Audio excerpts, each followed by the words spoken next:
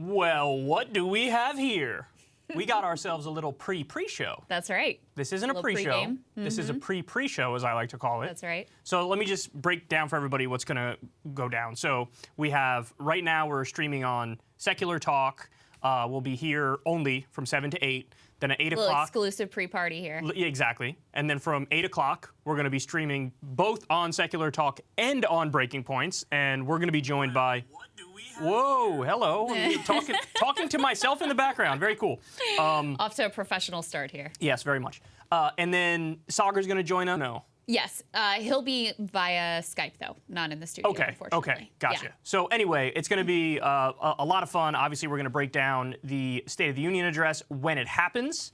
But before we do that, we had a bunch of stuff we wanted to talk about because there is a lot to talk about in regards to the State of the Union. So, Crystal, the New York Times released an article the other day. And when I saw it, my reaction was to scratch my head a little bit because I was like, what on earth are we looking at here? And the gist of it, just to sum it up, and then you can go to some of the specifics, is the New York Times is sort of trying to get everybody to lower expectations up front to help Joe Biden. Yes. And I don't think it's unfair of me to say that. I think that's exactly what's happening. It's very quite clear, actually. Yeah, they're basically like, he's got a stutter, and it's like really hard for him and stuff, so like he's been preparing for days. You know, he's trying to defeat a stutter, bro. Which honestly tells me the people and tell me if you agree with this, people on his staff are like, our boy's not doing too well. We don't know if the regular Adderall dose is going to get him across the finish line, so let's go ahead and lower expectations of the media.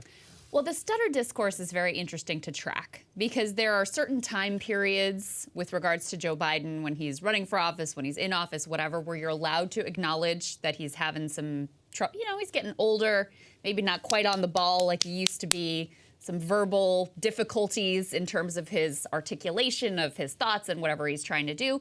So there have been time periods where you're allowed to say that. Remember at the beginning of the Democratic primary, this was like a subject to cover. Morning Joe was how Julian Castro took a shot at him. Julian Castro was hammering him over that. This was like you could talk about it, right? Then, once it became clear that it was either Biden or Bernie, then suddenly it was, how dare you? Bro, that's out of bounds. Anything that you say about this is ableist. It's just because of his stutter. That's it. That's all. That's everything that's going on.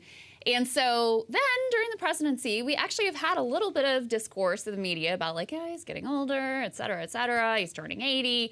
But now that we are facing down another primary where he's got to get the nomination again, now they're back to like, it's a stutter, that's all that's going on, that's everything that there is to see here. Didn't they once do an event with like kids who had a stutter and had Joe like talk to them and be like, it's all right, buddy, like I have a stutter too? They had a kid who struggles with a stutter who I think spoke at the DNC. Right. Something like that. So they were kind of... Very, I mean, they're trying to weaponize. See, the thing is, it is true that Biden did have a stutter. Right. But their trick, for those of you who aren't onto it yet, is they'll just, anything that he says that's a gaffe, anything that's like a moment of his brain not working, anything that's like evidence of sundowning, they'll be like, no, it's not that. He just has a stutter and you're an ass if you're an asshole. Point that out. That's exactly it. It's an attempt to take any criticism of his like political performance and even just like baseline ability to function in the job, given that by the end of if he serves another term, he'll be 86 years old. Like, these are very legitimate questions. He's going to be the oldest president ever to give a speech tonight. That's exactly right, to give a State of the Union speech.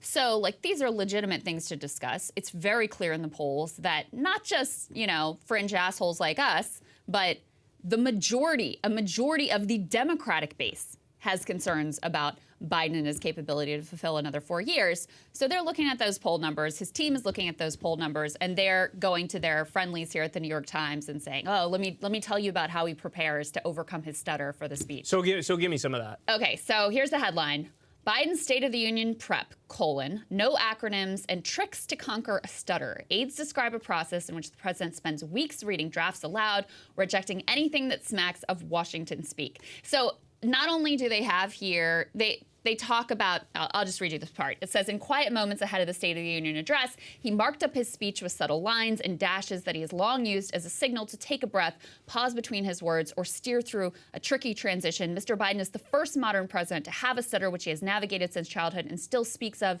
in emotional terms, et cetera, et cetera. So not only do they get in here this idea that like any issue that he has delivering this speech, you really shouldn't say anything about it. If you do, you're ableist, you're a jerk, you're an asshole. This is all because of a stutter he's been struggling with since childhood. That's number one. They also go through this long sort of propaganda about how he's really trying to make it connect with regular people, and he just tells them to get rid of any words, strip out any acronyms, any sort of jargony words that aren't going to connect with people. So the whole thing is just basically whatever his aides wanted the New York Times to print. That's what's there. So I really don't hear him stutter almost at all. Do you hear him stutter much? I mean, maybe every now and then I've heard him stutter, but it's really, really rare. So it's like he almost certainly defeated his stutter. I mean, I hear him get caught on a word every now and again, but that's not what any of us are talking about when you talk about, like, you look at him back in the Obama days, you look at him up against Paul Ryan, and there's just no doubt about it. I mean, the man's 80 years old. I know. It's By normal. the way, it happens. In fact, we should have grabbed one, but we didn't do it. But if we had grabbed a video from him giving interviews in 2012, Crystal, even 2016. Yeah. Look, if you go back to 2012, and I'm not kidding here, he's impressive. Yes. Like, he's a good politician. You listen to him and you're like, damn, this guy's kind of sharp. Yes. 2016, same thing. There was an interview of him. Remember when he was talking, I think he was asked about, do you support Hillary or Bernie, or something about Hillary versus Bernie. And he basically he was one of the only politicians to actually be kind to Bernie and be like, look, I see his appeal. He is a populist. Here are the things that are good about him, et cetera. And I remember watching that video thinking, this wasn't that long ago. And he was so much different and so much better. He crushed. Do you remember the debate where he crushed Paul Ryan? Yeah, I mean, was actually it was there unbelievable. At that debate. And it was so beautiful because, you know, the Republicans, Paul Ryan was their golden boy, and they thought they were going to little nerd war with Uncle Joe, and they really sort of looked down their nose at Joe Biden, and then he really, I mean, I think by all measures, sort of crushed that debate, and it was very clear he was the winner. I mean, the other thing that they try to do with him, because he always has, this has been sometimes one of his more charming traits, he has always had this unfiltered ability to say something that's really stupid or embarrassing or make that political gaffe. But that's also different. So that's been consistent throughout the career. That's also different than what we're talking about now in terms of his ability to articulate himself. Right. The gaffes are totally different. Basically, what they're doing is trying to lower the bar, lower the bar. But look, if they pump him up with enough Adderall and whatever other drugs, I think he'll be all right. I think he'll be able to get through it. It can't be that. I mean, it is a long speech, but you're just reading off a teleprompter. Yeah. And you've had time to prepare, you've had time to practice, whatever it is that you do to get yourself ready for this situation. They've tested out the right drug cocktails to get him going, so right, they gotta no judgment there. They got to give him the stuff that they gave him when he debated Bernie, remember? Out of nowhere, this dude was elbows from the top rope, just, doing cold stunners on Bernie. Remember when we listened to, after the fact, his Dark Brandon speech, the one that was infamous, that he had, like, the red lights in the background? Yeah, I've told this story before. Moral panic about the lighting of his speech or whatever. We listened to it after the fact, and I didn't know you had it on 1.5. I had it, no, it wasn't. It was 1.25 times speed. And I was like... And so we were listening to it. She's like, he sounds phenomenal. He sounds pretty good. He sounds really with it. Yeah. And I was like, it's sped up. But it's true. You put him on 1.25 times speed... Yeah, good to go. He's back in like 1999 when you do that. Yeah, good to go. But anyway, the other point I wanted to make is, remember when he's the one who gave us the line? And honestly, maybe it's overstating it, but I think this is one of the things where you could credit Obama's reelection to this. Bin Laden is dead and GM is alive. Yeah. He delivered that in the DNC, and I remember when I first heard that. And I was already disillusioned with the Democrats by then, but when I heard that line, I was like, oh...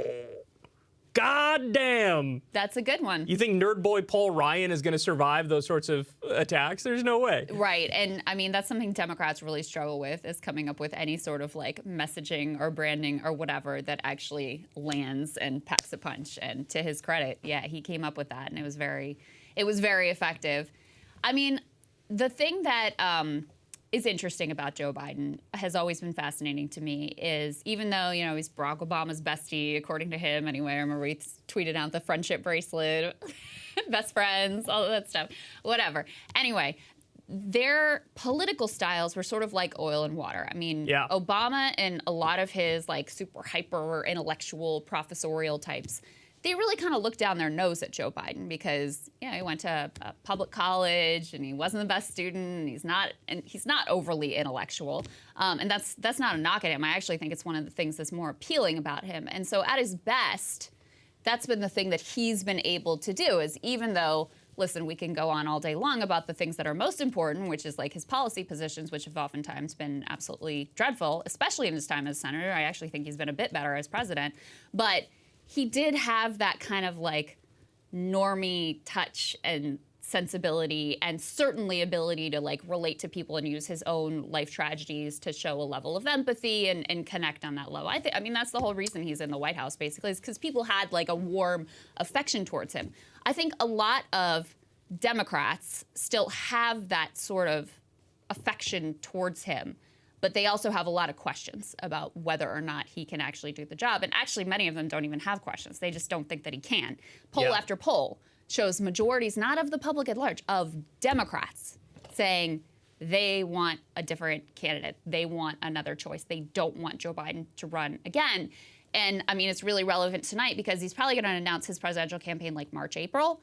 But this, in a sense, is really the kickoff. This is where he starts to make his case for his own reelect, for what he's done in office so far. I mean, let's not kid ourselves that he's not going to get anything else of substance done between now and the next election. If he had some balls, break out the executive order pen. I mean, I know, he doesn't. We're not going to do that, I know, right? but like, that's so sad. It's like, dude, you could do so much just by doing this. Well, and you can already see, so they've already released some previews of what's going to be in the speech, and it's all about selling what has been accomplished. And there are some real things to sell there, too, by the way. I don't want to understate that.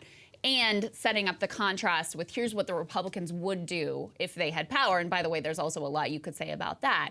What is not in there is a lot of affirmative new ideas. Here's what we're going to get accomplished. Yeah. It's like we're just going to keep doing some of the stuff we've been doing. If he hits the Republicans, I saw some stuff about he's going to hit the Republicans Yeah. over what their agenda is. Yeah. My sense is as long as he's high enough on the Adderall, I will like that entire portion of the speech. There's a lot to work with there. But this leads to our next conversation because, like you said, he might like brag about the certain things that he did do. And I call this the bluff strategy, right? And I think Trump was the master of it. I think every president does it to one extent or another. And the bluff strategy is you go out there and you're like, everything's better than it's ever been ever. Let me explain to you why this is actually the perfect time and we live in a utopia. And if you disagree, you're crazy and you're wrong. This is the bluff strategy. And I think Biden's going to do a lot of this, right? And here's where we could have a little bit of a debate over it. Even though I don't think it's the most effective thing to do, it's certainly not the most honest thing to do. In fact, I'd argue it's very dishonest. Yeah. But I actually think, to some extent, it does work a little bit.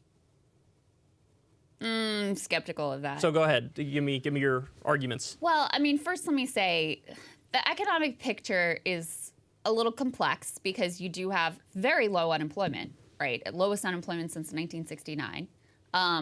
But you still have high inflation. You have very slow wage growth. And you have, I'm just looking at this, a record number of Americans saying they're worse off financially since President Biden took office. You still have huge numbers that say we're on the wrong track, that the economy is getting worse. You have people expecting a recession or feeling like we're already in a recession. So I think it is foolish to try to sell the American people on a fantasy vision of the economy. It's one thing if it's something they don't have like a personal day-to-day experience with of how it is for them going to the grocery store, how it is for them trying to pay the bills, trying to balance the checkbook theoretically at the end of the month. It's one thing if they don't have a personal experience with it, but something like this that is so tangible to people, they're just going to feel insulted that you're lying to them and that also you don't seem to have a plan to get them out of the hole that they find themselves in. So, no, I don't think it's a good strategy. I think it's a disastrous strategy, actually. So here's why I think you're wrong. Every time a president gives a State of the Union address, they like lean into this exact strategy, and their numbers always go up every time. For how long? Not long, but Right. but that that almost further proves my point, right? Is like when you get the cheerleader in front of them to do the cheerleading, then you for like a week or two, people are like, yeah, all right, I feel good about that, and then the numbers go up 5 points, 10 points, or whatever. It happens for every speech, and Trump was the king of this, right? Trump. Yeah. Let me tell you guys something. We're doing incredible. We're doing amazing. This is the most unbelievable economy anybody's ever seen ever. Many people are saying we're the envy of the world. Nobody's ever been in a better place than this. And it's all stupid and dumb. And like you said, we could rip it apart if you go by the numbers. But there's something about the psychological effect of that where I think people are like, yeah, all right, let's rah-rah our country here for a little bit. But that's if you have that only happening in a vacuum where there's no other side to it, Maybe, right? Maybe if you're just relentlessly getting, actually things are good and they're better than you think, and here's the numbers, and here's, everything we've done and whatever, maybe that psychological effect can last. But when you have another group that is making a case that more accurately reflects what your day-to-day life is, and the Republicans are not making an accurate case. They're going to make a case that things are not good and that things are difficult and something needs to be done economically. I mean, their prescriptions are all going to be terrible, obviously. But if you have someone who is more accurately connecting with where you are and how you feel, then it's not going to be successful to pretend to live in some fantasy world like everything is great for working people. But I think, like I said, the argument that I'm making is limited to, you're going to see a week or two, as long as he doesn't shit himself on stage or something crazy, you're going to see a week or two of his numbers go up 5 points, maybe 10 points. Because it happens at every single State of the Union. Now, again, the big asterisk, though, with Biden is he may shit himself on stage. That might actually happen. So if that's the case... Clearly his aides feel like that's a real concern. Now imagine he shits himself and then he gets a 13-point bump in the polls. New political strategy. That'll honestly, be the new fad. That might happen. You never know. I feel like with politics, there's no more rules anymore. I know. But I really do think the bluff strategy. So if I'm president, I would lay out hey, here's what we've done. Here's what we want to do. Here's how things really are. But now I am going to brag about the things I did. You know what I mean? And so I feel like as long as somebody feels and this goes to old school psychology type thinking, but daddy's in charge. As long as people feel some semblance of daddy's in charge, then there is going to be a little bit of a placebo effect, if you will. Because obviously you and I don't disagree on the substance of what you're saying. Right. Yeah, things kind of suck, right? Over 70% of the country is living paycheck to paycheck. A tremendous number of people, student loan debt, medical debt, it's all that, of course. But there's a reason why these speeches, they always have the same strategy and they always go up a little bit. If you want to talk about how do you make it so that you get a bump and it lasts, well, then, you got to be FDR. You got to actually do stuff. Of course, yeah. Yeah. Of course. But, since they never actually do real stuff, their second best option is, what if we just pretend like we're doing a whole bunch of really good stuff? See, I really don't buy that. And I think it was a mistake that the Obama administration made, especially in his reelect. I mean, ultimately, they got to go up against a caricaturish, cartoon character of a rich buffoon in Mitt Romney, and so he's able to pull it off. But I really think part of why... He ran a great campaign in 2012. Yeah, he ran a fantastic campaign. But I do think that they oversold the economic recovery when people weren't feeling it, and it's part of what contributed to his low approval ratings at the time as well. Because people felt, in their real life, they're the job I lost was a middle-income job. Now I'm working 2 jobs and still not able to make it, or I lost my home and I'm still digging out of that. And that the reflection they were getting from the White House was we did an amazing job. Everything's great. The recovery's on track. This is fantastic. And it wasn't. I mean, it was an incredibly slow recovery, historically slow recovery. I just always think that it's a better strategy to level with the American people and tell them what you are going to do, given the place that you ultimately are at. I mean, they're not going to do anything, though. That's why I'm laughing. The problem. Yeah, exactly. I mean, that is the problem. They won't even do executive orders. You can keep doing executive orders. They're not going to do that. Yeah. But yeah, 2012, Obama's campaign was phenomenal. He was the beneficiary of running against Thurston Howell III. Exactly. When you're running against a guy who's literally like that Gilligan's Island character, yes. Of course you're going to win. Oh, remember that ad where he hit him over? He was with Bain Capital, and Bain Capital was outsourcing some jobs, and they had some of the workers come in. The workers had to build a stage for the head of their company to come in, and the head of the company announced their layoffs. Yes. They built the stage so the guy could come announce their layoffs on the stage, and the guy in the ad was like, I look back at it, and it was like I was building my own coffin. I will never forget that ad. Election over, son. Wrap it up. That's back when Democrats used to be able to win Ohio. That's right. Yeah, and then now Trumpville. Yeah, they knew how to use that messaging. And I do think Biden will likely in the State of the Union be pretty savvy about how to hit Republicans because they really have left themselves open on a number of fronts. I mean, the whole, of course, debt ceiling showdown where you're like, hey, how about we hold the entire country and global economy hostage and threaten you over spending cuts that, by the way, they don't even They haven't even come to agreement on what they're asking for. So that's number one. They just know they want to cut Social Security and Medicare, which are two of the most popular programs in the entire country. Yeah, I mean, that's definitely, if you cut the budget to the extent that they say that they want to cut the budget, you can't do it without, you know, and they want to put defense spending off the table. Were a few who were like, oh, maybe we'll cut defense too. Just the woke stuff. Just the woke stuff. Right, the woke line items in the defense budget. Okay, whatever that is. So anyway, they basically already said, we're probably not going to cut defense spending. So that leaves you with, you know, if the math just doesn't work unless you're looking at cutting entitlements. And you have plenty of Republicans who have been out there, out front, saying we want to cut Social Security and Medicare. So no doubt he's going to probably hit him on that. Also, another thing that... The fair tax. The fair tax. Yeah, so this is also incredible. So beyond incredible. one of the things that the McCarthy holdouts demanded was that they wanted a vote on this fair tax. What this is you scrap the whole income tax system. Income tax, gone. Instead, gone. you levy a 30% sales tax on everything. So you know how expensive like groceries are, or eggs, or whatever now? Can I interject for a second? How about we make that 30% more expensive? Yeah, well, the thing is, any sort of sales tax is regressive by its nature. Of course, yeah. Because people who make less money need to spend a higher percentage of their money to get their groceries, to buy just normal goods and services. Yes. And so what you're doing is shifting the tax burden even more on middle-class people and poor people when you do that. We have a fiction of a progressive tax system based on like the income tax and the fact that, you know, as you go up the income ladder, in theory, you're supposed to be paying marginally higher tax rate. Of course, we all know in reality that's not really how it works because of all the loopholes and carve-outs that rich people, especially the very rich, are able to take advantage of. But at least we have sort of an ideal of like, okay, it should be progressive, right?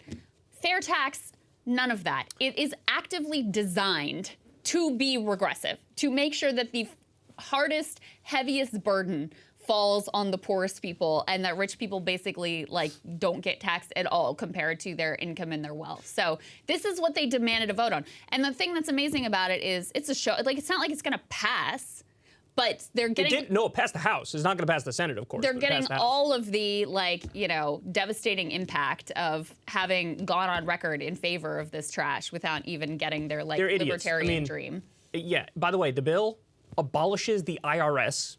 Okay, and they want to do a victory lap over this, like, look at us, looking out for regular people. But you know what they do? They replace it with 2 new federal tax agencies. And by the way, did you know that this tax, I watched a great Bruning video on this. This tax originated, you know who came up with the idea originally? You're not going to get it. Okay, tell me. Scientology. Oh, really? The original idea came from Scientology, which is like, game, set, match. You don't do it. Don't pass anything. Like the Scientologists are leading the charge on it. What are we talking about here? I mean, I've seen similar flat tax ideas used against political candidates to devastating effect. Because all you have to do, I remember there's a congressman in Virginia, Tom Perriello, who represented Charlottesville area. He won back in 2008. One of these that got swept into the Obama wave, like no one thought this guy was going to get in because this was a very difficult district at the time. And I remember one of the ads that he ran that was super effective is he just walked around the grocery store and he's like, this price going up 23% or whatever the percentage was at that time. This price going up 23%. How would you like it if your entire grocery bill went up 25%? That's exactly what this dude ultimately wants. So it's a devastating political attack. So I'm sure that has to be in the State of the Union. If not, it's just a complete missed opportunity. It's a great example of like oligarch and billionaire friendly policy disguised as faux populist. You know what I mean? That's what it is. And so I think Biden will be effective in hitting out against that. So we'll see. But again, they got to give him the right amount of Adderall. All right, so we're going to get to a video in a little bit, guys. A video of people on the street asking them what they think about the State of the Union. I always find people on the street interviews really fascinating. You know, there's so much you can learn from them about how different voters think and stuff. So we're going to get to that in a little bit. But before we do, look, I think it's a good idea, and I know you do too, Crystal, that, like, what if we actually gave people the actual State of the Union, in the sense that I can tell you the good things Biden did, the bad things Biden did, so you have all of the information, and then you can make up your own mind as to what you think of Biden based on how you calibrate and how you weigh each individual policy, proposal that he implemented. I prefer to base my politics on just like vibes and the way that I've, sort of like feel in the moment. Well, Aesthetics, the sad thing vibes. is that's like what I like to base my politics on. But it's a high percentage of people who actually do that. You know what I mean?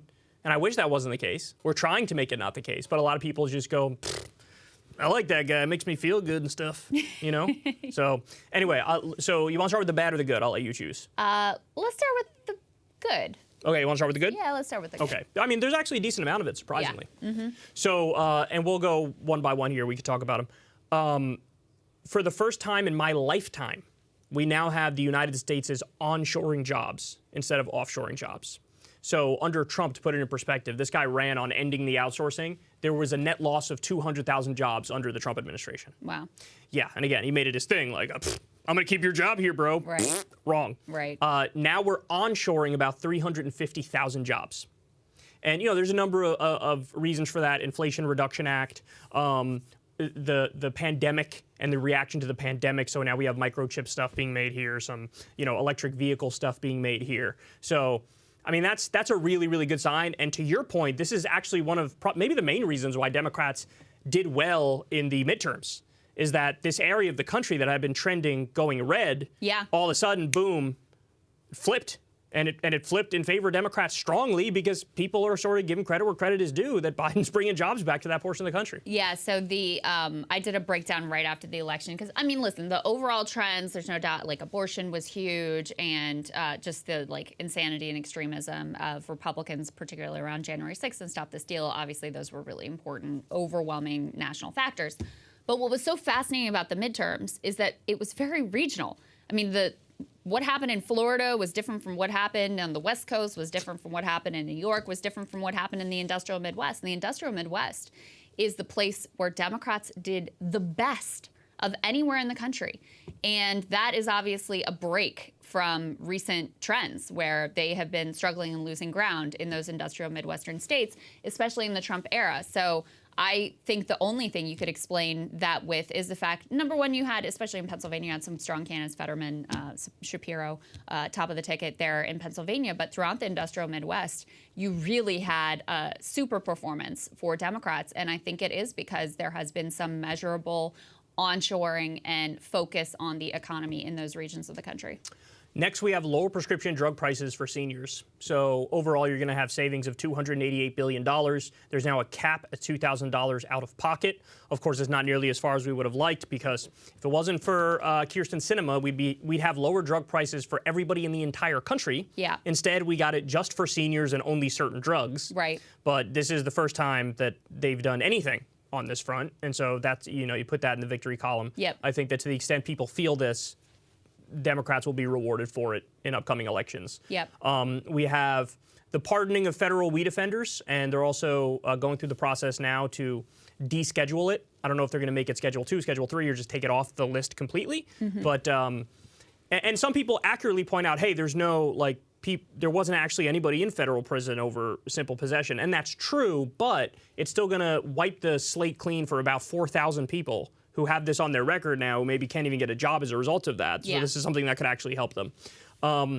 Biden raised pay for 200,000 construction workers by mandating project labor agreements.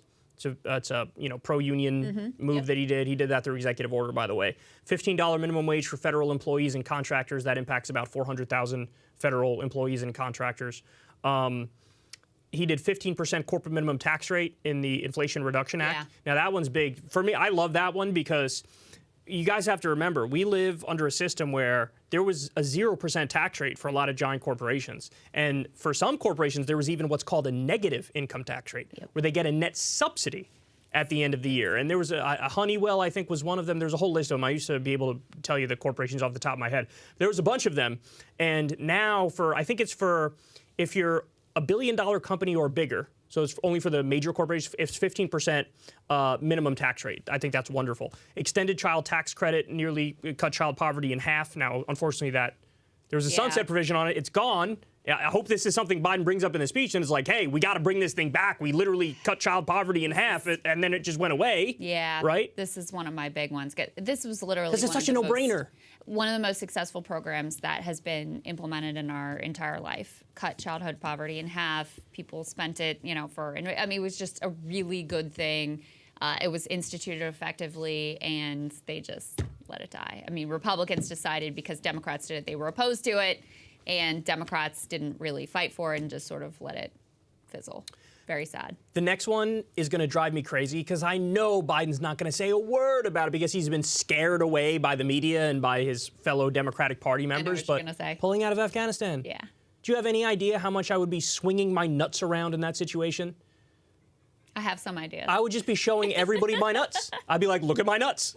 These are my nuts. That's what I would be doing. He pulled out of Afghanistan, something everybody's wanted for the longest time. He does it. Okay, it's messy, because you know what? Sometimes when you rip a Band-Aid off, it fucking hurts a little bit, right? And massive victory at the end of the day. Now there's no boots on the ground there. Of course, he's messing it up by sanctioning them and taking the central bank's money, which is a crime in and of itself that we could talk about. But yeah. Just the fact you got all the troops actually out of Afghanistan, and then the media scared you away from everything. I would take this fight on with the media. I would remember the Afghanistan report that came out, which detailed. Oh, yeah. Like, guys, literally trillions of dollars absolutely wasted. You have quotes from our own generals like, we don't even know what the fuck we're doing there. We have no idea what's going on. I mean, you're talking about a situation where we were allies with warlords who had child sex slaves on the ground, and Biden comes in and puts a stop to all that, and he doesn't brag about it. He doesn't take on the fight. I would love to take on the fight if I was Joe Biden on this one. And not only that, I know there were very few members of Congress, administration officials, very few anyone who were willing to go on CNN or MSNBC or anywhere else and defend him. Oh, it drove me crazy. Yeah, I remember at the time. Very few who were willing to defend So who him. was actually, it was me and you and Sagar. Yeah. We were defending Biden. But I'm talking about, like, mainstream No, people. I know, but I'm Yeah. saying get out of the mainstream. Yeah. Let's talk about alternative. Yeah. It was like me, you, Sagar, and Matt Iglesias. And, like, that's it. And it's like, what the hell, man? This, yeah, we get it. It's a little messy, but what other alternative is there? You want to stay there another 10 years? You want to stay there another 20 years? You want to stay there another 30 years? What do you want? Right. What do you want? Well, and the fact that the Afghan government that we had been propping up for so many years just, like, instantly collapsed shows you what a farce this was. Absolutely. The whole time. To your point, there's no way under any other circumstance you would have been able to prop up that papier-mâché government. It wasn't going to happen. No. It wasn't going to happen. So it's better to, you know, they should have done this years ago. They should have never went in the first place, but you should have done this years ago. So I give him massive credit for that. He's never going to bring it up as a bragging point because he's the ultimate insider, you know? And, Yeah. And he agrees with the framing of like, ooh. Well, there was just such an overwhelming media. That drove his numbers down for the first time ever. And it was across the board. Yeah. It was liberal media, it was conservative media, very few people defending him. And yeah, his approval rating went down, then it never recovered. Yeah, I would. If I was him, I would be bragging about that, but he doesn't have the stones. Student loan debt reduction. He did that through executive order. That's something that's wonderful. Of course, the courts have now blocked it. We're waiting for the Supreme Court to weigh in. Look, he should, if they strike it down, he should just turn around and say, I'm going to do this exact same program. Well, I would eliminate all of it, but do the exact same program through the 1965 Higher Education Act. The Secretary of Education has every right to wipe out the debt, at least the debt that the federal government holds. That's about 90% of the debt. Mm-hmm. I would turn around and do that. I don't know if he'll do that. I kind of highly doubt he would do that. But if I was him, I would bring up, hey, look who's fighting for you and look who's blocking it. Yeah. The Supreme Court is blocking it. The right is blocking it. I'm here. I gave you guys a colossal relief. This is another one where I don't think he'll bring it up because he didn't really want to do it. I mean, he was kind of dragged to it, kicking and screaming, which, I mean, it's a good thing in a way because you can see even someone who was like so ideologically opposed to it because he was forced to take the position in the primary. And then there were activists who were pushing him and people who were close to him who were pushing him that he ultimately was sort of forced into doing it, even though it was very clear he really did not want to. So yeah, that's another one that he's not going to brag about because he didn't really believe in it and didn't really want to do it. I think you're right. PACT Act. That's the health care for toxic burn pit victims who are veterans. Yes. That's something that, and by the way, I would never shut up about this if I was him. Republicans blocked it originally. Republicans cast votes to say, no, I don't think this veteran should get health care for the toxic burn pit that poisoned them. That was unbelievable. I would never shut up. I wouldn't be able to get through a single interview about anything without being like, remember when Republicans blocked this? You remember that? So that's one, I actually think he will bring that up. I think so too. He better. If he doesn't bring that up, he's the most incompetent. He thinks that Bo was impacted by toxic burn Yes, that's right. So he he's going to believes that Bo's brain cancer may have been due to that. The other thing is, this is one he won't brag about, but this is one that's super important, is he actually massively reduced the drone war. He massively reduced the drone war. So that's a huge W if you ask me, because that's like, the stealth war machine, and the deleterious effects of that are endless. Yeah. How many Pakistani weddings have we blown up on a casual Tuesday? And he's all but eliminated it. I mean, there has been some drone strikes that he's done, but we're talking just nowhere near the numbers that used to be under Trump and under Obama. That's another one that he won't sell because he sort of is afraid of like, oh, they'll pay me as soft or whatever. Yeah, Jesus. Yeah. Oh, Joe, what are you doing, Joe? All right, then we also have $216 billion in the IRA, which was for Made in America clean energy jobs.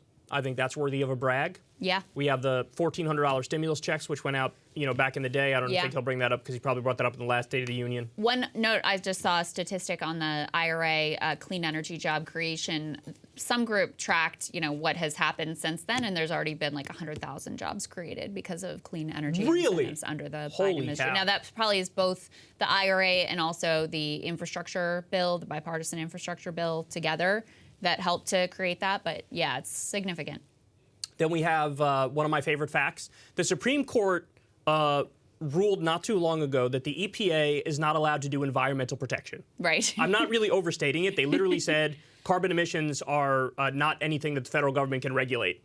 And so in order to fight back against that, the Democrats defined carbon emissions as a pollutant. In the IRA, they slipped in a provision which then allowed the EPA to regulate carbon emissions again. Because if that stood and Democrats did nothing in response to fight for it, we would be so beyond screwed that you can't have the EPA do EPA stuff. Right. They can't regulate carbon emissions, so they have no say. If there's like mass industrial pollution on a gigantic scale, carbon emissions out the wazoo from a certain company or whatever, they can't regulate that. They can't stop that. Right. So that was a really great move.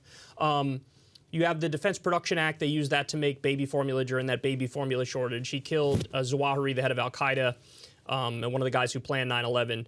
The NLRB has been very pro-union. You point this out all the time, that the Starbucks workers, the Amazon workers, none of this would have gotten off the ground at all under an administration that didn't have a somewhat labor-friendly board. They have a phenomenal general counsel, Jennifer Abruzzo, who's one of the best officials in the entire administration, is actually trying to do what she can to push, to push the limits of what's possible and try to unrig the system in favor of workers. Now, it's limited what is possible at this point, given the state of the law and how far we've slid in the other direction. But yes, that is very positive. Then we have Lena Khan as the head of the FTC and cracking down on monopolies. This is another thing you bring up all the time.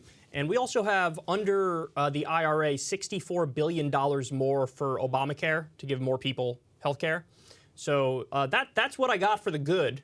For the bad, there's also a lot. Yeah. Yeah. So a lot of it is foreign policy stuff. So. Oh, really? Yeah. I mean, probably the biggest L is he did not get back in the Iran deal. Yeah. He said it over and over that I'm going to get back in the Iran deal. We're going to do it. We're going to do it on the campaign trail. Trump ripped up the deal, a deal that was working perfectly, by the way. Not according to Kyle Kulinski, according to the IAEA, the International Atomic Energy Agency. They had gone into Iran over 10 times, said, hey, man, these guys are following this deal to a T. So we give them back their own money that we stole through sanctions. Hey, we'll give you back your own money, but you got to not create nuclear weapons and allow us to regulate you, et cetera, et cetera. They followed it. Trump ripped up the deal because he's an idiot, and he just had like an reflexive anti-Obama foreign policy. Right. Biden ran on, we're going to get back in it because it was working. Then he gets back in there and he doesn't do it. Yeah. And then they were like, oh, they're doing negotiations. Doing negotiations again? Why are you doing negotiations again? Just get back in the deal with the exact same terms. No, they wanted, tougher terms now.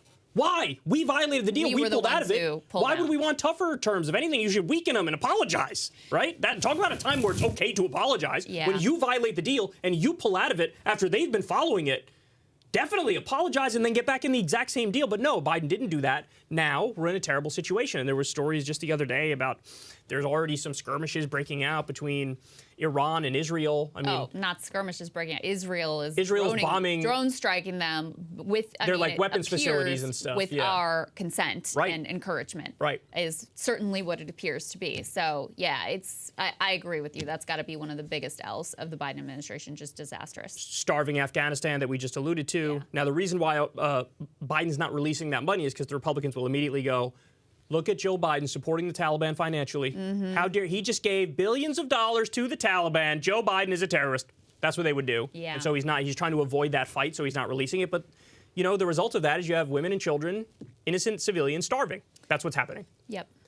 You also have that Afghanistan drone strike that killed a family when they said, oh, we're going to get ISIS back for attacking us. That was a total lie. Oh, it turns out it's actually an aid worker who works with an American charity and his babies. Good job. We have backing Saudi Arabia's Yemen genocide. It's another. See, these are all foreign policy so far. Yeah, and a lot of them are because of he's fearful of what, like, the press is going to say about him. That's true, yeah. You know, it's all about, like, posturing and not wanting to appear weak, et cetera, et cetera. Then we have, let me breeze through these last ones so we can get to that video that we were talking about. He's filling in the gaps in Trump's border wall. I talked about that. There's some places where he's actually building the wall. Title 42 and Remain in Mexico, those are Trump-era immigration policies. He's kept them in place. He picked an anti-Social Security extremist to oversee the program. He hiked Medicare prices. He sent U.S. troops to Somalia, and he's bombing Syria. So those are many of the negatives. The rail labor, like, forced them yeah, I don't know how I missed that one. Absolutely, deal. Yeah, that was a very bad deal. That was a big one. Yeah, so that's not good. Anyway, so that's the good and the bad. That's the actual state of the union, or at least the state of the Biden administration and what they've done. Yeah. But I want to hear from normal people on the street. Okay. So we have a clip here for you guys. Let's take a look. Ahead of his critical State of the Union address, President Biden seen prepping for his big moment. But he'll speak before an audience of Americans that polls show are dissatisfied with the state of our union. Like Shelley Hagan in North Carolina, selling her flower shop after 17 years. It's tough being a business owner. Hagan says inflation has been devastating, costing her business and sleep. What frustrates you most these days? Everything. The way the administration is now is not taking care of ourselves and our own people. But attorney Lena Lee credits President Biden for returning what she calls a calmness to the country. He lets the haters just hate. He doesn't engage, and he just does his job. Lee praises the president for leading the U.S. through the pandemic. He's done as much as he can with the cards that he's been dealt. Still, President Biden is facing a tough sell. The latest NBC News poll shows just 45% of Americans approve of his performance. That number sinks to 36% when it comes to the president's handling of the economy, and just 31% of Americans give him high marks for being competent and effective. Keisha Wanda Brewer is a single working mom who's raised 4 girls and is struggling with rising prices. Where we used to be able to take $20 and go create a meal for a couple of days, $20 gets you nothing. Brewer is among 2/3 of voters who say they have reservations or are very uncomfortable about President Biden running again. Do you want to see President Biden run again? You're pausing.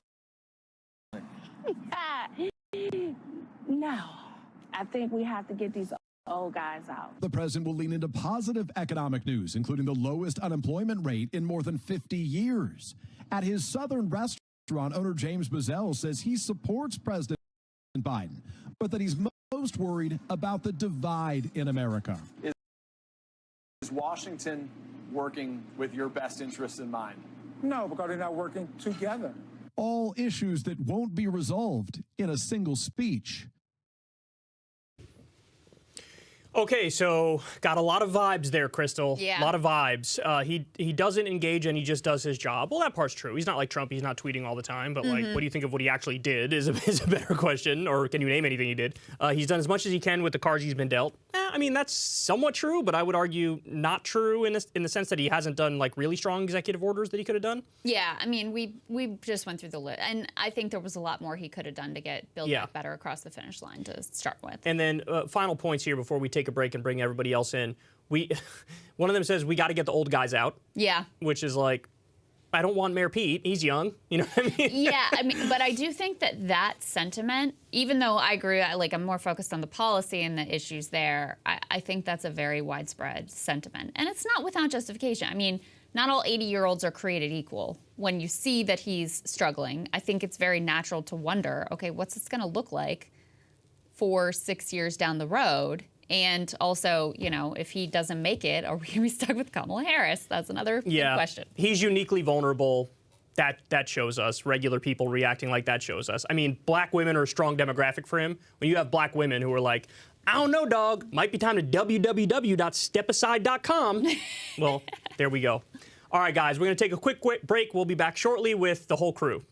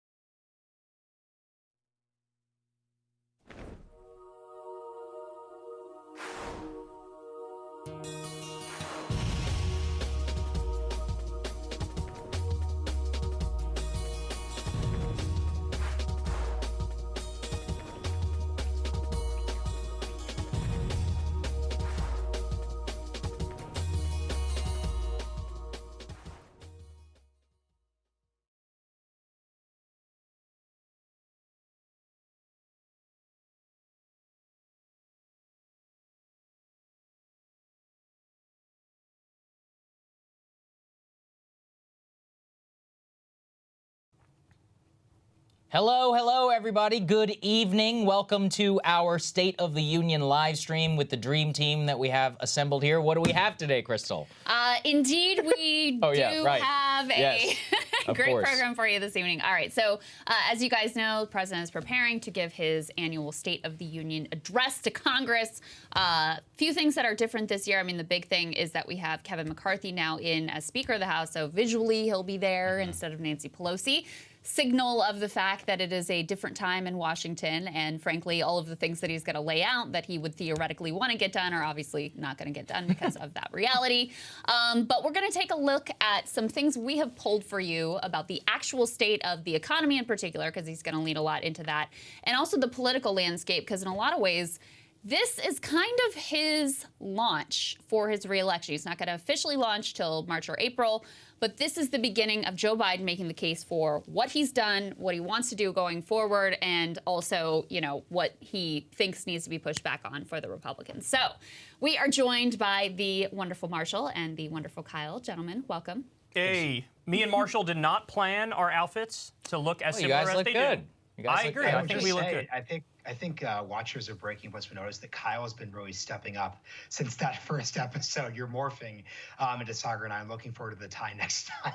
Yeah, I was going to say, what happened to the ties, Wait, gentlemen? what was the first episode? Yeah, what was I wearing? Pajamas? When we unveiled the first Breaking Points like live recording back in 2021. So look, I think there's something we could all do and learn from each other. Oh, wow. I was probably wearing like pajamas, pants or something. I mean, he's like, why is Pikachu on your pants? I don't want to give away the game here, but he is wearing sweatpants and slippers right now, so... Hey, listen, don't blow my spot up. This is the one time the sweatpants actually match the jacket, and here you are, raining on everybody's parade. Be careful, Kyle, because on our set, you can actually see the upper lengths of your thighs. True, but just a heads up. Just trying to be transparent. That's all right. Just trying to be transparent. He's being true to form. I didn't want people to think I'd changed you. You know, you're still the same guy. I actually have no pants on right now. But he's got a seltzer next to him, so that's how you know that things are a little bit different.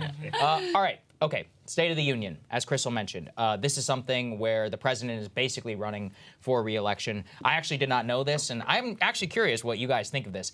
I don't really know why, but a lot of people watch the State of the Union. So I was looking at 2022 data for some of the most watched programming in the United States, top 100. Vast majority of it was the NFL, unsurprisingly, or so it was almost all sporting events. The only political one, and it was actually within the top 50, State of the Union. Tens of millions of people watch and actually tune into this, probably more so than when President Biden eventually will announce his reelection. So this is his case, and he's running on the economy. So one of the things that we pulled, and this is a very important metric as to how exactly he's talking right now, let's go ahead and put our first element up here on the screen, guys. A1 is the state of the U.S. economy right now. I don't think there's ever been a weirder economy to actually discuss, which is the jobs report came in red hot, 517,000 jobs added in January. They completely crushed the estimates. We have a 53-year low of unemployment.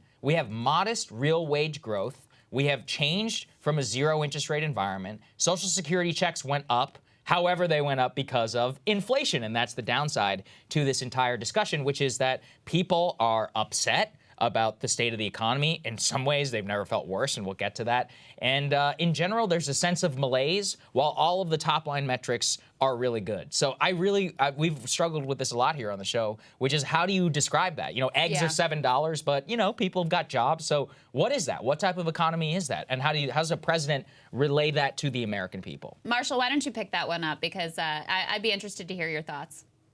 Yeah, I think the argument that they're going to want to really make here is that things were at their worst probably last summer. And since then, we've seen, and this is me echoing what a different version of Biden would be saying on 15 different levels, but things have just gotten better, and they're going to keep getting better. And we should have faith in the president that that message is going to work. That's basically, I think, what they're going to want to get from folks. Because if you just really see with those midterm results, Republicans just came in thinking that the economic message was going to be particularly successful. In fact, that malaise saga you referenced was going to translate into the ballot box, and it really didn't. So I think they're just betting that the next 2 years are going to follow the pattern that September to November did. Yeah. But I feel like they might be learning the wrong lesson for that, because I don't think that the midterms were really a referendum, like to the extent that they outperformed expectations, which no doubt about it, they definitely did. And to the extent that Republicans underperformed expectations, I don't know that it really reflected that people felt great about how the economy was going, because we just haven't seen that data reflected anywhere. I mean, let's go ahead and put the next element up on the screen. You have record numbers of Americans saying that they are worse off under Joe Biden economically. That's not a good sign. You've got plenty of people who are saying we're on the wrong track. You have people feeling like we're headed into a recession or we're already in a recession. I just saw numbers today about how everybody's spending down like whatever savings they were able to accumulate during the pandemic from pandemic relief programs. They're spending all of that down. You have credit card debt going up and going up. So you might have a low unemployment number, but people are not feeling like this is a great economy. And I've always thought there's a real danger in trying to oversell something to try to pretend like, hey, mission accomplished, we got this, it's all good, when that is not what people are feeling or experiencing in their regular lives. I mean, I actually think we talked about this before, but it's the bluff strategy. And I actually think there is a little bit of wisdom in that. I think that this is why you see after every State of the Union, you get a little bit of a, a pump in the approval rating, 5 points. If you're lucky, maybe 10 points. Now it's temporary, it doesn't last forever, but you get a little bit of because people are looking for, the rah-rah, cheerlead, let's go get this, we're America type stuff. So I think there is wisdom in that. But I agree with your point that I don't think the economy is great. Like, yeah, they're probably going to do a victory lap over these jobs numbers, but we looked at the data, Crystal, and correct me if I'm wrong, but didn't we see that it was mostly like medical field and service sector jobs? Yeah. So that's what people, so basically, I mean, look, gig economy type stuff, right? Like people have jobs, but it's not like it used to be back in the day where you have a manufacturing job, you make decent money, you have a pension, you have a house and a car and maybe even a little vacation home or something. It's not like that anymore. Yeah. Well, and okay, so to break down the jobs numbers a little bit, you're absolutely right that most of the growth has been hospitality, leisure, so things that in the service economy that really went away during the pandemic. That is now coming back, and so there's a lot of job growth there. There's a lot of job growth in terms of healthcare. I mean, that's both in terms of like demographic trends, but also you had a lot of turnover during the pandemic in the healthcare sector as well. So that's where a lot of the growth is. And you also see, in terms of wages, you see the fastest growth of wages, which is still not enough, especially when you consider inflation, is also at the lower end of the spectrum.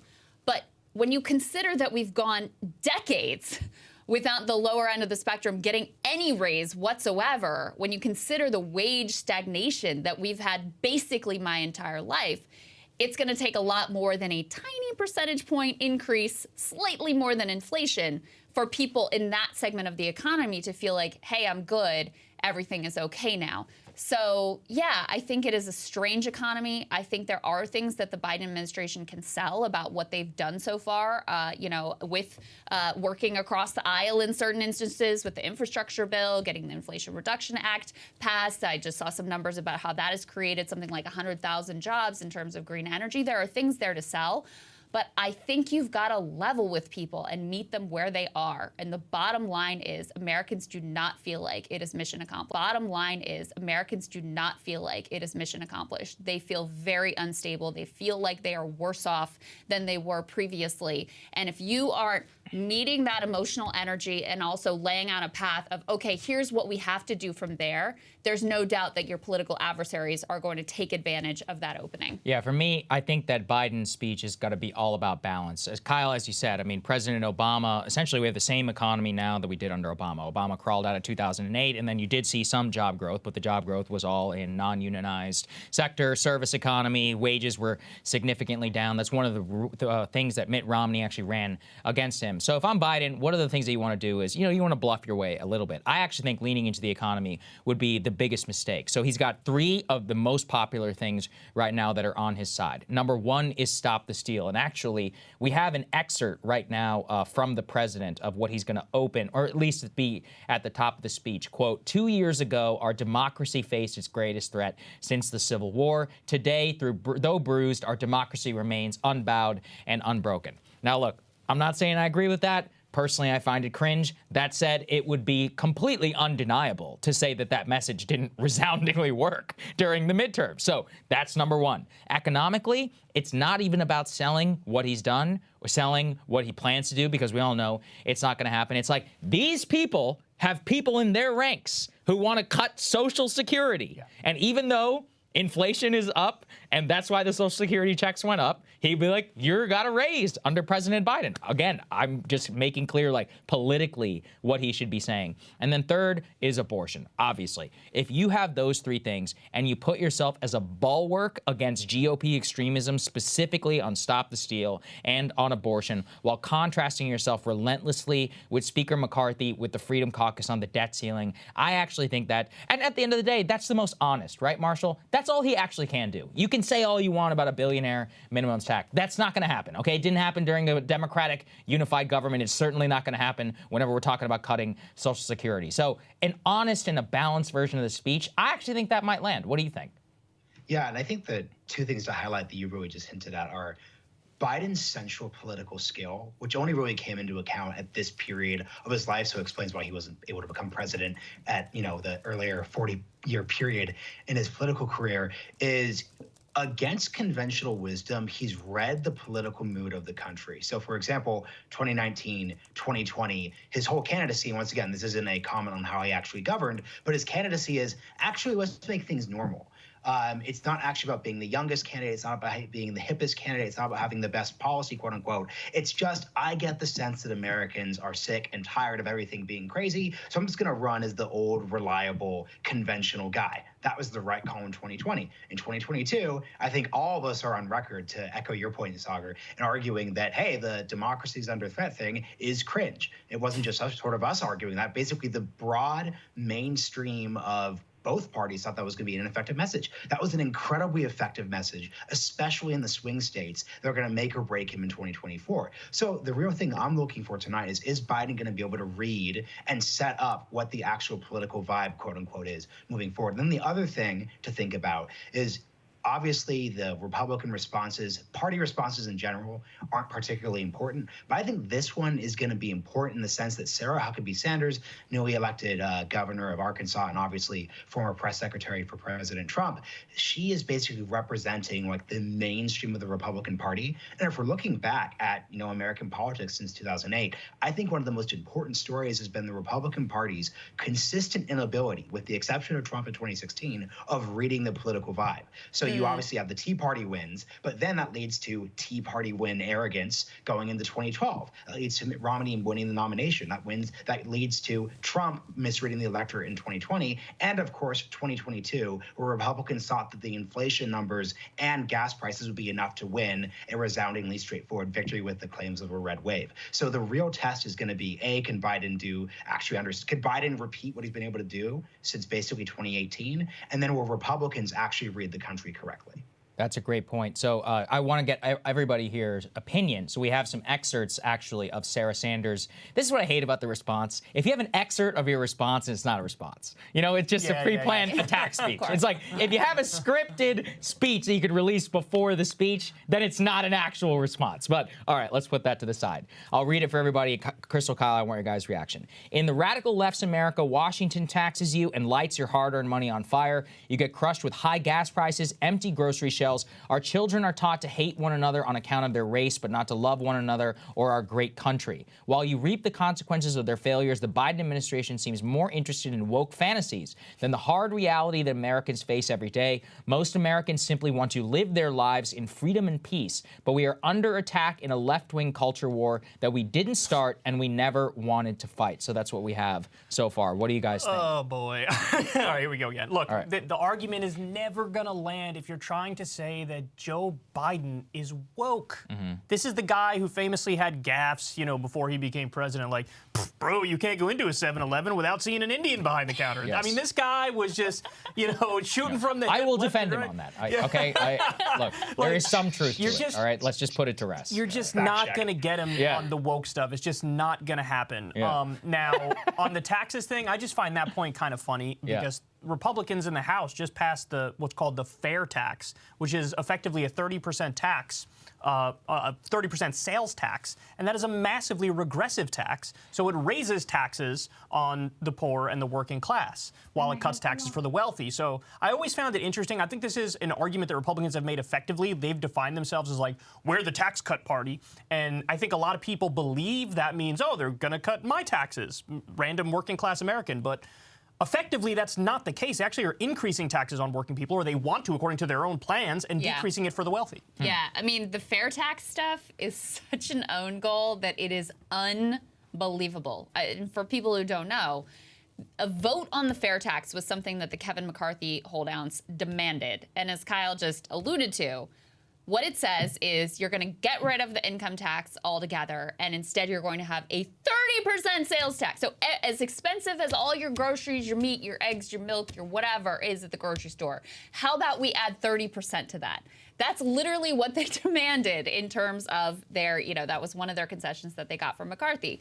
So yes, on that part, they have left themselves incredibly vulnerable. I'd be shocked if Biden doesn't talk about that ultimately in the State of the Union tonight.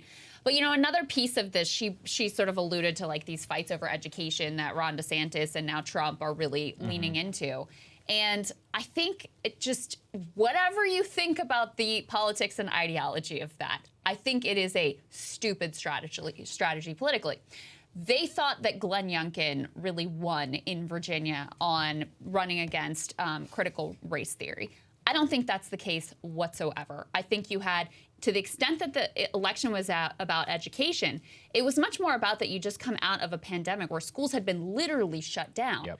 But the minute that you're the party that is going, I, as president, from the federal government top down, want to tell you what your kids can and can't learn, that does not feel like freedom. And it also doesn't, you still to this day, even with Republicans leaning so heavily into this fight, guess who voters say they prefer on education? It's still Democrats. You know why? Because the things they care about from the federal government on education are like funding and getting more teachers in the classroom. Those are the sorts of things that they're interested in hearing from candidates. So I know they think this is a real winner. I don't think there is any evidence to back that up whatsoever. What do you think, Marshall? The other side of the coin, I would say, is Ron DeSantis just won by 20 points.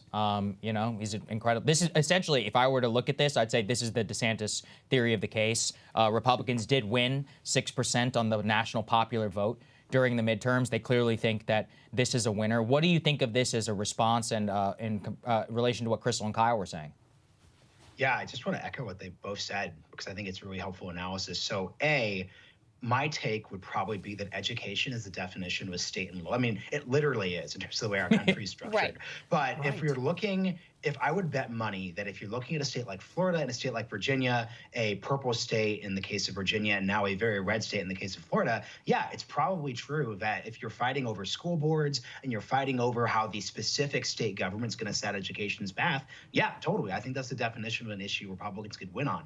But I think we could look at the results in the 2022 midterms and say, hey, if we zoom out, does that state and local energy translate to national issues? I don't see it as much. And then, Sagar, secondly, to your point about Florida, look, I would bet that if we just took out, let's say, Ron DeSantis' fight with Disney, and let's say, for example, how he's really been aggressive on the university system, like AKA appointing new boards at Florida universities, like explicitly fighting against wokeness. That's about him signaling for the 2024 Republican primary. It has nothing to do with the broader party realignment in Florida. I bet if we actually looked at the voters who, for example, were probably more purple in the 2000s, they're not voting based on how Disney is specially, like, Disney has a special district that was governed in a unique way. Him getting rid of that isn't shifting those voters. It's just that the Florida Democratic Party has been a dumpster fire since basically 2010.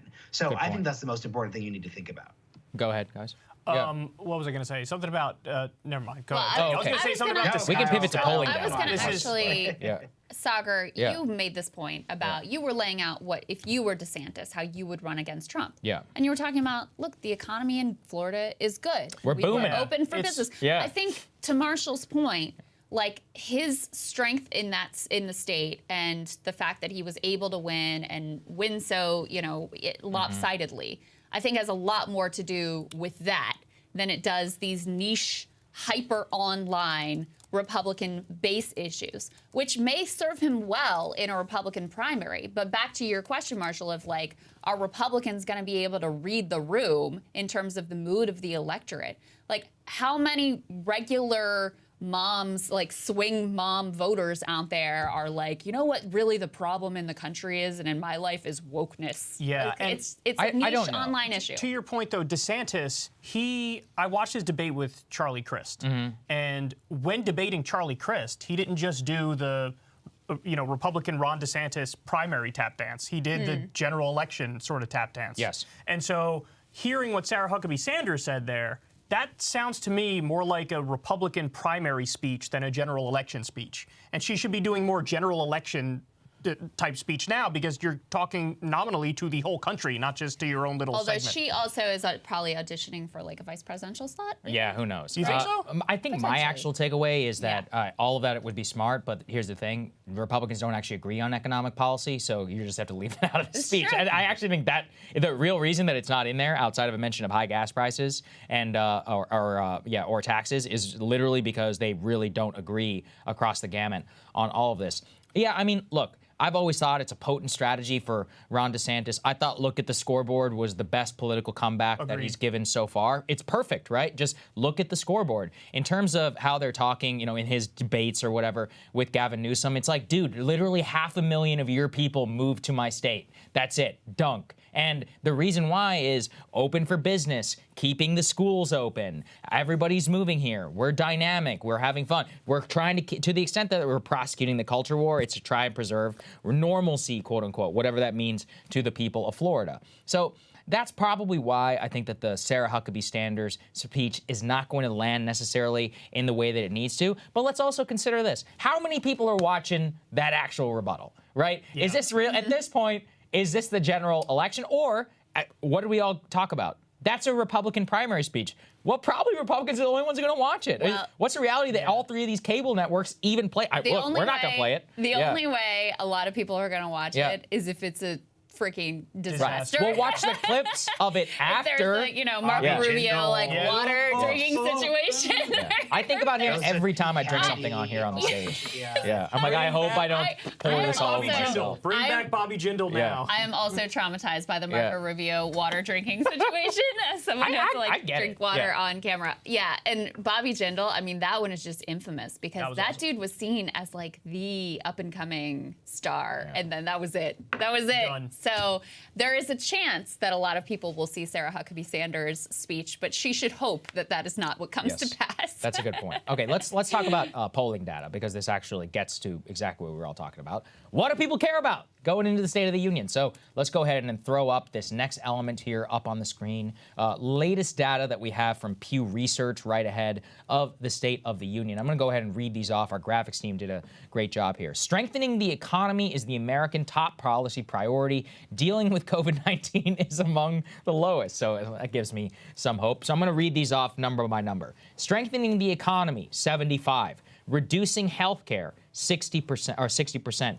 Defending against terrorism, 60. Reducing the influence of money in politics, 59. Making Medicare financially sound, 58. Reducing the budget deficit, 57. Reducing crime, 57. Improving education, 57. Reducing the availability of illegal drugs, 53. Dealing with immigration, 53. Energy, 52. Improving the job situation, 49. Dealing with the problems of poor people, 47. The environment, 44. Transportation, 42. Military, 40. Dealing with climate change, 37. Dealing with global trade is 34. Addressing issues around race is 32. Dealing with challenges facing parents is 27. And dealing with the coronavirus outbreak is all the way at the bottom with 26. So what I take away from that is that this is the, and I hate using the phrase, but it's a kitchen table issue as normal. And it's like one of those which is kitschy.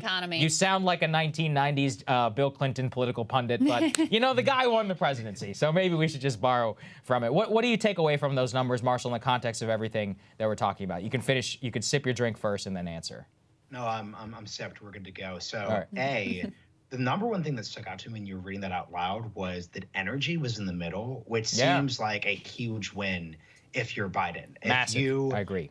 if you had this conversation in the middle of the summer, like I was saying earlier, it's all about energy. It's all about the prices being high. It's all about everyone seeing the photo of that, $7, $8 gas we had in California. So that's the victory right there. And that's kind of the point we're making at the top about Biden doesn't have to convince people that everything is hunky-dory and perfect.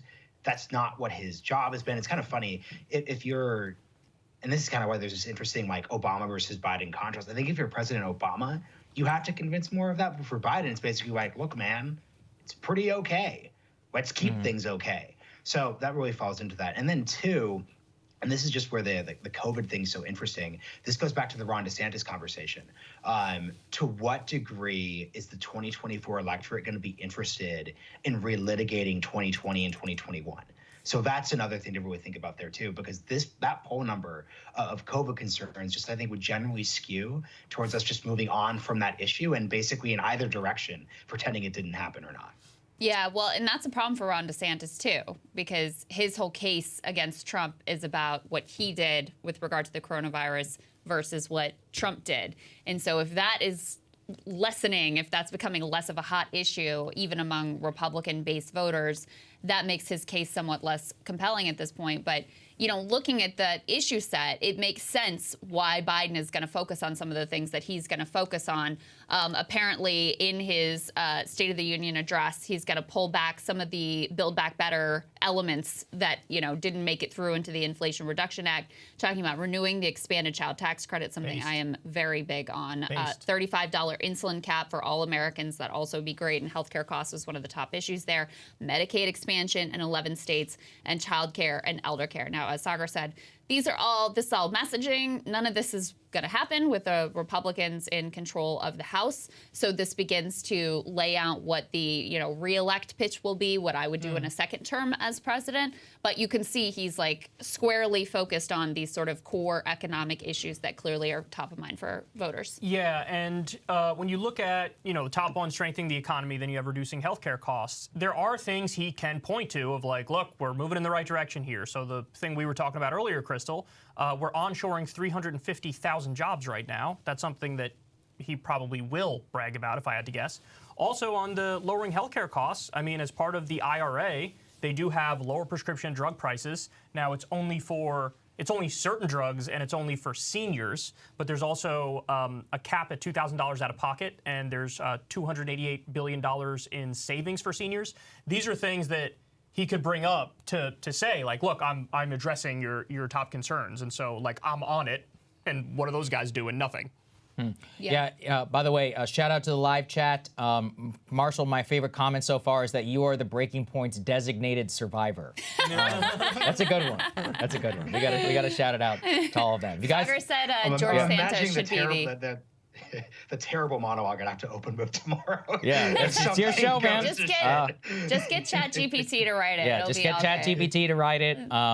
If we get, by the way, you know, if the Capitol does, God forbid, get attacked, we will be incinerated in the blast because we're close enough to that. So we love you all. You'll be able to see all of that going on here. If we have any super chats that are good, we'll go ahead and read some of those. Sagar floated beforehand that George Santos should be the designated survivor because he's what the country. He's a true representative of what the country is. Yes. I have a fun Santos update if everybody is interested. Santos has sat himself in the center aisle of the House of Representatives, specifically to try and shake President Biden's hand on national TV. Yes. And he is drawing attention to himself with a bright traffic cone orange tie. Oh my God. You got to give it to the man. He has no shame. That is a bad call. First of all, fashion-wise, disaster. But second, just the shamelessness. Like, he knows that tens of millions of people are going to watch. He's going to go in there for that handshake. There are a couple of notorious members of Congress who do this, who get there hours and hours early. Sheila Jackson Lee, I remember from my time as a congressional intern, it was like lore that she always does it because apparently her constituents are always like, I saw you at the State of the Union shaking. Apparently it works. Again, I don't know why people watch this thing, but they do. This is going to save George Santos' career. Maybe it will. It's that big Biden handshake, and he can grab the photo. Right. It's amazing. Also, what are his creds? I hope it does happen, though. How can he have GOP creds if he's going to sit there and shake the president's hand? District. He's gotta do what he's got to do. As for other stunts, Kevin McCarthy has confirmed he will not rip up the State of the Union. So thank you, Kevin, for Is he keeping gonna decorum clap like this in the House. Yeah, will he do a clap like this? It's always fun, actually. That's actually his biggest problem. You're not going to turn him into a meme in either direction. I agree. Yeah, he doesn't fair. have it in him. That's fair. That's unfortunate. Right. Something I look for in a good Speaker of the House is very memeable. Right. I mean, listen, actually, Biden, if I remember, was hilarious to watch during Obama's State of the Unions. He would sometimes forget to button his jacket, or sometimes he would do that thing where he would button every time he stood up, unbutton every time. No. It was like, chill, dude. Just sit up and down. It's all good. We're fine. You don't need to button it every single time. It's always the game too of who's gonna stand for which lines and who's gonna sit for the other lines. There's always that dynamic going on too. The majesty of the State of the Union. Yeah, it is funny though, because I mean, people really do take time out, like normal people take time out and sit down, and it is part of the American tradition. And so it is, as much as we sort of make fun of some of the pomp and circumstance and ridiculous nature of how this all comes together and the way people behave, etc. It is important, and I'm in favor of more transparency, more accountability, more going in front of the American people and laying out what you did and how you're selling it and what you think about it and what's going to come next. So I am a State of the Union supporter, and I am. It's not a bad thing. I am unironically excited to hear how this all goes tonight. The one thing I wish people every now and then a president would do is be more honest and say, ladies and gentlemen, the State of the Union is terrible. There actually was one, I forget who it was. We watched a compilation the other day. I don't know if you remember. Who was it? Ford? I think maybe Ford did it. Well, he did it in a way where he was it was moving on from Nixon, as in it was look, I get it, we've had a bad time, but now we're all together, and I pardon him. Blaming the other guy. I mean, he was smart. He almost won re-election, so it actually worked. I was going to say how'd that turn out for our president? Just saying, look, it came close. You got to give the man credit where it's due. Well, actually, wait, real quick, Kyle, because it's kind of interesting because you think about it. I think what makes, and this goes to the whole debate about whether or not the Republicans want to make Trump the presidential candidate again. Trump's the only guy in modern American politics who's won, and once again, referring to 2015, 2016, on a message of pessimism and carnage. We make fun of Jimmy Carter for saying malaise for a reason. I mean, he didn't technically say malaise, but it was called the malaise speech because that was the general vibe of it. But I think it's a real interesting test of whether or not people are going to want to hear that everything is shitty versus, hey, we're moving forward, things are getting more normal again. That's another one of those debates of what the country's mood is. Yeah, I mean, there was a realism to it, though. When Trump was specific in saying, our infrastructure is a mess, our airports are a mess, the middle of the country's been hollowed out, we're shipping all the jobs to Mexico, and that stuff is actually true. Now Republicans were used to the Ronald Reagan style of politics for a very long time, where it's morning in America and everything's happy and sunshine and puppies and all that stuff. And Trump really changed that mold. I think a lot of that is dependent on the personality, kind of. Can the personality, create a convincing case with the pessimism, or is it, somebody whose disposition is more in line with something that's sunny and positive? I think there are other candidates who could probably get away with it and do it. I mean, to an extent, Bernie kind of did that too, right? Sure. 2015, 2016. He was more hopeful, but certainly, yeah. Yeah, exactly. Yeah, but I mean, I think that is a note that Biden could potentially land. Listen, I just don't. Okay, all right. Biden at this point in his career, no, he probably can't land it. Let me wind that back. But I don't think there is anything more powerful than meeting people where they are, than expressing a truth that they feel in their life and that they don't feel is being reflected in Washington. And that was the power of Trump. Yes. He said things that other politicians weren't saying, and people were like, you know what? I feel that. That's what I see. That's how I see things at this point. And so you can meet people where they're at and not just be and so everything sucks. I mean, Biden always layers in this American exceptionalism, optimism, whatever, we're America, we're gonna do this and whatever. You can have that piece too, and here's the plan, and here's how we're gonna pull it together. I just think it's a fool's errand to try to persuade people that the economy is amazing when that's not what they feel in their lives. By the way, Trump would also, when he did his State of the Unions, he would also brag relentlessly. So, like, as long as he's in power, it's like everything's great, everything's phenomenal, everything's amazing. But when he was out of power, it's like it's terrible. Remember when he was having the debate publicly? Should I do Make America Great again, or should I do Keep America Great? Right. Yeah. Remember? Yeah. He was like polling the audience, and I think he actually used both slogans. For He his, certainly did. Yeah, I mean, that was actually a funny time. I remember that. By the way, shout out to our super chats. Marshall, somebody wants to get you on JRE. Kyle, somebody is loving the hair, and somebody says, I would make an excellent statesman. You are incorrect, sir.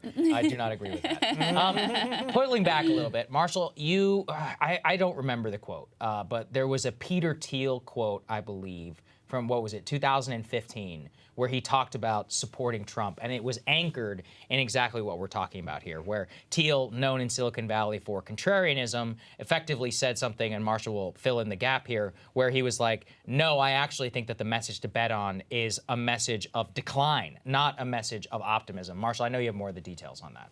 Yeah, no, this is in George Packer's interviews with Peter Thiel from 2013. He also did a great book called The Unwinding. It's somewhere back here, but I think folks should definitely check out George's 2010s work. But basically, the point of the quote was, Peter was saying, my contrarian bet is that everyone thinks that people are looking for optimism and a sunny disposition. This is coming out of, obviously, 2012, where you've got Mitt Romney and Paul Ryan running as America's comeback team, all that, like, very specific, like, we can rebuild and fix all the mistakes Obama supposedly made.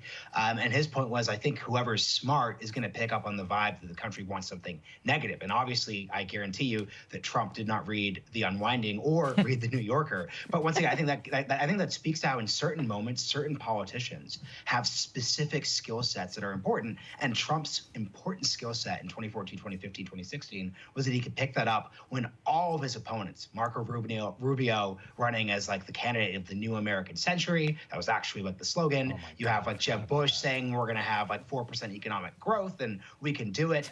But this is once again the problem, though, of a politician who's specifically good in one moment and not another moment, which is Trump bringing that energy to periods when he didn't need to bring it. And I also think Trump's like everything is a disaster energy is also what urges him to be an election denier. It's what urges him to select like ridiculous candidates like, Carrie Lake, use his endorsements improperly. So the real test is, can he course correct, which probably not, honestly. It's also, I mean, it's also the difference between being an incumbent and being in opposition. Right. Right. If you're in opposition, it's easier to be like, everything sucks and these people are blowing in, it's terrible, and it's harder. I mean, admittedly, you're in a more difficult position when you're like, I've been president for a few years now and things are still challenging, but we've done some good stuff. I mean, there is just more of a line ultimately that you have to walk there. Yeah, that's true. Quick shout out. Somebody left a super chat. Alex Das Lieb. He says, Biden fetishizes bipartisanship so much. He has one red eyeball and one blue eyeball. I'll be happy and wrong if he vetoes cuts to Medicare and Medicaid and Social Security. I do think he would veto cuts to Medicare, Social Security. Also, given the fact that you have Donald Trump out there literally saying, don't do that. So there's going to be a sizable portion of Republican senators and of Republican congressmen who are like, look, they're like, I may support this stuff behind the scenes, but I'm not voting for that. So I hope that's true. I hope Trump really still has that kind of sway over them. I personally think that, yes, I believe that on this issue, that while in the driver's seat, the Freedom Caucus and some of the ideologues they're probably, at this point, I could be totally wrong, and we will see what the ultimate vote count on this. I do not think it will ultimately come down to cuts for Social Security. I do think that is important. Fun factoid, Biden will be the oldest man to ever deliver the State of the Union today and from this day forward. So that is a fun one for everybody. In terms of what else that we know about the speech, one of the things he's actually going to be taking credit for, Marshall, and this goes to what you were talking about, is gas prices. So whenever you brought it up, I've got the national average in front of me. It's $3.45 a gallon on average. I mean, it's still high, but it's not terrible. If you look at a year ago, it was exactly $3.40. That's right around the time that Russia invaded Ukraine, or I believe right before that. So gas is relatively stable. There's not a state in this entire country where gas is over $5 a gallon. Our friends in California are paying $4.60. Of course, that's going to be an important metric. So I really think that he just has to come back to the basics. Like, he's got to talk about Trump stop the steal. You want to frame it exactly in that way. You want to hammer abortion probably at the very top. Thank the voters who kept the Democrats in the Senate. Give shout-outs to John Fetterman. Give shout-outs to who's the Arizona gubernatorial candidate, Katie Hobbs. You want to give shout-outs to those people and say, we heard you on that issue. And, you know, this is part of what's folding it back into re-election is, but Republicans have the House. So if you want us to get anything done, you have to vote for us again in 2022. So I want to ask Marshall. Yeah. Marshall, how long do you think Biden can keep going back to this January 6th well? As long, that's a great question. Yeah. As long as Republicans nominate candidates that activate voters as, whoa, let's not do that. And this is the thing, because like that's actually the way to think about it, which is the reason why Republicans were screwed in 2022 is they, like I think many of us in like the commentary space, thought that voters didn't care.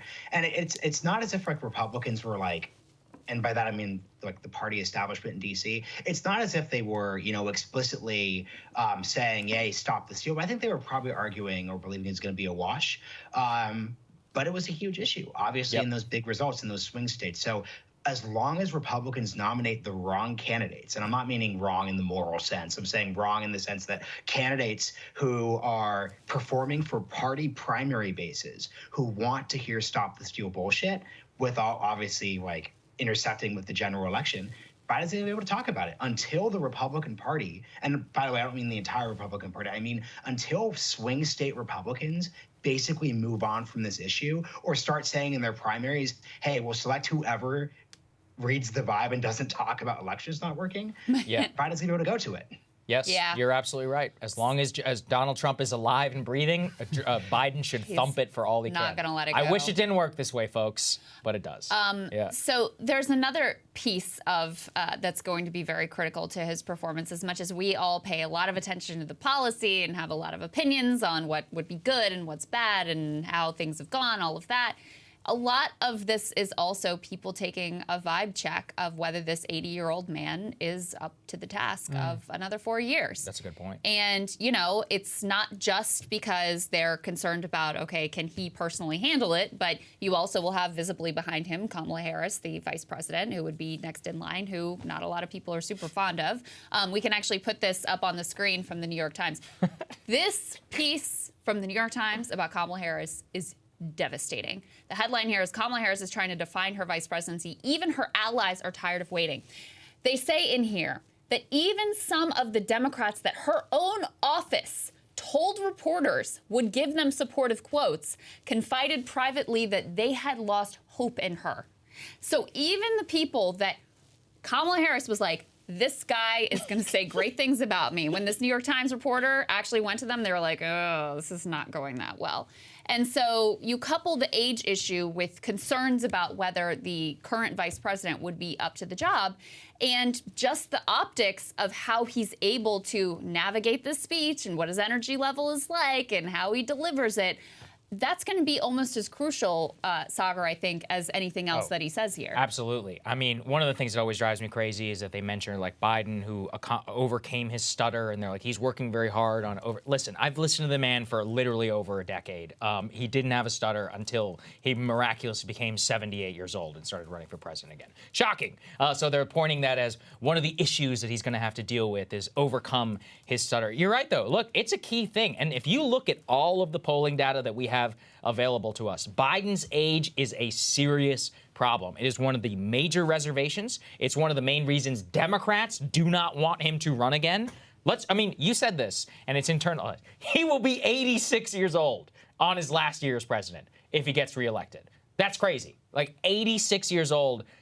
It's difficult to even describe. I think, most people know who has interacted with somebody who is that old and exactly what exponential decline can look like, especially at that age. This is not a commentary. I hope that it doesn't happen to him, but if we're betting on the odds, it's very likely to. And then, if you're going to have a political successor, one of our super chats says, I hope that Biden fires Mayor Pete live on the air. That would be good for his political popularity. I agree. Listen, he'd be like, we're going to make he goes, come on, man.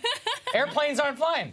You're out of here. We got By the way, I got the exact same super chat. Oh, really?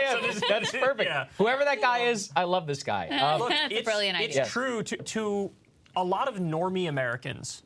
Vibes really do matter. And they should. Vibes are really important. And so a lot of the speech is going to be just about optics and very intangible things like how is he communicating? And so I hope they give him a nice, solid dose of Adderall and he can get through it. I also wanted to point out that I do find it genuinely hilarious that Biden really struggles to talk, but he's more popular than Kamala Harris. That's interesting to me. And there's something she has like an anti-charisma about her. There was a story that came out yesterday or the day before where she says how she hates platitudes. Which is the most ironic thing anybody's ever said because she is a platitude machine. Oh my God. Yeah, glorious. That is What were you amazing. saying there, Marshall? Go ahead. Well, yeah, no, I think the thing that, so several things. So one, I just looked it up. So Trump right now is 76 years old. And this is one of those awkward arguments that DeSantis is in such an awkward position because the strongest arguments he could make are ones that basically rely on actually assuming that Biden is more powerful than he looks. So I think those so for example, if Biden's just this like weak, hobbled old man, he's gonna be, knocked over just like that. Okay, like, does it really matter that Trump is also 76 years old and would obviously be like, in his mid 80s by the time he leaves as well too. A strong argument for DeSantis would just be that generation, would be making an aggressive version of that generation argument, but he's not gonna be able to make it, I think, for complicated reasons with like what the GOP base is looking for. But then on a broader level too, I think the problem that Republicans also have when they focus on like Biden's speech issues and how he's doddering is, I think at this point it's a sunk cost. Yeah. Everybody knows it's been priced in.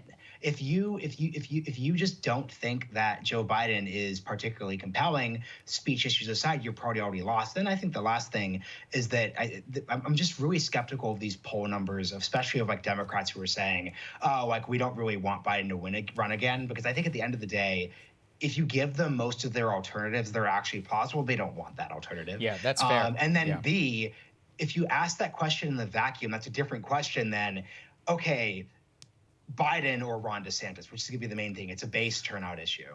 All right, so let's take a look at some polling. Let's put this next element up on the screen, B2. And you have Trump-Biden head-to-head here from, this is ABC Washington Post. And you have had, since September, a significant move towards Donald Trump. So they have Trump over Biden, 48-45. That's 3 points. It's, I believe, within the margin of error. You have him up 9 points on Biden with regards to independents. Again, this is a 5-point swing towards Trump from September. And the reason Joe Biden won the Democratic nomination, the reason he is president of the United States right now is because Democrats thought he was the most electable candidate and their #1 goal was beating Donald Trump. So the more he has numbers like this, where it's like, I don't know, even you're not even in a position to beat Donald. After everything that Donald Trump has done and how sick everybody is of this guy, you're still not in a position to beat this guy. That's a real problem for him. You're looking skeptical, Kyle. I'm very skeptical of that. Yeah. Okay. I mean, look, we're a little removed from the insanity of the Trump presidency, but I don't think it'll take all that much to remind Americans just how insane Trump was. And yeah, Biden was the return to normal candidate. Like, okay, things are getting a little too wacky. Let's get back in line here. Let's calm down a little bit. And he won.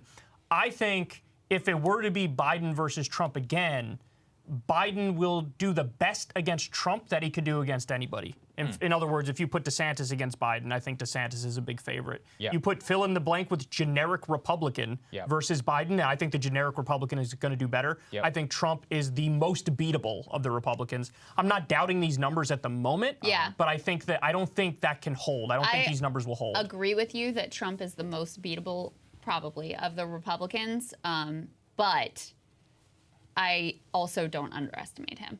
Yeah. Don't underestimate Trump? Yes. Yeah, I am. I'm doing that. I don't underestimate I am underestimating him. You've always underestimated him. Wait. That is, okay, I have to correct the record here. That is not true. I'm saying let's say the last 2 years. Correct. Hold on, Marshall, one sec. In recent times, yes, because people need to remember, I was one of the first people saying Trump can win the whole presidency. And I was one of the first people saying, especially when we realized it was Hillary versus Trump, I said Donald Trump is the favorite because he's going to pounce on Hillary for all of her weaknesses. So early on, I called a lot about the Trump era that a lot of people missed. And the conventional wisdom became like, Teflon Don, Teflon Don, Teflon Don. And again, I think I'm a little bit ahead here because I think the era of Teflon Don is largely over. Now, to be fair, it has changed a little bit in recent days. I thought DeSantis was a solid favorite. Now, I do think Trump is a favorite in the Republican primary. But I'm just saying that the conventional wisdom is still in people's heads of, oh, he's unbeatable, he's Teflon Don. And I think now it's the opposite. I think he's the most beatable, he's the most fringe, he's over on Truth Social talking about terminating the Constitution. That stuff matters. And DeSantis is a groomer. What's that? He called DeSantis. That was hilarious. I want to talk about that. That was actually that fun. was really funny. Go ahead, Marshall. You've been waiting. Let's actually go there for a second. I'm not sure I believe this, but I'm just going to respond to what's being said here.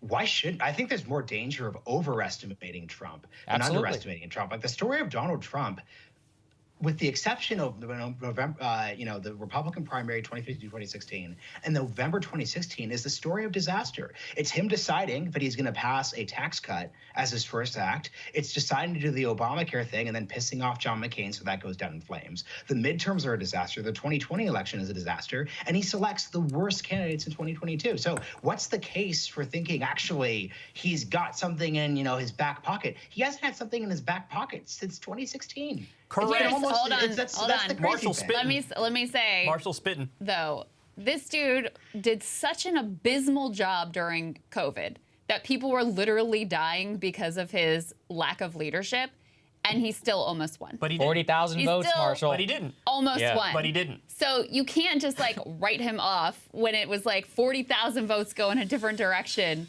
and he's still president of the United States. I agree. He's one. I think DeSantis would be a stronger candidate. I think any normal Republican would be a stronger candidate. But I'm not going to go out there and say, there's no way Joe Biden could lose to this guy, because I think Joe Biden definitely could lose to this guy. Yeah, and I think that's where I am. And more what I think I'm responding to is the idea of, look, after 2022, he's done. He's dead. He's got no power. And there is quite a bit of this. Maybe it's too online, and I'm guilty of just internalizing it. But I see, and especially in the days right after 2022, a lot of people were willing to say, we're moving on. Well, it's done. And guess what, guys? Ron DeSantis has not announced for president. So far, only Nikki Haley is the one who's signaling that she's going to do it. We all know that she doesn't have a chance in hell. Mike Pompeo, who is as pathetic as Nikki Haley as a candidate, is also not announcing for president. Asa Hutchinson, the guy who was talking against him on CNN, wears his super PAC. So, look, he's still got a lot of power. How about this one? Larry Hogan. Yeah, there you go. Look out. Larry's on the way. The never Trump dude, right? I mean, he's been very anti-Trump for a while now. They asked him if he would back the Republican nominee, even if it was Trump, and he was like, yes, I would. Whereas Trump is out there I don't know, we'll see. We'll see if I back the Republican nominee. Maybe here's a better way of putting it. At the end of the day, anybody, and I actually remember saying this whenever Trump was on the ballot, and everybody was like, he can't win. I said, look, sometimes if it's 50-50, if your name is on the ballot as a presidential nominee, you absolutely can win the American presidency. And so that's when I say not underestimating him. Do I think it is more likely than not? Honestly, I don't know. I mean, I look at a poll like this, and again, I'm just taking back, which is, look, Stop the Steal, that was dumb. And here's the other thing. Have you heard about it from Trump since? You might have heard about it on Truth Social. Who the hell knows what's going on Truth Social? So I'll just say this. At the end of the day, the debate is electability. Yes. Right? And I think Marshall and I, maybe we agree on this, Marshall, correct me if I'm wrong. I think that after losing 3 elections in a row, 2018, 2020, 2022, the Republicans, even the base Republicans, some of the base Republicans might go, you know what? Maybe electability actually does matter a little bit, and maybe Republican voters will start acting a little more like Democratic voters, where Democrats seem to put that first and foremost above everything else. I desperately wish that were to be true. Marshall, I'm just saying it's possible. You and I have talked about this. There is zero evidence that these people care about electability. See, I disagree with that. No, the Republican base. Kyle, no, but especially the Trump people. I'll come in and disagree here. So, this is where there's, especially in the Breaking Point cinematic universe, there's a lot of discussion about how, the two parties are the same, body. Obviously, there's critiques you could make there. But a way the two parties are desperately different from each other in a way that severely has hurt Republicans basically from 2018 onwards is Democratic Party voters, they basically just say electability. They're not thinking, okay, like, what's the coolest policy? They're not thinking, oh, like, is this quite the guy who I like? It's just like, look, I just want to go across the finish line in November, and that's just it. No evidence that a majority of Republican voters think the same way. Because once again, if Republican voters thought the same way, for good or for ill, Ron DeSantis would be doing a cakewalk right now. Yep. Trump would have been shut out. Everyone, for example, like Nikki Haley, Mike Pompeo, Asa Hutchinson, Larry Hogan, all these guys would have already endorsed, Ron DeSantis because it'd be that overwhelming in his favor. If a Democrat performed the way Trump performed, the notion that he could come back and run for office again, just not on the table at all whatsoever. There's a reason why Jimmy Carter never came back. There's a reason why, Al Gore didn't make a comeback. John Kerry, et cetera, et cetera, et cetera. I guess with the exception of, but I guess Hillary lost the primary. She didn't lose the general. The Democratic Party actually severely punishes politicians who can't win. Now, maybe that's a good thing, and that's a bad thing. Maybe it means that the party is going to be more like quote unquote corporate centrist and not really like push the needle and go more to the left and do something innovative. But that's a successful way of winning the popular vote in 7 of the last 8 elections. So my response to that is there were many polls in the wake of the 2022 election that had DeSantis up double digits. Even today, there are still polls at the state level, certain states, where DeSantis is beating Trump in those states. So my point is, not to say Republicans definitely will prioritize electability this time around. My point is, let's have a little humility and realize they might actually go, you know what? We got to calm down a little bit with this psychotic guy who lost us 3 elections in a row.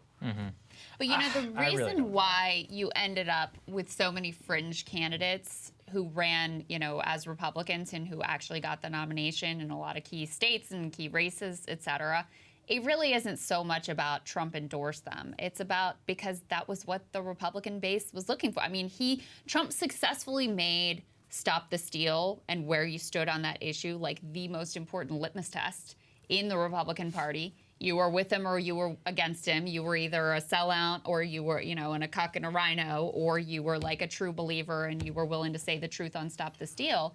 And I also don't really see any signs that has particularly changed. Don't deny, though, that there is a Republican civil war going on at the grassroots level right now.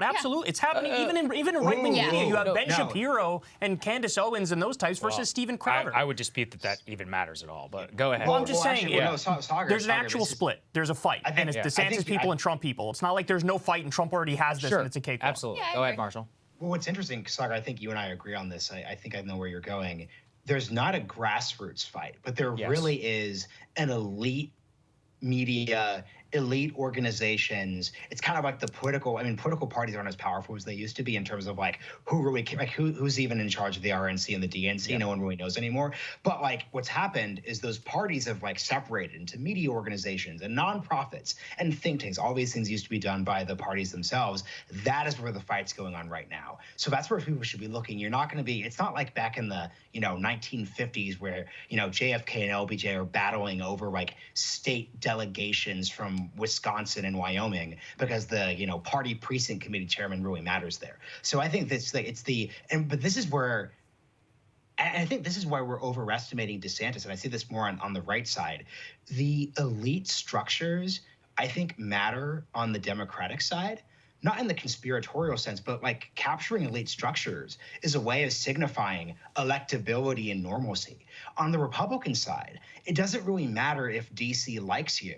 If anything, it's probably a bad thing. Yes. Just from a pure political perspective. So that's a real difference between the two parties, too.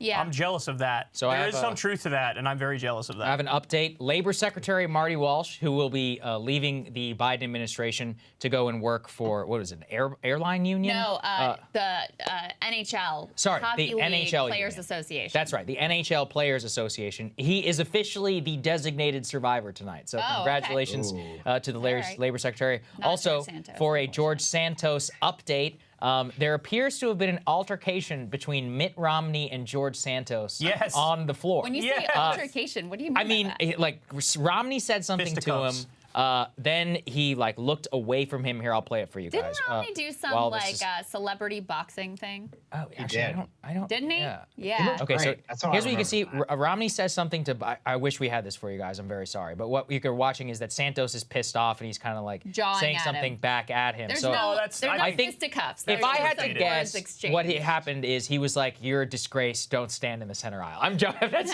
not what he, We'll but just assume that's he what might he have said. said something though to that effect that Based wouldn't on it. actually be a bad thing.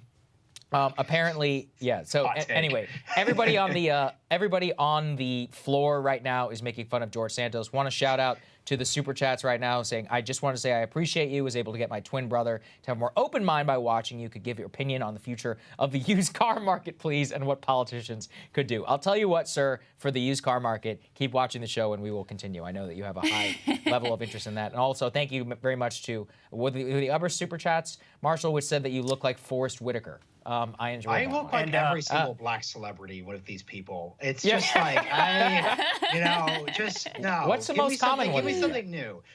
The most two. So the most common one is like Charlie from The West Wing, Oh, or right. Gus if you're watching Psych. Those Okay. were the Got it. young day ones. So, So- Sagar, if I Yes. may, I want to Yeah, shout no, out please, go ahead. Sean DeStefano, super Okay. chat here. We give the politicians their jobs. We deserve the same health care they have. Republicans say they are pro-life, so give everyone health care. Ah, okay. Agreed. Not a If particularly you're original pro-life, slogan, You're however. pro-giving everybody health care. We'll go with it. Support that. You Support failed that. to entice Yeah. Sagar, super chat person. You failed. You were this close. Well, to I'm just looking for some ingenuity. getting All right, not 1990s level dunks. But look, it's all right. We'll take it here over at Breaking Points. Before we go over to, I think he'll be coming in here shortly. We may have to. So, he's not Yeah, up we may- yet. We're getting standby from Just our so producers. yeah, just transparency. They're going to tell us whenever the president is walking in. You've got the whole iconic, like, what is it, Mr. Speaker? I guess it would be Yeah. Mr. Speaker. Hear ye, Again, hear there's, the president of the United States, and usually it takes on average between like 2 to 7 minutes to walk down the aisle. He like shakes a bunch of hands as the cameras will track him. We'll break in sometime Yeah. around that. We'll It is break- we'll officially have 9 it for you. p.m. here on the East Coast, so.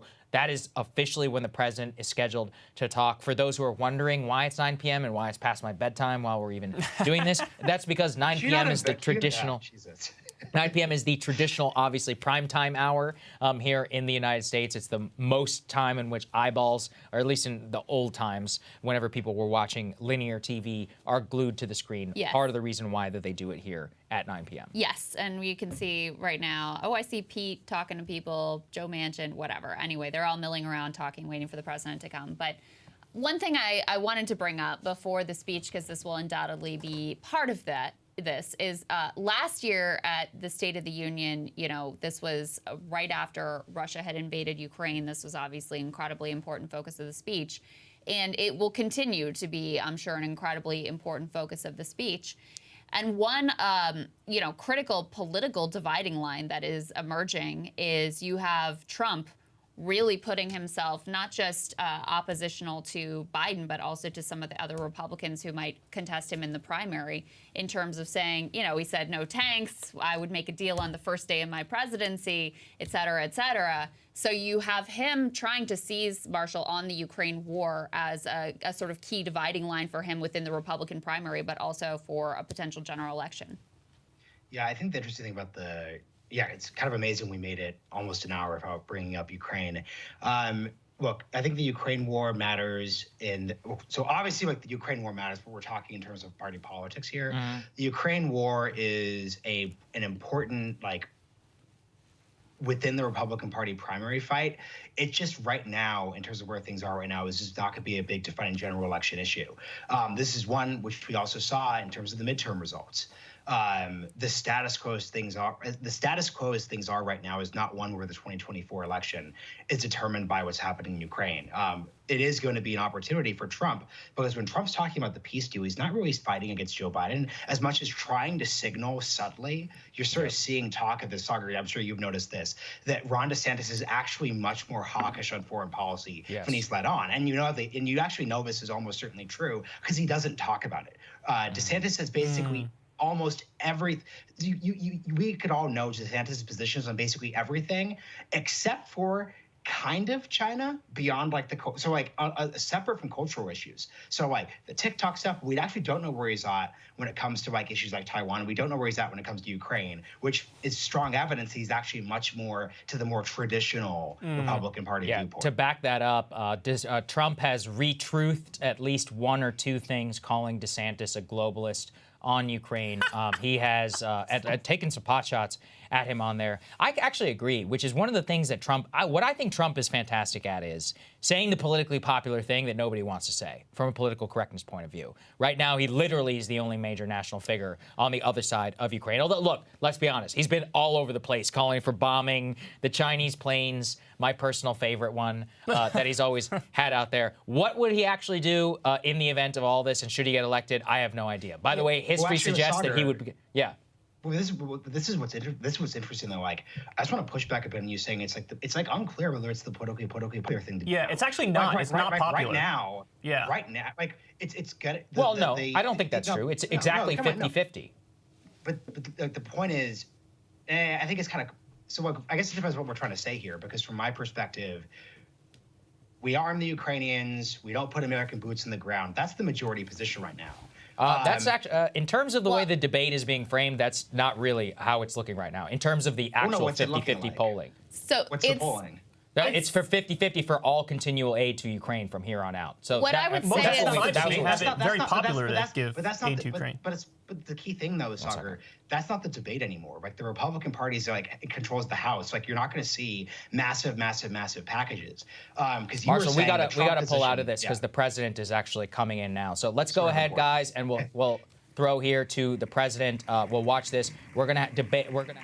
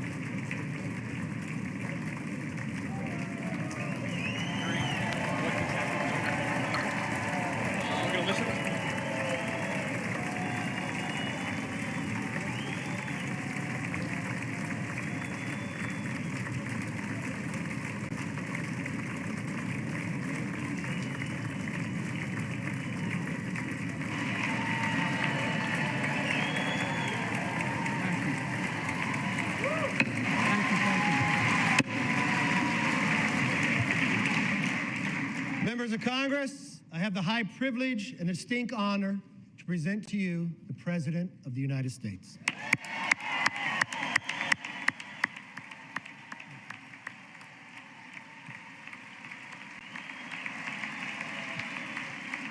Mr. Speaker.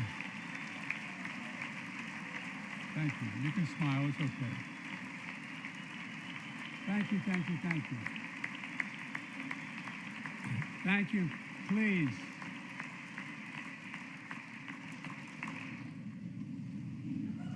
Mr. Speaker, Madam Vice President, our First Lady and Second Gentleman, good to see you guys up there. Members of Congress,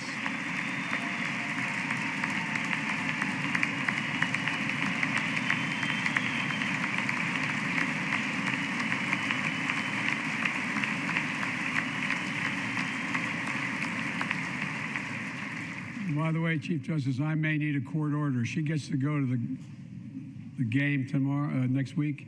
I have to stay home. Got to work something out here. Members of the Cabinet, leaders of our military, Chief Justice, Associate Justice, and retired Justice of the Supreme Court, and to you, my fellow Americans. You know, I start tonight by congratulating the 118th Congress and the new Speaker of the House, Kevin McCarthy.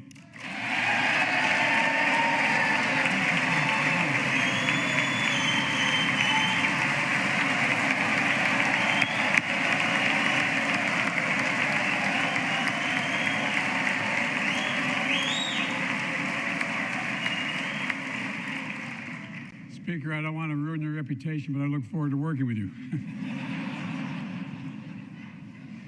And I want to congratulate the new leader of the House Democrats, the first African-American minority leader in history, Hakeem Jeffries.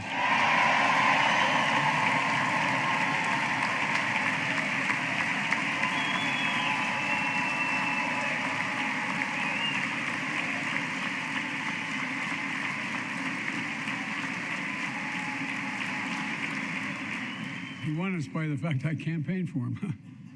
Congratulations to the longest-serving leader in the history of the United States Senate, Mitch McConnell. Where are you, Mitch?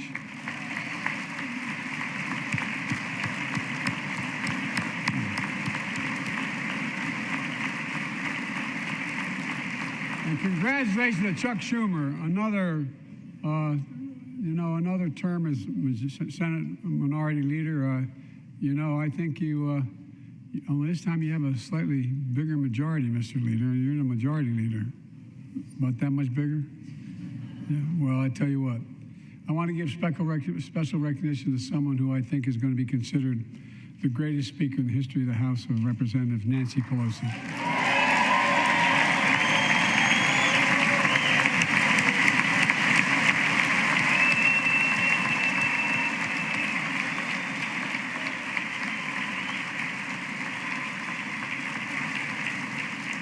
Folks, the story of America is a story of progress and resilience, of always moving forward, of never, ever giving up. It's a story unique among all nations. We're the only country that has emerged from every crisis we've ever entered stronger than we got into it. Look, folks, that's what we're doing again. 2 years ago, the economy was reeling. I stand here tonight after we've created, with the help of many people in this room, 12 million new jobs, more jobs created in 2 years than any president's created in 4 years, because of you all, because of the American people. 2 years ago,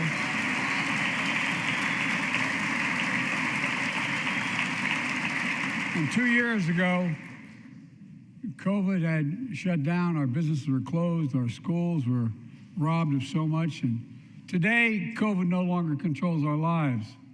And 2 years ago, democracy faced its greatest threats in the Civil War, and today, though bruised, our democracy remains unbowed and unbroken.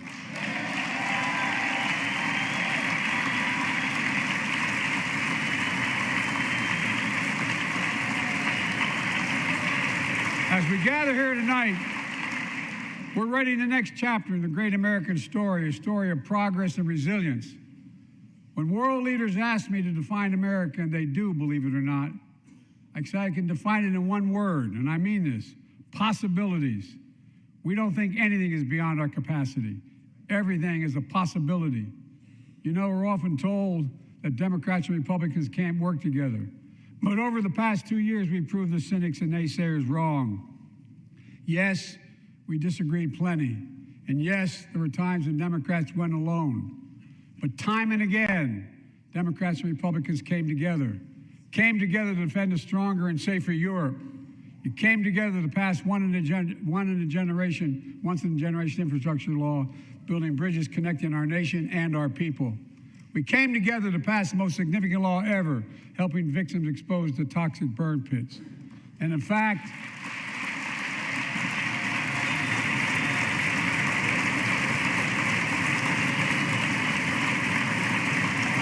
it's important. And in fact, I signed over 300 bipartisan pieces of legislation since becoming president. From reauthorizing the Violence Against Women Act, the Electoral Count Reform Act, the Respect for Marriage Act that protects the right to marry the person you love, and to my Republican friends, if we could work together in the last Congress, there's no reason we can't work together and find consensus on important things in this Congress as well. I think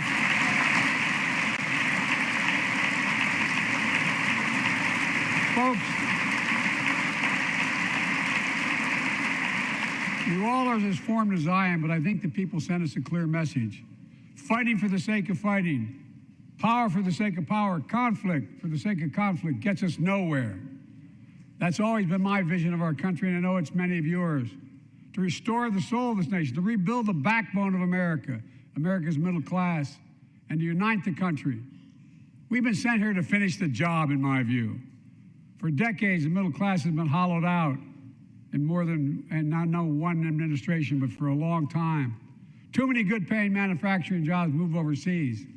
Factories closed down. Once thriving cities and towns that many of you represent became shadows of what they used to be. And along the way, something else we lost: pride, our sense of self-worth. I ran for president to fundamentally change things, to make sure our economy works for everyone, so we can all feel that pride in what we do. To build an economy from the bottom up and the middle out, not from the top down.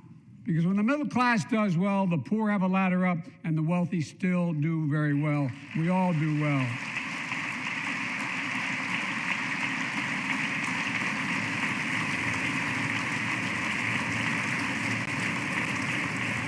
I know a lot of you always kid me for always quoting my dad, but my dad used to say, Joey, a job's about a lot more than a paycheck. He really would say this. It's about a lot more than a paycheck. It's about your dignity. It's about respect. It's about being able to look your kid in the eye and say, honey, it's going to be okay, and mean it. Well, folks, so let's look at the results. We're not finished yet by any stretch of the imagination, but unemployment rate is at 3.4%, a 50-year low. A near record unemployment. Near record unemployment for Black and Hispanic workers. We've already created, your help, 800,000 good-paying manufacturing jobs, the fastest growth in 40 years. And where is it written?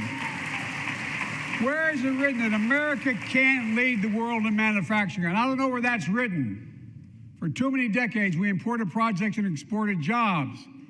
Now, thanks to what you've all done, we're exporting American products and creating American jobs. Folks,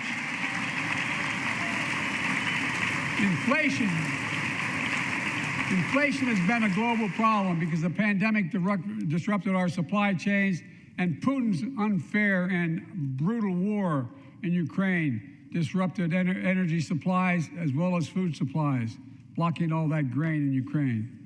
But we're better positioned than any country on earth right now.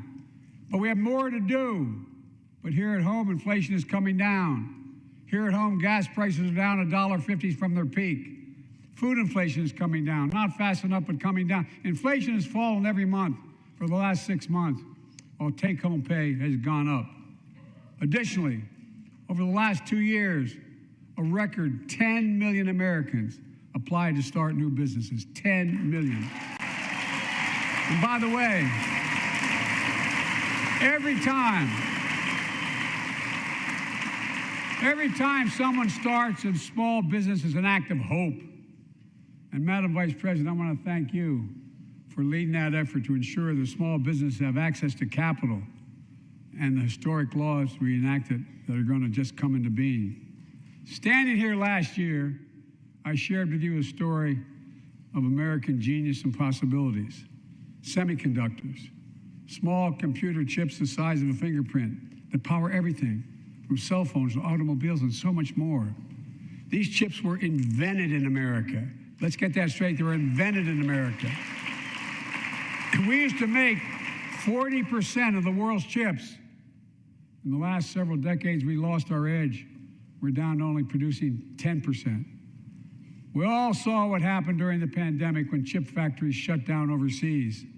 Today's automobiles need 3,000 chips, each of those automobiles. But American automobiles couldn't make enough cars because there weren't enough chips. Car prices went up, people got laid off. So did everything from refrigerators to cell phones.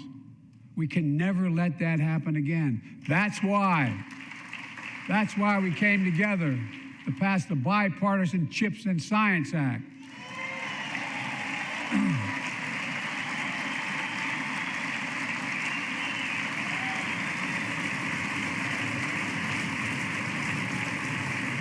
Folks, I know I've been criticized for saying this, but I'm not changing my view. We're going to make sure the supply chain for America begins in America. The supply chain begins in America. We've already created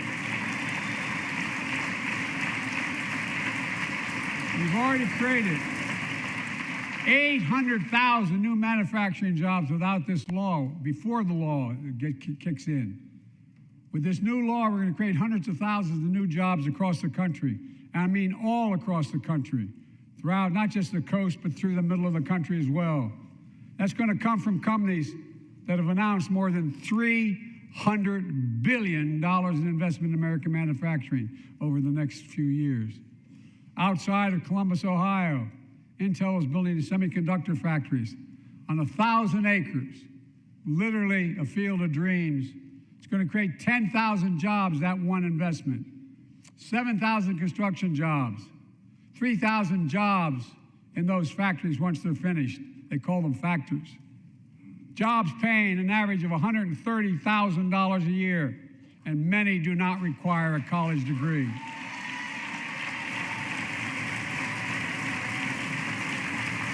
Jobs. Because we work together, these jobs where people don't have to leave home to search for opportunity. And it's just getting started. Think about the new homes, the small businesses, the medium-sized businesses. So much more that's going to be needed to support those 3,000 permanent jobs and the factories that are going to be built. Talk to mayors and governors, Democrats and Republicans, and they'll tell you what this means for their communities. We're seeing these field of dreams transform to the heartland. But to maintain the strongest economy in the world, we need the best infrastructure in the world. And folks, as you all know, we used to be #1 in the world in infrastructure. We've sunk to 13th in the world. The United States of America, 13th in the world in infrastructure, modern infrastructure. But now we're coming back because we came together and passed the bipartisan infrastructure law, the largest investment in infrastructure since President Eisenhower's interstate highway system.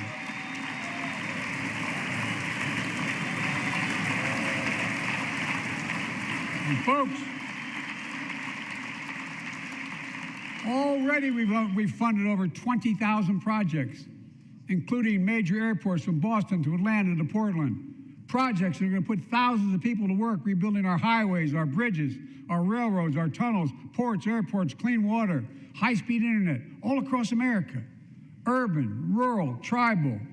And folks, we're just getting started. We're just getting started. and I mean this sincerely. I want to thank my Republican friends who voted for the law, and my Republican friends who voted against it as well. But I still get asked to fund the projects in those districts as well. But don't worry, I promised I'd be a president for all Americans. We'll fund these projects, and I'll see you at the groundbreaking. Look, this law will further unite all of America. Projects like Brent Spence Bridge in Kentucky over the Ohio River, built 60 years ago, badly needed repairs, one of the nation's most congested freight routes, carrying $2 billion worth of freight every single day across the Ohio River. And folks, I've been talking about fixing it for decades, but we're really finally going to get it done. I went there last month with Democrats and Republicans and from both states to deliver a commitment of $1.6 billion for this project. And while I was there, I met a young woman named Sarah, who's here tonight. I don't know where Sarah is. Is she up in the box? I don't know. Sarah, how are you? Well, Sarah, for 30 years,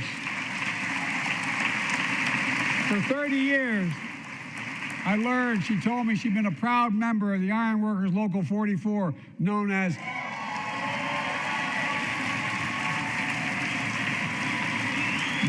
the Cowboys in the Sky. The folks who built Cincinnati's skyline.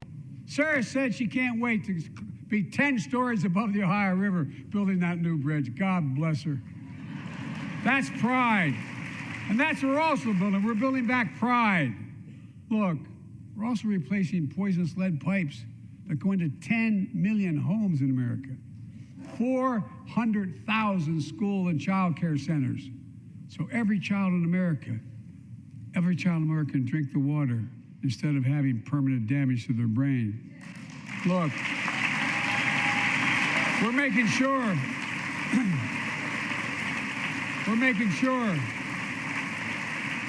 that every community in America has access to affordable high-speed internet. No parent should have to drive by McDonald's parking lot to help them do their homework online with their kids, which many thousands were doing across the country. And when we do these projects, and again, I get criticized for this, but I make no excuses for it, we're going to buy American. We're going to buy America. Folks,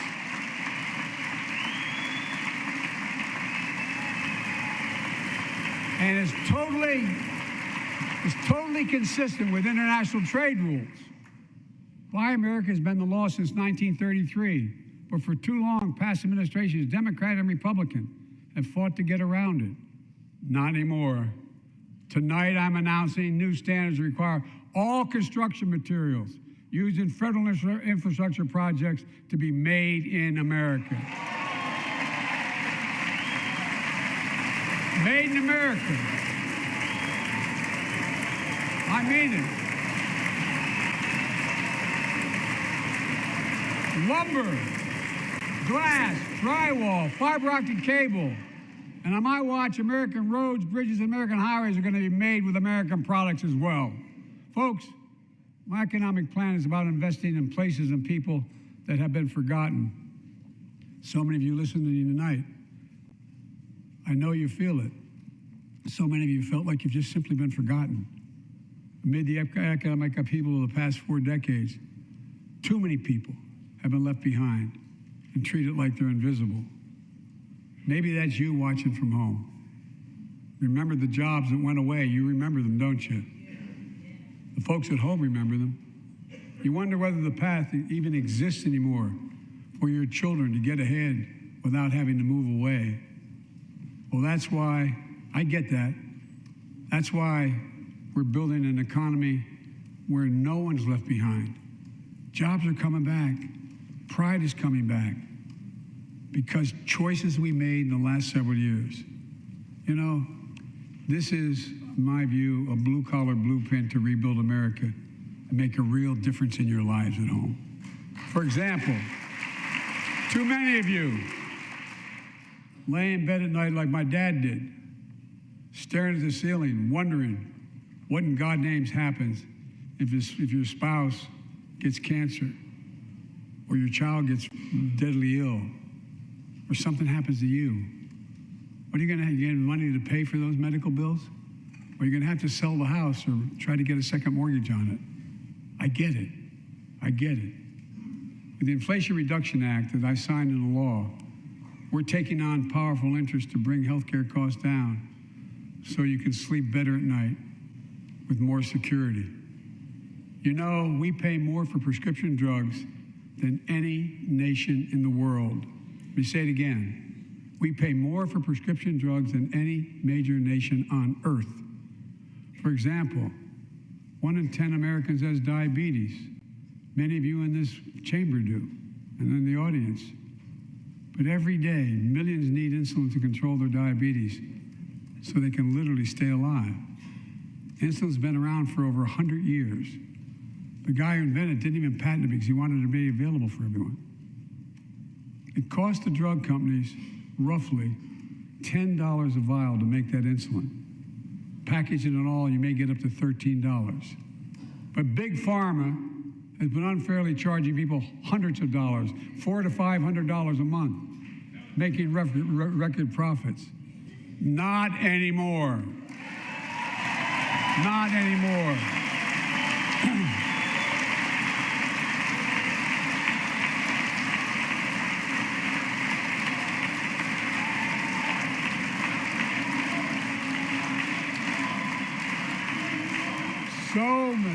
So many things that we did are only now coming to fruition.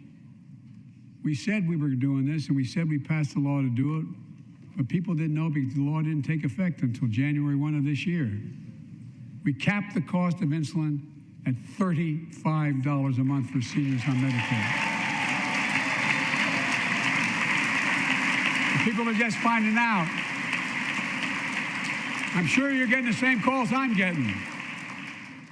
Look, there are millions of other Americans who do not or are not on Medicare, including 200,000 young people with type 1 diabetes who need this insulin to stay alive.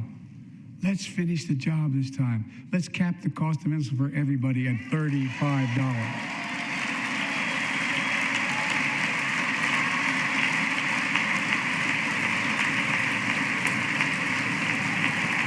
Folks, the Big Pharma is still going to do very well, I promise you all. I promise you they're going to do very well. This law also caps and won't even go into effect until 2025. It costs out-of-pocket drug costs for seniors on Medicare at a maximum of $2,000 a year. You don't have to pay more than $2,000 a year, no matter how much your drug costs are. Because you know why? You all know it. Many of you, like many in my family, have cancer. You know the drugs can range from $10,000, $11,000, $14,000, $15,000 for the cancer drugs. If drug prices rise faster than inflation, drug companies are going to have to pay Medicare back the difference. We're finally giving Medicare the power to negotiate drug prices. Bringing down prescription drug costs doesn't just save seniors money, it cuts the federal deficit by billions of dollars, by hundreds of billions of dollars. Because these prescription drugs are drugs purchased by Medicare to keep their commitment to the seniors. Well, guess what? Instead of paying $400 or $500 a month, you're paying $15. That's a lot of savings for the federal government. And by the way, why wouldn't we want that? Now, some members here are threatening, and I know it's not an official party position, so I'm going to exaggerate, but threatening to repeal the Inflation Reduction Act. As my coach, that's okay, that's fair. As my football coach used to say, lots of luck in your senior year. Make no mistake, if you try anything to raise the cost of prescription jobs, I will veto it. Look, I'm pleased to say that more Americans have health insurance now than ever in history. A record 16 million people are enrolled in the Affordable Care Act. And thanks to the law I signed last year, millions are saving $800 a year on their premiums. And by the way, that law was written and the benefit expires in 2025. So my plea to some of you, at least in this audience, let's finish the job and make these savings permanent. Expand coverage of Medicaid.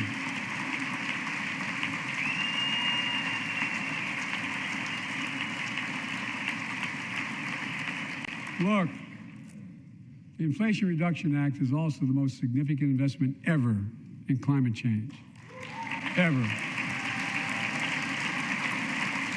Lowering utility bills, creating American jobs, leading the world to a clean energy future. I visited the devastating aftermath of record floods, droughts, storms, and wildfires from Arizona to Mexico to all the way up to the Canadian border. More timber has been burned, as I've observed from helicopters, than the entire state of Missouri. And we don't have global warming? Not a problem. In addition to emergency recovery, from Puerto Rico to Florida to Idaho, we're rebuilding for the long term. New electric grids that are able to weather major storms and not prevent those forest fires. Roads and water systems, stewards of our land. Let's face reality. The climate crisis doesn't care if you're in a red or blue state. It's an existential threat. We have an obligation, not to ourselves, but to our children and grandchildren to confront it. I'm proud of how America at last is stepping up to the challenge. We're still going to need oil and gas for a while. But guess what?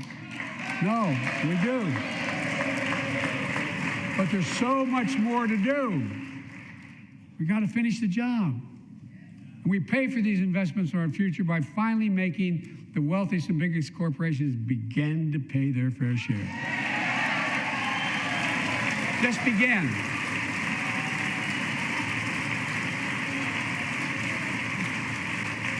Look, I'm a capitalist. But pay your fair share. I think a lot of you at home agree with me and many people that you know. The tax system is not fair. It is not fair.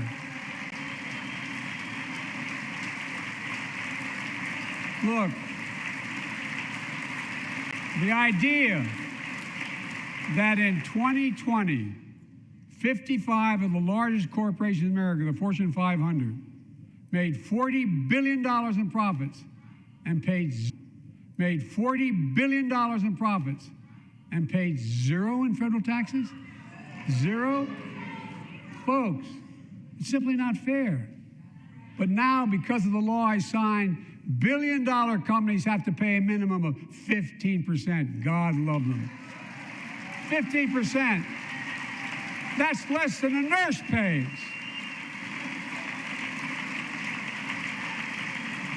And let me be crystal clear. I said at the very beginning, under my plans, as long as I'm president, nobody earning less than $400,000 will pay an additional penny in taxes. Nobody, not one penny. But let's finish the job. There's more to do. We have to reward work, not just wealth. Pass my proposal for the billionaire minimum tax. You know, there's 1,000 billionaires in America. It's up from about 600 in the beginning of the term. But no billionaire should be paying a lower tax rate than a school teacher or firefighter. I mean it. Think about it.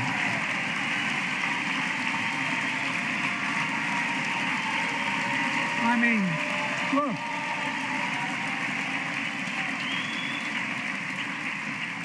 I know you aren't enthusiastic about that, but think about it. Think about it. Have you noticed Big Oil just reported its profits, record profits?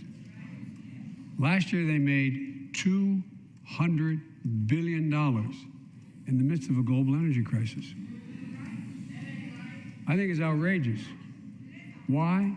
They invested too little of that profit to increase domestic production.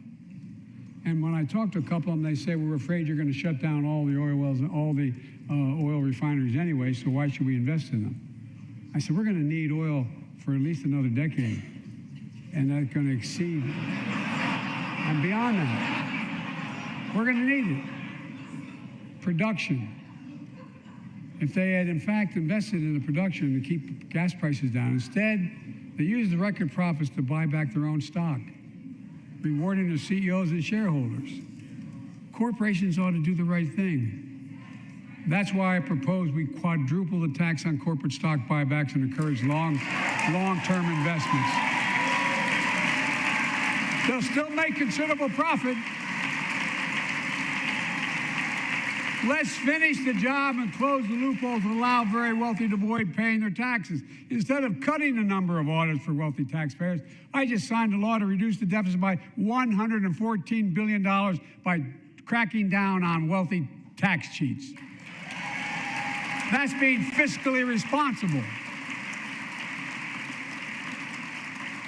In the last 2 years, my administration has cut the deficit by more than $1.7 trillion, the largest deficit reduction in American history.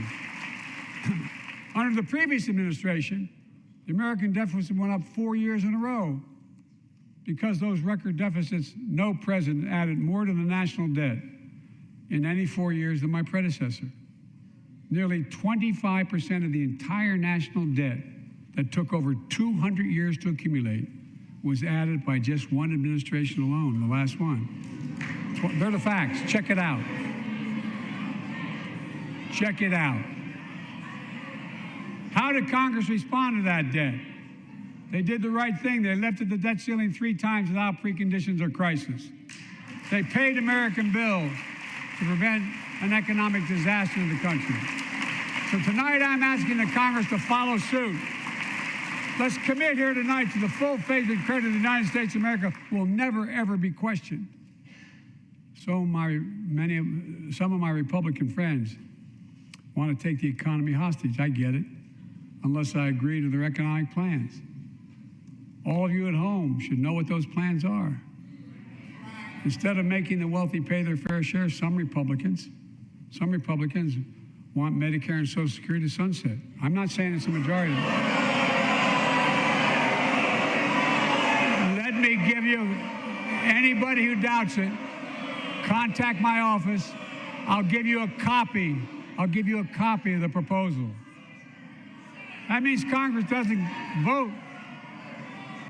Well, I'm glad to see you. And I tell you, I enjoy conversion. You know, it means if Congress doesn't keep the programs the way they are, they'd go away. Other Republicans say, I'm not saying it's a majority of you. I don't even think it's even a significant, but it's being proposed by individuals. I'm not politely not naming them, but it's being proposed by some of you. Look, folks, the idea is that we're not going to be moved into being threatened to default on the debt if we don't respond.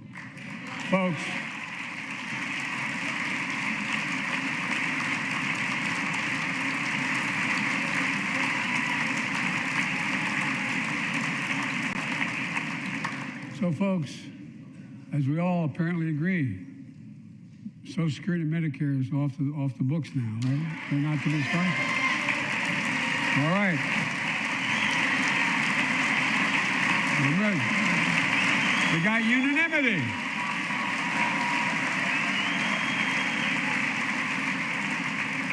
Social Security and Medicare are a lifeline for millions of seniors. Americans have to pay into them from the very first paycheck they started. So tonight, let's all agree, and we apparently are. Let's stand up for seniors.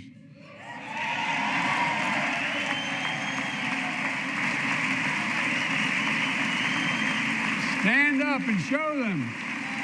We'll not cut Social Security. We will not cut Medicare. Those benefits belong to the American people. They earned it. And if anyone tries to cut Social Security, which apparently no one's going to do, and if anyone tries to cut Medicare, I'll stop them. I'll veto it. And look, I'm not going to allow them to take away be taken away. Not today, not tomorrow, not ever. But apparently it's not going to be a problem. Next month, when I offer my fiscal plan, I ask my Republican friends to lay down their plan as well. I really mean it. Let's sit down together and discuss our mutual plans together. Let's do that.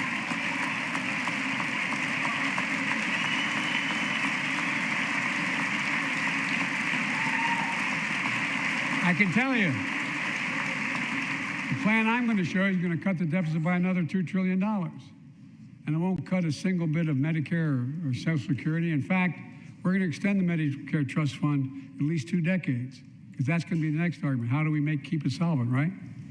Well, we'll not raise tax on anyone making under 400 grand, but we'll pay for it the way we talked about tonight, by making sure that the wealthy and big corporations pay their fair share.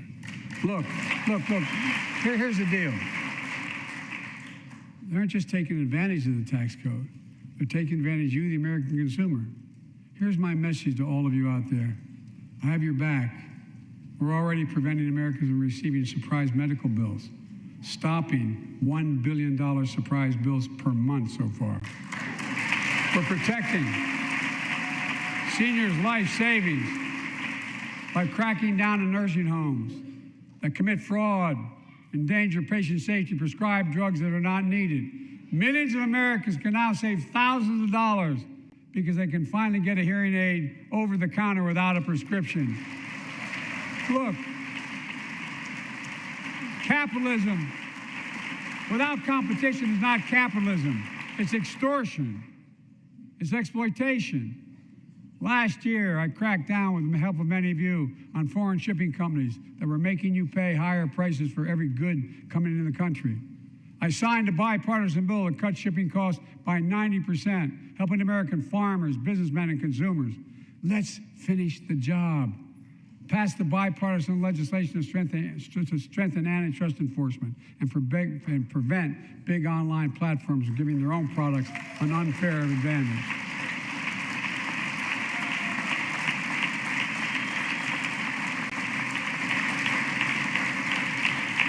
My administration is also taking on junk fees, those hidden surcharges too many companies use to make you pay more. For example, we're making airlines show you the full ticket price up front, refund your money if your flight is canceled or delayed. We've reduced exorbitant bank overdrafts by saving consumers more than $1 billion a year. We're cutting credit card late fees by 75%, from $30 to $8. Look, junk fees may not matter to the very wealthy, but they matter to most other folks in homes like the one I grew up in, like many of you did. They add up to hundreds of dollars a month. They make it harder for you to pay your bills or afford that family trip. I know how unfair it feels when a company overcharges you and gets away with it. Not anymore. We've written a bill to stop it all. It's called the Junk Fee Prevention Act. We're going to ban surprise resort fees that hotels charge on your bill. Those fees can cost you up to $90 a night at hotels that aren't even resorts. The idea that cable, internet, and cell phone companies can charge you $200 or more if you decide to switch to another provider. Give me a break. We can stop service fees on tickets to concerts and sporting events and make companies disclose all the fees up front. And we'll prohibit airlines from charging $50 round trip for a family just to be able to sit together. Baggage fees are bad enough. Airlines can't treat your child like a piece of baggage. Americans are tired of being. We're tired of being played for suckers. So pass the Junk Fee Prevention Act so companies stop ripping us off. For too long, workers have been getting stiffed, but not anymore. We're beginning to restore the dignity of work. For example, I should have known this, but I didn't until 2 years ago. 30 million workers have to sign non-compete agreements for the jobs they take. 30 million. So a cashier at a burger place can't walk across town and take the same job at another burger place and make a few bucks more. It just changed. But they just changed it because we exposed it. That was part of the deal, guys. Look it up. But not anymore. We're banning those agreements, so companies have to compete for workers and pay them what they're worth.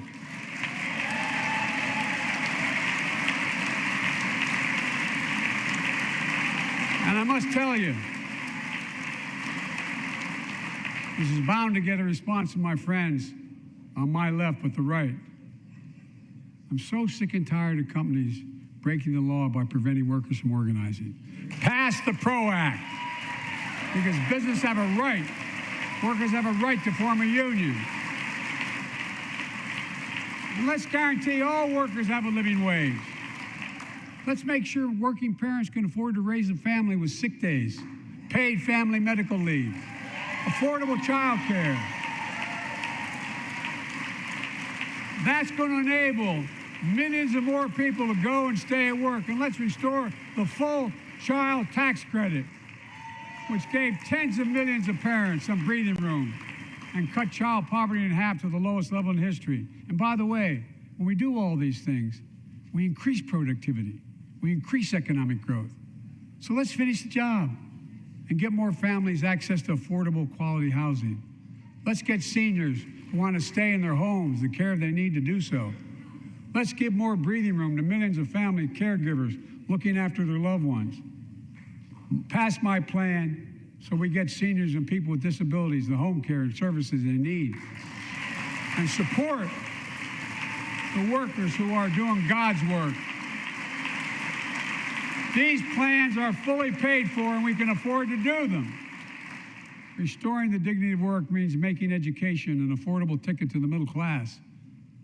You know, when we made public education, 12 years of it universal in the last century, we made the best educated, best paid, we became the best educated, best paid nation in the world. But the rest of the world's caught up. It's caught up. Jill, my wife, who teaches full time, has an expression. I hope I get it right, kid. Any nation that out-educates us is going to out-compete us. Any nation that out-educates is going to out-compete us.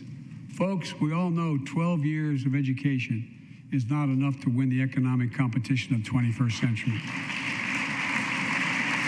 If we want to have the best educated workforce, let's finish the job by providing access to preschool for 3 and 4 years old. Studies show that children who go to preschool are nearly 50% more likely to finish high school and go on to earn a 2 or 4 year degree, no matter their background they came from. Let's give public school teachers a raise.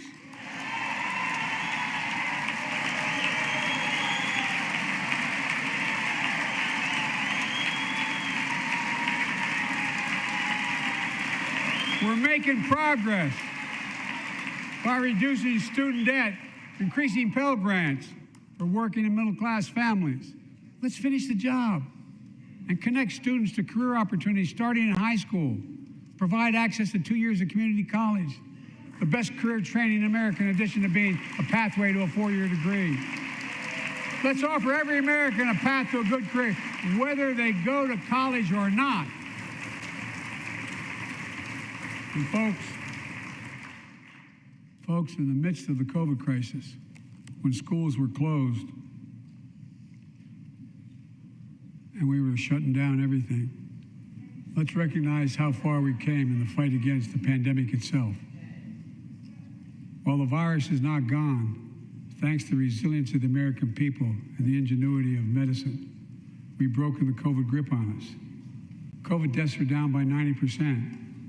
We've saved millions of lives and opened up our country. We opened our country back up. And soon we'll end the public health emergency. But that's called a public health emergency. But we'll remember the toll and pain that's never going to go away. More than 1 million Americans lost their lives to COVID. 1 million.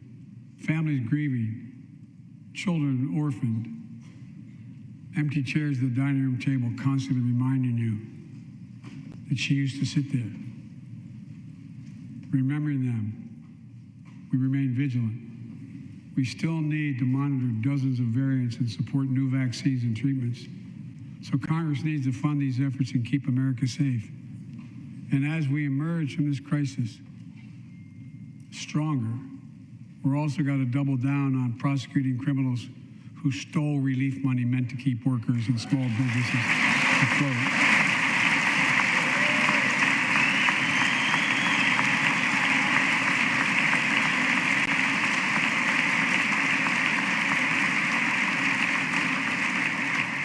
Before I came to office, you remember, during that campaign, the big issue was about inspector generals who would protect taxpayers' dollars who were sidelined. They were fired. Many people said we don't need them. And fraud became rampant. Last year, I told you the watchdogs are back. Since then, we've recovered billions of taxpayers' dollars. Now let's triple the anti-fraud strike force going after these criminals, double the statute of limitations on these crimes, and crack down on identity fraud by criminal syndicates stealing billions of dollars from the American people. And the data shows that for every dollar we put into fighting fraud, the taxpayers get back at least 10 times as much. It matters. It matters. Look, COVID left its scars, like the spike in violent crime in 2020, the first year of the pandemic. We have an obligation to make sure all people are safe. Public safety depends on public trust, as all of us know. But too often that trust is violated. Joining us tonight are the parents of Tyree Nichols. Welcome.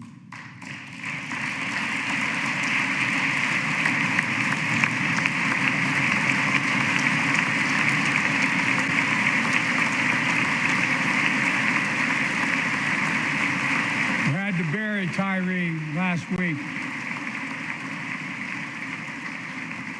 As many of you personally know, there's no words to describe the heartache or grief of losing a child. But imagine if you lost that child at the hands of the law.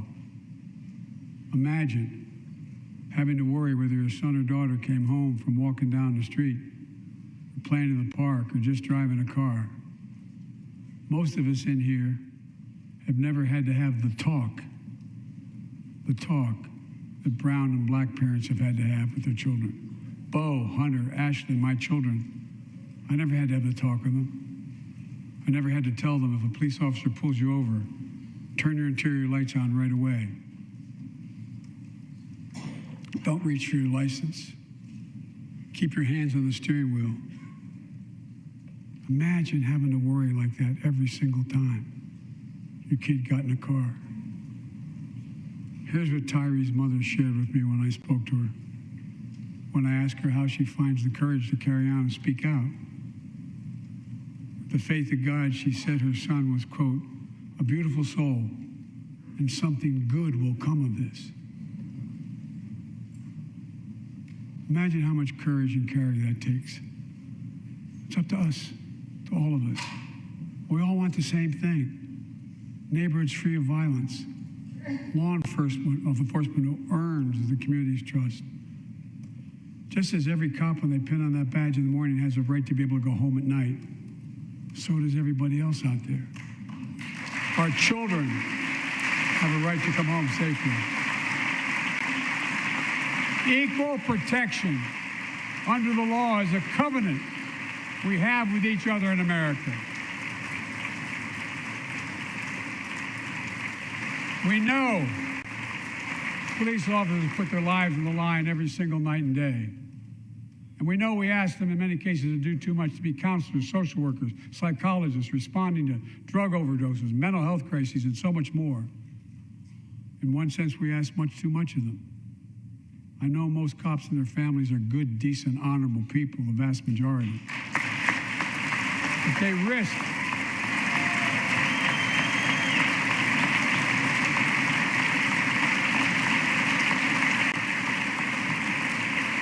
and they risk their lives every time they put that shield on.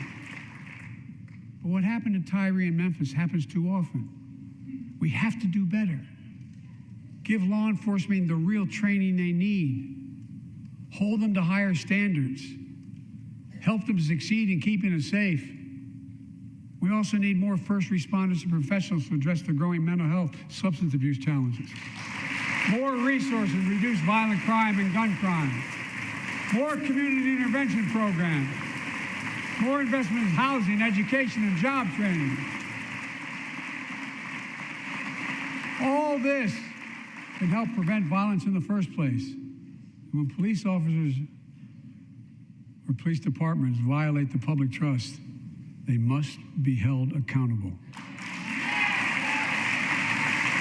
With the support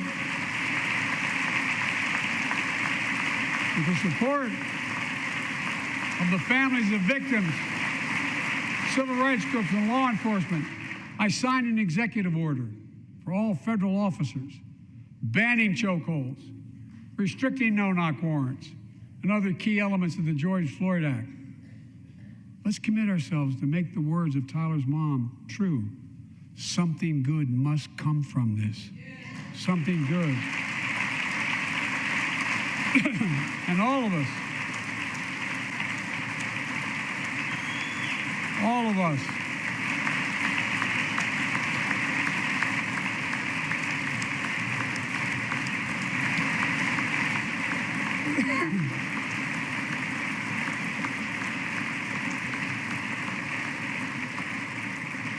folks, it's difficult, but it's simple. All of us in this chamber, we need to rise to this moment. We can't turn away. Let's do what we know in our hearts that we need to do. Let's come together to finish the job on police reform. Do something. Do something. That was the plea of parents who lost their children in Uvalde. I met with every one of them. Do something about gun violence. Thank God. Thank God we did. Passing the most sweeping gun safety law in 3 decades. That includes things like that the majority of responsible gun owners already support. Enhanced background checks for 18 to 21 years old. Red flag laws, keeping guns out of the hands of people who are a danger to themselves and others. But we know our work is not done.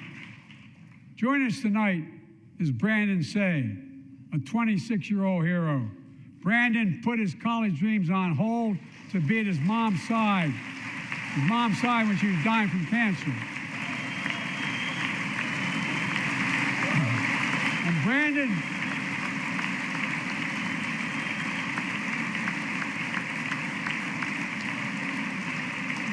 now works at the dance studio started by his grandparents.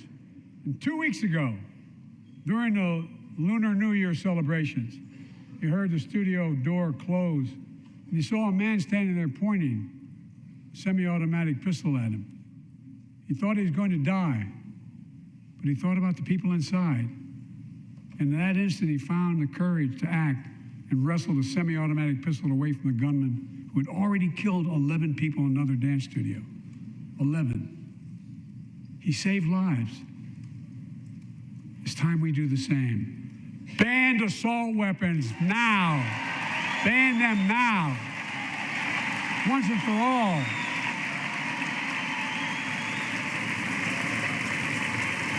I led the fight to do that in 1994. In 10 years, that ban was law and mass shootings went down. After we let it expire in the Republican administration, mass shootings tripled. Let's finish the job and ban these assault weapons. And let's also come together on immigration. Make it a bipartisan issue once again.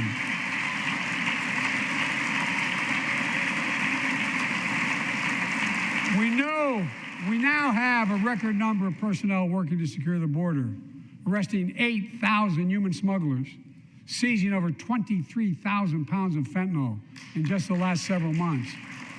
We've launched a new border plan last month. Unlawful migration from Cuba, Haiti, Nicaragua, and Venezuela has come down 97% as a consequence of that. But American border problems won't be fixed until Congress acts. If we don't pass my comprehensive immigration reform, at least pass my plan to provide the equipment and officers to secure the border.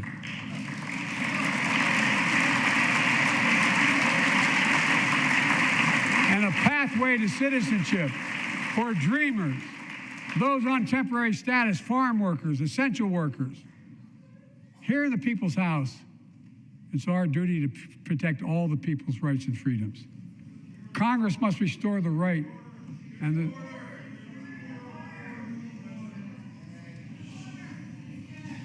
Congress must restore the right that was taken away in Roe v. Wade and protect Roe v. Wade.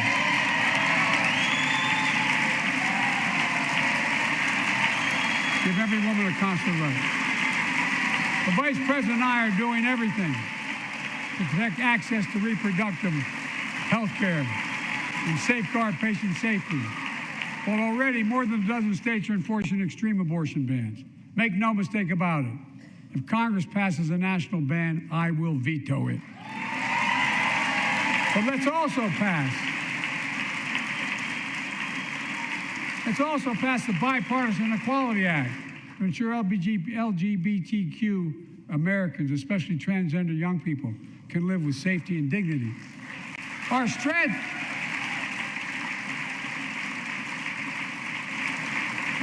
is not just the example of our power, but the power of our example. Let's remember the world's watching. I spoke in this chamber 1 year ago, just days after Vladimir Putin unleashed his brutal attack against Ukraine. A murderous assault, evoking images of death and destruction Europe suffered in World War II. Putin's invasion has been a test for the ages, a test for America, a test for the world. Would we stand for the most basic of principles? Would we stand for sovereignty? Would we stand for the right of people to live free of tyranny? Would we stand for the defense of democracy? For such defense matters to us because it keeps peace and prevents open season on would-be aggressors and threatens our prosperity. 1 year later, we know the answer. Yes, we would, and we did. We did. And together, we did what America always does at our best. We led. We united NATO. We built a global coalition. We stood against Putin's aggression. We stood with the Ukrainian people. Tonight, we're once again joined by Ukrainian's ambassador to the United States. She represents not just her nation, but the courage of her people. Our ambassador is here, united. We're united in our support of your country. Will you stand so we can all take a look at you? Thank you.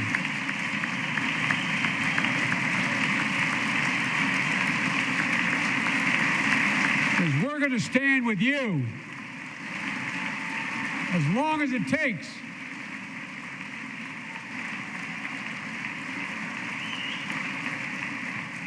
Our nation is working for more freedom, more dignity, more peace, not just in Europe, but everywhere. Before I came to office, the story was about how the People's Republic of China was increasing its power and America was failing in the world. Not anymore. We made clear, and I made in my personal conversations, which have been many, with President Xi, that we seek competition, not conflict. But I will make no apologies that we're investing to make America stronger.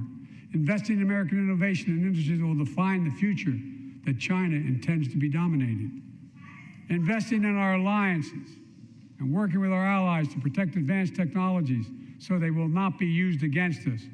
Modernizing our military to safeguard stability and deter aggression. Today, we're in the strongest position in decades to compete with China or anyone else in the world. Anyone else in the world. And I'm committed.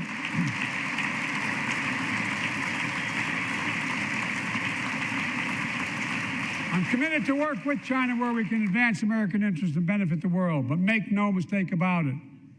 As we made clear last week, if China threatens our sovereignty, we will act to protect our country, and we did.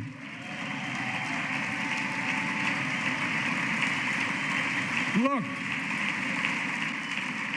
let's be clear. Winning the competition should unite all of us. We face serious challenges across the world.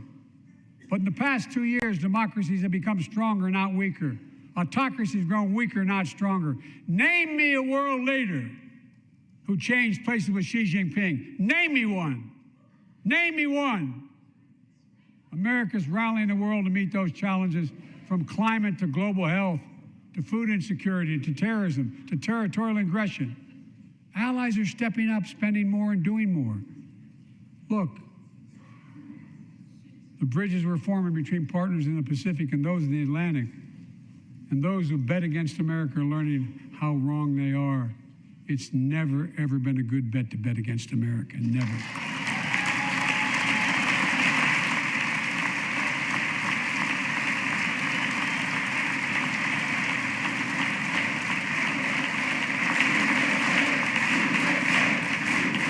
Well, when I came to office, most assured that bipartisanship assumed was impossible, but never believed it. That's why a year ago I offered a unity agenda to the nation as I stood here. We made real progress together. We passed a law making it easy for doctors to prescribe effective treatments for opioid addiction. We passed the gun safety law, making historic investments in mental health. We launched the ARPA-H drive for breakthrough in the fights against cancer, Alzheimer's, and diabetes, and so much more.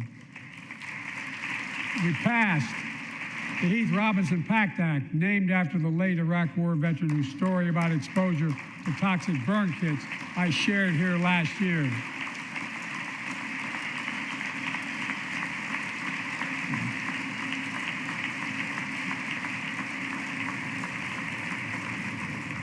I understand something about those burn pits, but there's so much more to do.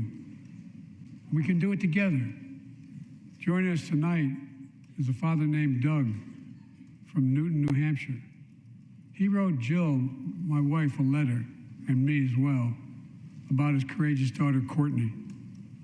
A contagious laugh, his sister's best friend, her sister's best friend. He shared a story all too familiar to millions of Americans and many of you in the audience. Courtney discovered pills in high school.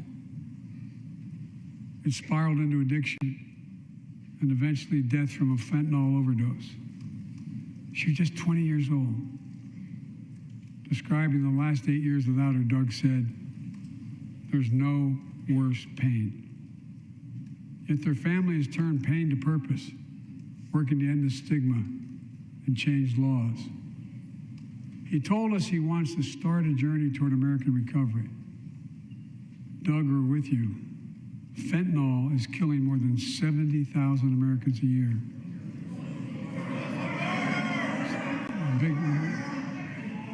You got it.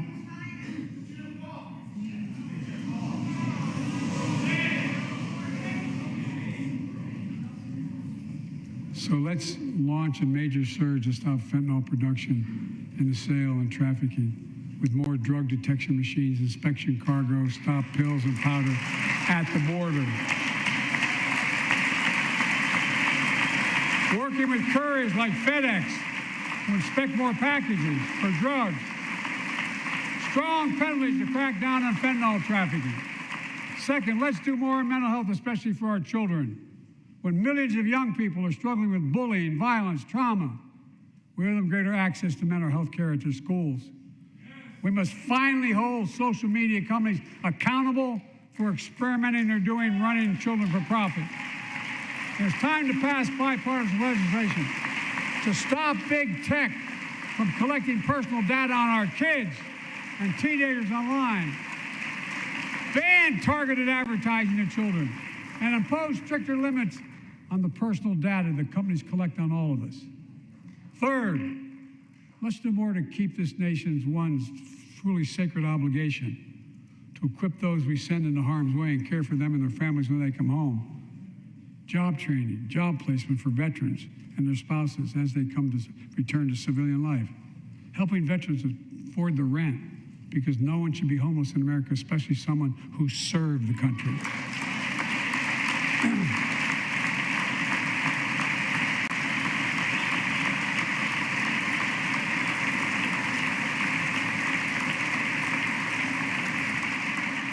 Dennis McDonough is here of the VA. We had a first real discussion when I asked him to take the job. I'm glad he did. We were losing up to 25 veterans a day on suicide. Now we're losing 17 a day to the silent scourge of suicide. 17 veterans a day are committing suicide. More than all the people being killed in the wars. Folks, VA is doing everything it can, including expanding mental health screening, proven programs that recruits veterans to help other veterans understand what they're going through, get them the help they need. We got to do more. And fourth, last year, Jill and I reignited the cancer moonshot that I was able to start with President Obama asked me to lead our administration on this issue. Our goal is to cut the cancer death rates at least by 50% in the next 25 years. Turn more cancers from death sentences to treatable diseases. Provide more support for patients and their families. It's personal to so many of us in this audience. Joining us are Morris and Candice, an Irishman and the daughter of immigrants from Panama. They met and fell in love in New York City and got married in the same chapel Jill and I got married in New York City. Kindred spirits. He wrote us a letter about his little daughter, Ava, and I saw her just before I came over. She was just a year old when she was diagnosed with rare kidney disease, cancer. After 26 blood transfusions, 11 rounds of radiation, 8 rounds of chemo, 1 kidney removed, giving a 5% survival rate. He wrote how in the darkest moments he thought, if she goes, I can't stay. Many of you have been through that as well. Jill and I understand that like so many of you. And he read Jill's book describing our family's cancer journey and how we tried to steal moments of joy where we could with Bo. For them, that glimmer of joy was the half smile of their baby girl. It meant everything to them. They never gave up hope. Little Ava never gave up hope. She turns 4 next month. They just found out Ava's beating the odds, is on her way to being cured of cancer. And she's watching from the White House tonight, and she's not asleep already. For the lives we can save.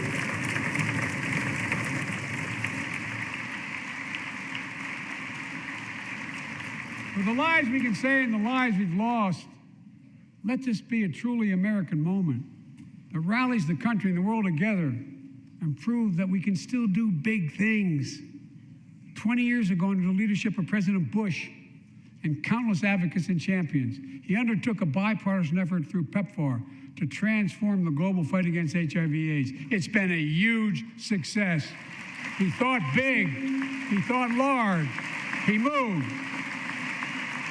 I believe we can do the same thing with cancer.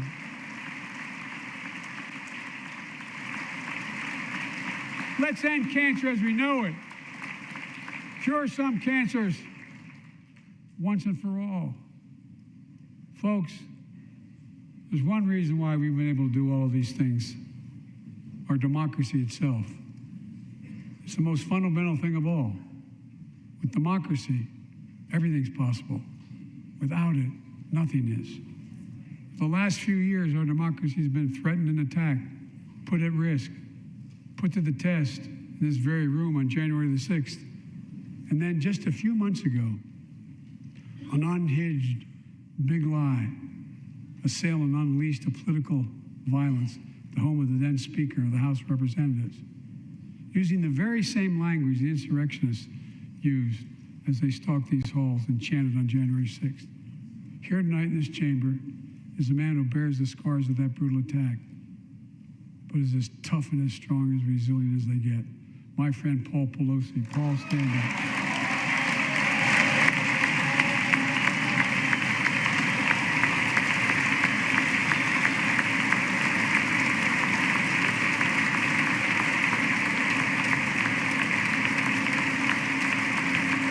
But such a heinous act should have never happened. We must all speak out. There's no place for political violence in America. We have to protect the right to vote, not suppress the fundamental right. honor the results of our elections, not subvert the will of the people. We have to uphold the rule of law and restore trust in our institutions of democracy. And we must give hate and extremism in any form no safe harbor.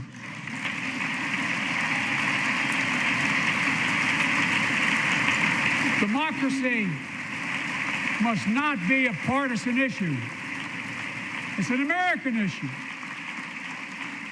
Every generation of Americans has faced a moment where they have been called to protect our democracy, defend it, stand up for it. And this is our moment. My fellow Americans, we meet tonight at an inflection point, one of those moments that only a few generations ever face, where the direction we now take is going to decide the course of this nation for decades to come. We're not bystanders of history. We're not powerless before the forces that confront us. It's within our power of we, the people. We're facing the test of our time.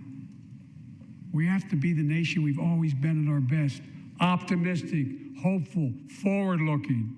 A nation that embraces light over dark, hope over fear, unity over division, stability over chaos. We have to see each other not as enemies, but as fellow Americans. We're good people. The only nation in the world built on an idea, the only one.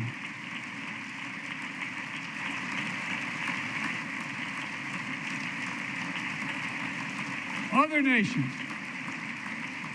are defined by geography, ethnicity, but we're the only nation based on an idea that all of us, every one of us, is created equal in the image of God. A nation that stands as a beacon to the world. A nation in a new age of possibilities. So I've come to fulfill my constitutional obligation to report in the State of the Union. And here's my report. Because the soul of this nation is strong, because the backbone of this nation is strong, because the people of this nation are strong, the State of the Union is strong.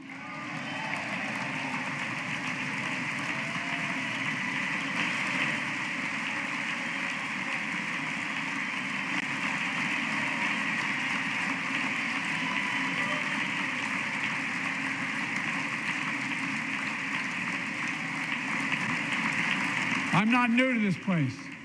I stand here tonight having served as long as about any one of you have ever served here. But I've never been more optimistic about our future, about the future of America. We just have to remember who we are. We're the United States of America, and there's nothing beyond our capacity if we do it together. God bless you all, and may God protect our troops. Thank you.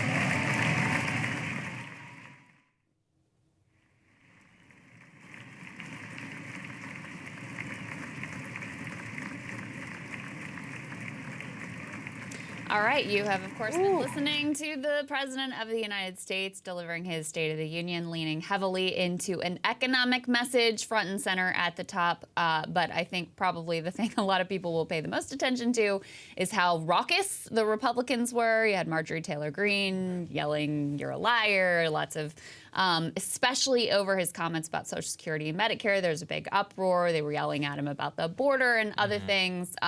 Kyle, let me go to you. First of all, what were your sort of big takeaways, big impressions? Jeez. Well, I like the fact that most of the speech was economic and the early part was economic. I feel like that, you know, if you lean into that, that's positive and that'll get a good reaction, I think. But obviously, yeah, the bigger story is how, I'll go with the word annoying, how annoying the room was, and I'm very curious to throw it to you guys. I don't know if it's just because I'm getting old. I don't know if it's because I'm tired and it's past my bedtime, but every single time somebody chirped up, I was like, shut up.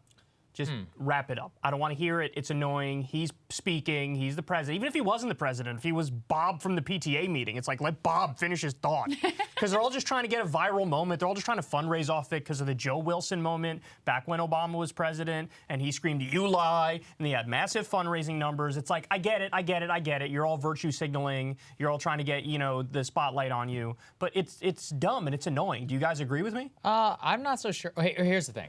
In terms of my objective subjective feelings about, or in terms of my personal feelings about it, I'm indifferent. If anything, I actually do kind of enjoy it just because I like the idea of a raucous House of Representatives. That said, look, if it's all fake and it's all a stage, then these people are going to have to play their part, right? You pointed to that. Marjorie knows exactly what she's doing. She's absolutely going to raise a lot of money. But I would even step back. I don't think that was the biggest story that's going to come out of that. It might be a 24-hour thing, and some people will be like, oh, my God, my norms. Guys, the biggest story, the takeaway, is whenever he was confronting them directly on Medicare and Social Security. I mean, in terms of in terms of what we will be talking about probably for weeks now, that moment is going to get replayed over and over again when he's like, okay, are we all agreed here? Oh, so you agree with me, so it's not going to be a problem. Stand up if you agree with me. That was actually, look, I'll give the man credit. That was the best absolute part of the speech. It was the only part where he went off script and it did actually work for him. Yeah. There were a couple where what did he say?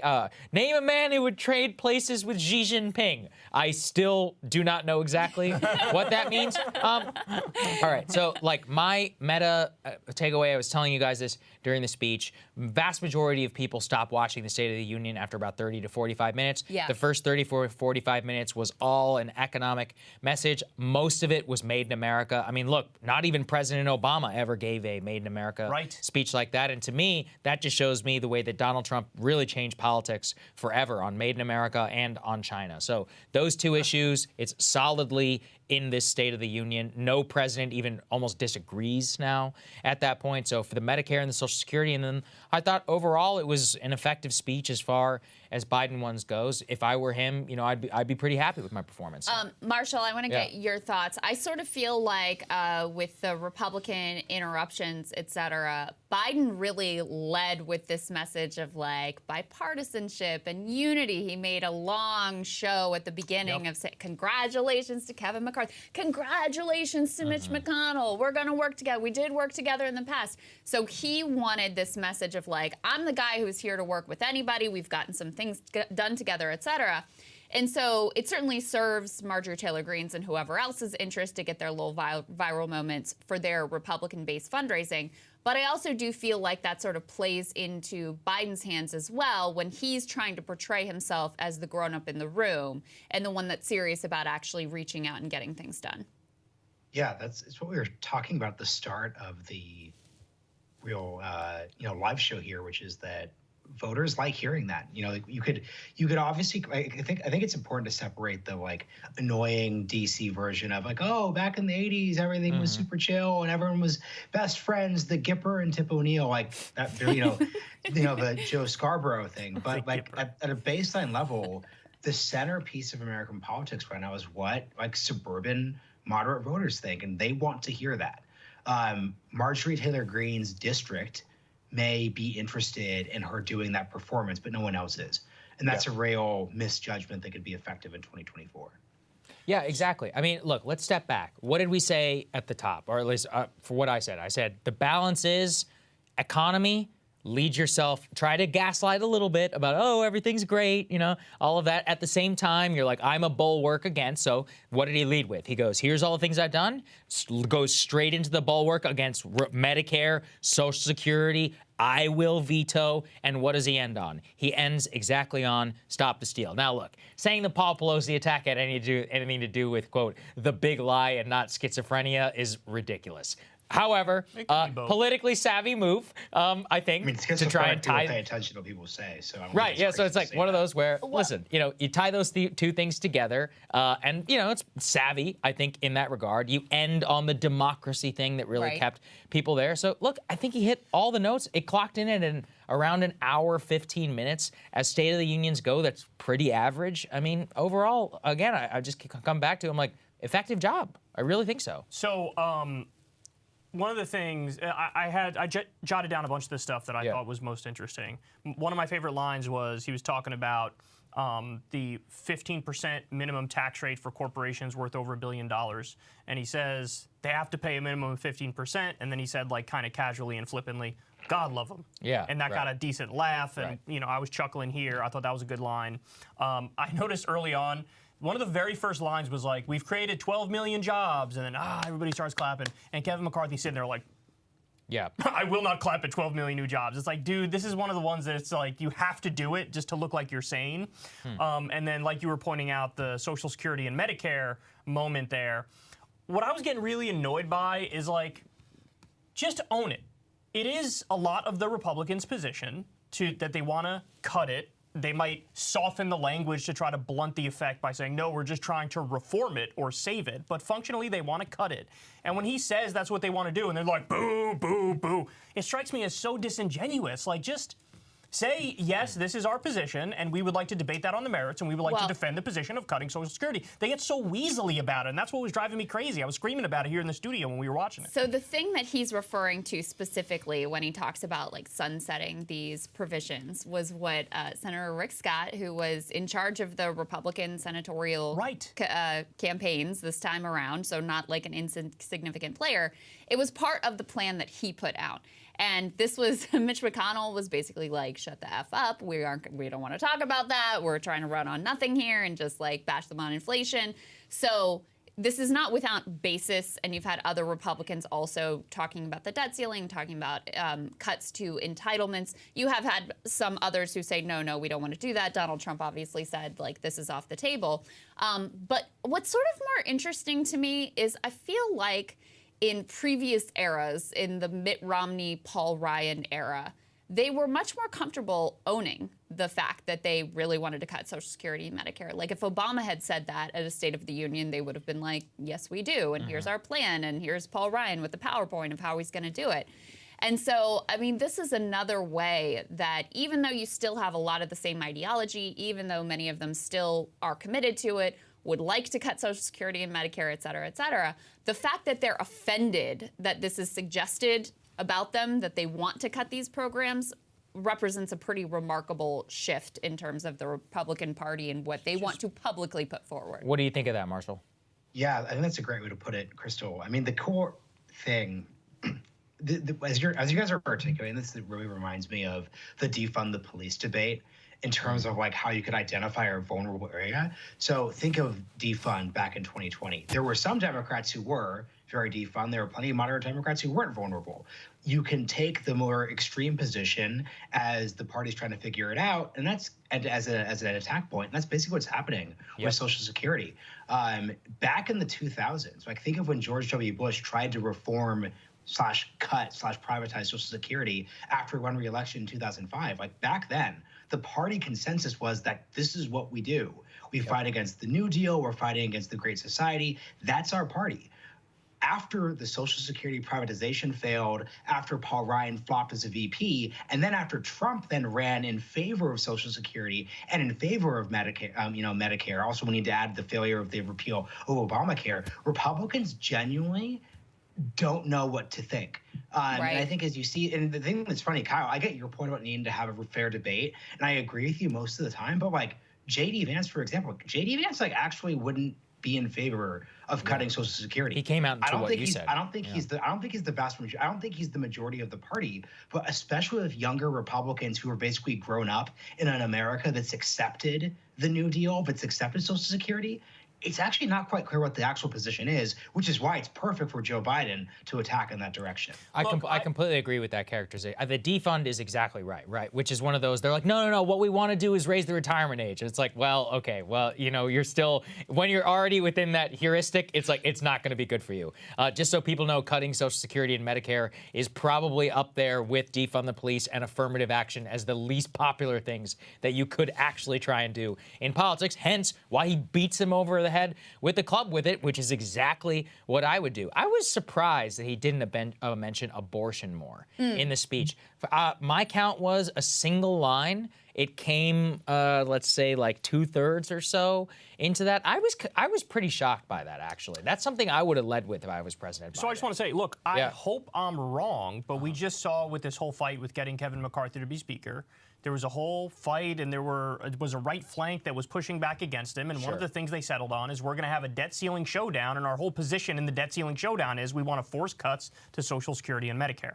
So I think the overwhelming majority of the party is going to be on board with that. Now, whether or not, I hope Biden is telling the truth when he's like, I'm not going to do some sort of grand bargain. I'm not going to cut it at all. But I think the predominant position in the Republican Party is let's cut it. Well, I'm not so sure because remember, there's only 17 people, right, who tried to extract that. Those are like the Tea Party, Freedom Caucus diehards. Look, the majority, I genuinely have no idea. I do not know. If you were to ask me my gut feeling, I think most of them would say what I said, something around like they want to raise the retirement age. But of course, we don't. But that's cutting. That's the cutting. No. Yeah. I agree with you. What I'm saying is like that is what I think most of them. They don't want their position to be characterized as cutting Social Security and Medicare. Disingenuous. And that's different. Like, that's the line they're going to go with. Right. But that is, even just them not wanting their position to be characterized that way is very different. Oh, and of course, the fact that, I mean, Joe Biden was part of the Obama administration that actually put a deal on the table that would have cut Social Security. And now and he, over the course of his career, a number of times talked about cutting Social Security. So it does show you the way that the politics around this issue have clearly shifted. Now, one thing I think that's really important to say is that in terms of the big money institutions within the Republican Party, like the think tanks and, the Koch industry, the Koch network, they still are very much looking for every opportunity they can possibly find to cut these programs, and that matters a lot. I think they want to have their cake and eat it too. They want to like piss on people and say it's raining. So they want to do the debt ceiling thing, force the cuts, and then go, we're not, we're just reforming it, we're saving it. So that's their game. That's what their game has been for a long time. So I think that's the goal. It's not like they're actually becoming more moderate on it because they're afraid to acknowledge what their actual position is. They recognize how toxic and terrible the politics are for them. They recognize that they cannot be out and out being like, yes, we want to cut Social Security, because they have realized that that is devastating for them. I want to pick up, Sagar, on what you were saying, because that was something I noted too. In advance, you were saying like, okay, here's the formula. Yes, economics, but clearly the Stop the Steal stuff and January 6th and abortion, like that's what won the midterm. So he's going to lean into that. He really didn't. He closed with democracy. Yep. He closed with January 6th. Paul Pelosi with abortion was also in the latter part of the speech. But the part that really counts in terms of what they're, focused on and what the message they want to take away, it really was loaded up with economics. And I was also surprised that you had very little mention of abortion ultimately in this speech. I mean, the two themes that he leaned into very heavily to start with was this idea of like, I'm the guy who can work with anyone, bipartisanship, let's get things done for the American people, and then laying out the case of what he thinks he's delivered and what he still wants to do. Now, one challenge for him is the fact that we were looking at a poll before the speech. Very few people say they feel like they've been impacted by the Biden agenda. So, whereas I think if you're overselling the economy and the rosy picture of the economy, you're going to have a hard time. There probably is some benefit you can get just from selling, here's the things we did, and going down the list and trying to persuade people that, no, actually, we have been doing some stuff. What do you think, Marshall? Yeah, I think it's, I just want to go back to a quick thing you said about the lack of focus on the abortion and the democracy thing. Like maybe, I think this kind of goes to my early comment about how I'd be curious about Joe Biden's like political analysis here.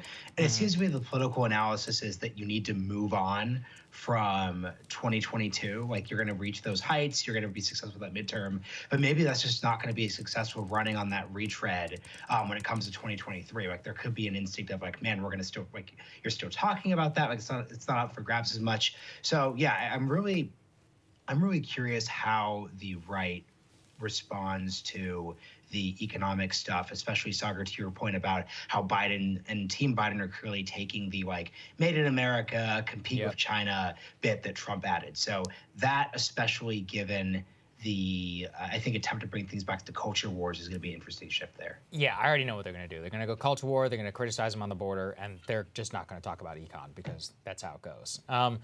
Anyway, Kyle, let's get our last thoughts from you before we bring in Ryan and Emily. Sure, yeah. So I wanted to point out the fentanyl line from Biden. So he's over there talking about fentanyl, and you have Marjorie Taylor Greene and others that start screaming at him. And I heard somebody say China. Yes. And then somebody say, like, it's your fault or something like that? To be fair, the vast majority of the fentanyl comes from China. So that's okay, I know, I understand that. But I always get super triggered over this because I feel like the approach from many people is just brain dead. Because Crystal and I have talked about this.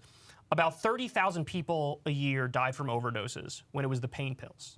Then we cracked down on the pain pills with all the good intentions in the world, and then people went to the black market and they got heroin. Some of that heroin was laced with fentanyl, and now we have about 100,000 people dying every year. So it's this like the tyranny of good intentions in a sense, because if I were to tell somebody like Marjorie Taylor Greene, like, hey man, we need to legalize, tax, and regulate drugs in order to get past this whole fentanyl crisis, she'd be like, you're insane. That would add to the problem.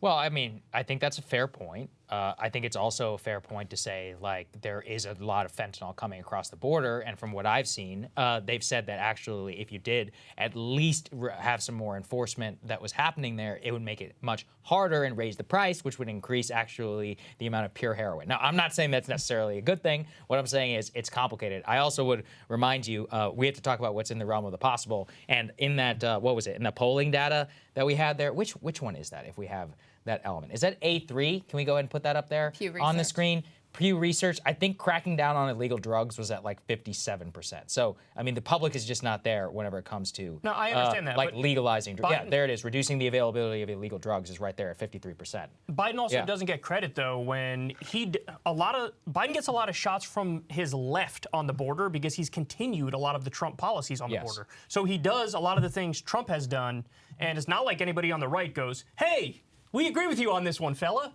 Well, they you're just talking act like about he's not doing it. They act like he's in favor of open borders or something. Well, you're talking about migrants, and to be fair, his administration has tried to end a majority of those policies in court, and it's only after they weren't able to end those administration policies in court that they ended up keeping them. So actually, I think that's they not only kept them, they expanded them. Well, then they expanded them. After they tried to kill it in the court, then they decided. And also, there has been a lot of fentanyl seizures at the border. There's been a number of them. There's been some. I mean, they're also the idea that he's like not trying to see. My point is, look, we can keep going round and round in circles trying to do the same policy that's not working, or we can do the actual solution. But she's not interested in a real solution. She's interested in yelling at Biden in the middle of a speech when he's talking about a very serious issue like fentanyl. I don't think he needs to get serious on it, and she needs to get serious on it too. I don't think anyone on this stream has claimed Marjorie is interested in a real solution. And neither is Biden. Neither is Biden. Difference maker. It's just like she's also, there. We perhaps can close this out with something that will unify us in the spirit of what Joe Biden wanted to bring, which is both Kyrsten Sinema and Marjorie Taylor Greene apparently dressed like it was the Hunger Games. Yes. What is going on? Kyrsten Sinema wearing some yellow Big Bird ass looking thing. People all kinds of memes, and Marjorie Taylor Greene in some white fur. Yeah, she looks like from Lion the Witch in the fucking wardrobe. I mean, look, I'm gonna break my cursing thing. This is driving me insane. What the fuck is going on? Like, Kyrsten Sinema literally is dressing like she's going to the goddamn Met Gala after presiding over the Senate in a T-shirt with a heart on it. She is solely responsible for breaking a lot of the female dress code that is there, and I blame her for Marjorie looking like she's literally in the Hunger Games or Lion the Witch. I am losing my goddamn mind over here over the collapse of dress code. Go ahead, Marshall. What'd you say? If we're gonna rank, I think we have to say George Santos' orange tie isn't great. Yes. I think Marjorie. Let me put it this way. I think Marjorie is more compelling than Kyrsten Sinema is. Yes. Let me put it this way. Like, if Marjorie showed up in yoga pants and a T-shirt and you met her at a coffee shop, she would still have a lot of main character energy to her. I clearly think Kyrsten Sinema is someone who accessorizes to make up for the fact that she's just bleh. So boring. I think that's insightful. Well said. Insightful commentary. Okay, everybody stick with us. Just give us 5 minutes. We're going to switch the chairs out. We're going to have Ryan and Emily in here. Thank you all so much for your support. Control room, let's throw the graphic up there, and we'll start Marshall the and transition Kyle, process. thanks, guys. Marshall, Kyle, you guys Thanks, did a fantastic job. Thanks for listening.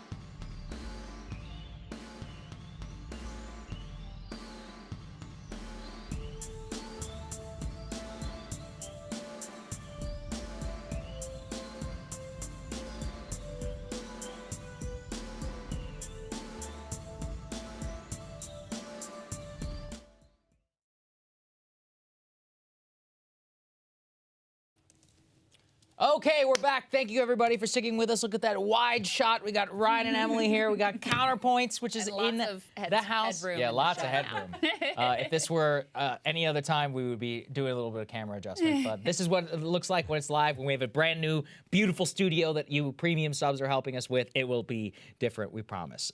Okay, so people have heard us talk a little bit now. Ryan, Emily, you guys watch the speech with us. What do you guys think? Ryan, you go first. All right. I mean, the thing that's most important to me about this is that it is the launch of his presidential campaign. Yep. Right. Yep. So you're really not going to make a whole lot of policy, and you're not going to make a lot of, you're not going to move the needle on public opinion and really on the ground or in the room, except for that Medicare thing and so Medicare and Social Security thing, which was absolutely remarkable. And we want to talk more about that in a minute.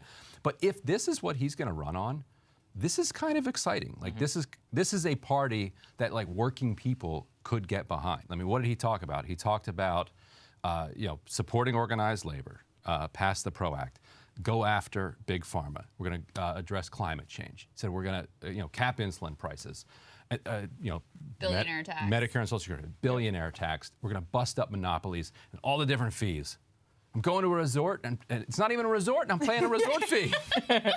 But that seemed very personal. He stays at his friend's house. That was for clearly free. personal. That's how I don't. Yes, He's never encountered and his this tax. friend charged him a resort fee. Good point. But so so you can and he's going for the identity theft and some funny stuff like that. Like people are getting to him. Yeah. But in general, that's a platform that people could get behind. It's strange. It was a lot of Matt Stoller was very excited because he's talking about antitrust. What was it? First president? The first president since 1979 to mention antitrust. To mention antitrust. You're talking about industrial policy. You're talking about making pharma, things in America. Making things in America. And then, I mean, I'm not big on this whole squishy, like, bipartisan comedy, whatever. But there are a lot of people who are really into that. That's a very normie sentiment of, like, why can't we all just come together and get some things done? And what I said earlier, Emily, and I want to get your thoughts on the whole thing, though, is I think the fact that you had this sort of ugly raucousness from the Republicans in there really did kind of play into Biden's hands of looking like the grown-up in the room. He looked in control too. He was almost like engaging with the crowd. He let them finish. He wasn't heckling them back. He let them finish. So I think optically that's 100% correct. That did not work in the way that, let's say, Marjorie Taylor Greene or whomever else was involved in it wanted it to work. That said, to Ryan's point, and actually Kyle made this point too, he gave a speech that was so front-loaded on economics, and that's really smart. If you're Biden's speechwriters, you should be really happy with how this turned out. He's sort of checking down, going through the laundry list, and fleshing out, actually, not just listing off, but fleshing out things like infrastructure, things like the CHIPS Act. Now, to the bipartisanship point, I think that's a fascinating point because it works with people until the country stops working. Yep. Because he had a line earlier where he talked about basically decades of hollowing out the middle class. Who was in the Senate? Who was the senator from MasterCard with identity theft? For decades I brought that up. hollowing I agree. out the middle class. I mean, it's just like, so that's a real problem for Biden. And I think he has never had a real answer to confronting it head on politically. Right. But tacking in that direction, it's not just good news for Democrats, it's good news for the country that Republicans, at least optically, were so vehemently offended by what Joe Biden said with Social Security and Medicare, because they said, Kevin McCarthy gave his whole speech last night, it's off the table, it's off the table. That's good news for the country because it tells you where the Overton window is. You know what's funny? I'm monitoring the professional press corps. What are they all talking about? Decorum in the House. I'm like, who cares about the decorum? Like, look, I'm not saying it isn't a thing, but Social Security, people, Medicare, that is going to define the next couple of months of our politics. It's driving me nuts. And like, that was the first thing I zeroed in on. I was like, man, that's a big moment. That is going to be every ad, the Biden ad, the launch. I'm the one who protected it. I will veto the bill. Crystal picking up on the fact that Republicans are not willing to go there. Yet this also puts Trump on the back foot where he's like, no, they're lying that we don't want to cut Social Security, but he doesn't have a unified coalition. I'm like, this is it. This is the whole ball game, Ryan. So what else do you want to dig into on that? And for decades on the left, there's been this internal argument. Do you work within the Democratic Party to try to make the Democratic Party a better thing, or do you work outside it, you start a third party and try to pressure them from there? As the working class is kind of being divided by between the two parties here, a kind of new answer is emerging, which is that you actually work within both parties. And Joe Biden did that tonight. Like, I've never seen a speech like that kind of change the negotiating table, change the game in the way it did. Before this speech, Republicans had their game plan for when it came to the debt ceiling crisis. You know, they're going to hold it hostage. They're going to force Biden to the table. They're going to get some cuts, and then they're going to agree to it the same way that they jammed Biden up 10 years ago. They come out of this speech with nothing left. Right. Like, so, what are they? Okay, well, now what are you going to do? You're not cutting military spending because you're Republicans. Right. Now you can't cut Social Security and Medicare because you just told the whole country that he's a liar and that you would never do such a thing. So you're left with the EPA and like NOAA, and the BLM. They can cut BLM and tell their base that it's Black Lives Matter. And actually, they can trim the Bureau of Land Management. I was going to say, leave Clive Bundy alone, right? I'm just gonna, He's going to fly back for that meeting and defend his budget. Well, I do, to your point, because they obviously took great umbrage at the suggestion that they wanted to cut Social Security, Medicare. They would never do such a thing. They want to save it. They want to save it. They want to strengthen it. Right, exactly. But I mean, the numbers just don't work out. Like, the math just doesn't work out. If you're like, I want to slash the budget by this huge amount, right, which they do and which they've said publicly, but I don't want to touch Social Security, Medicaid, like, it just literally doesn't. Or the Pentagon. Or the Pentagon. If you put those together, like, it's not going to work out for you. And so that's why it is a fair hit to say to them, like, no, you want to hold the debt ceiling hostage. You want to cut these programs. You have a track record of wanting to cut these programs. Senator Rick Scott said you want to cut these programs.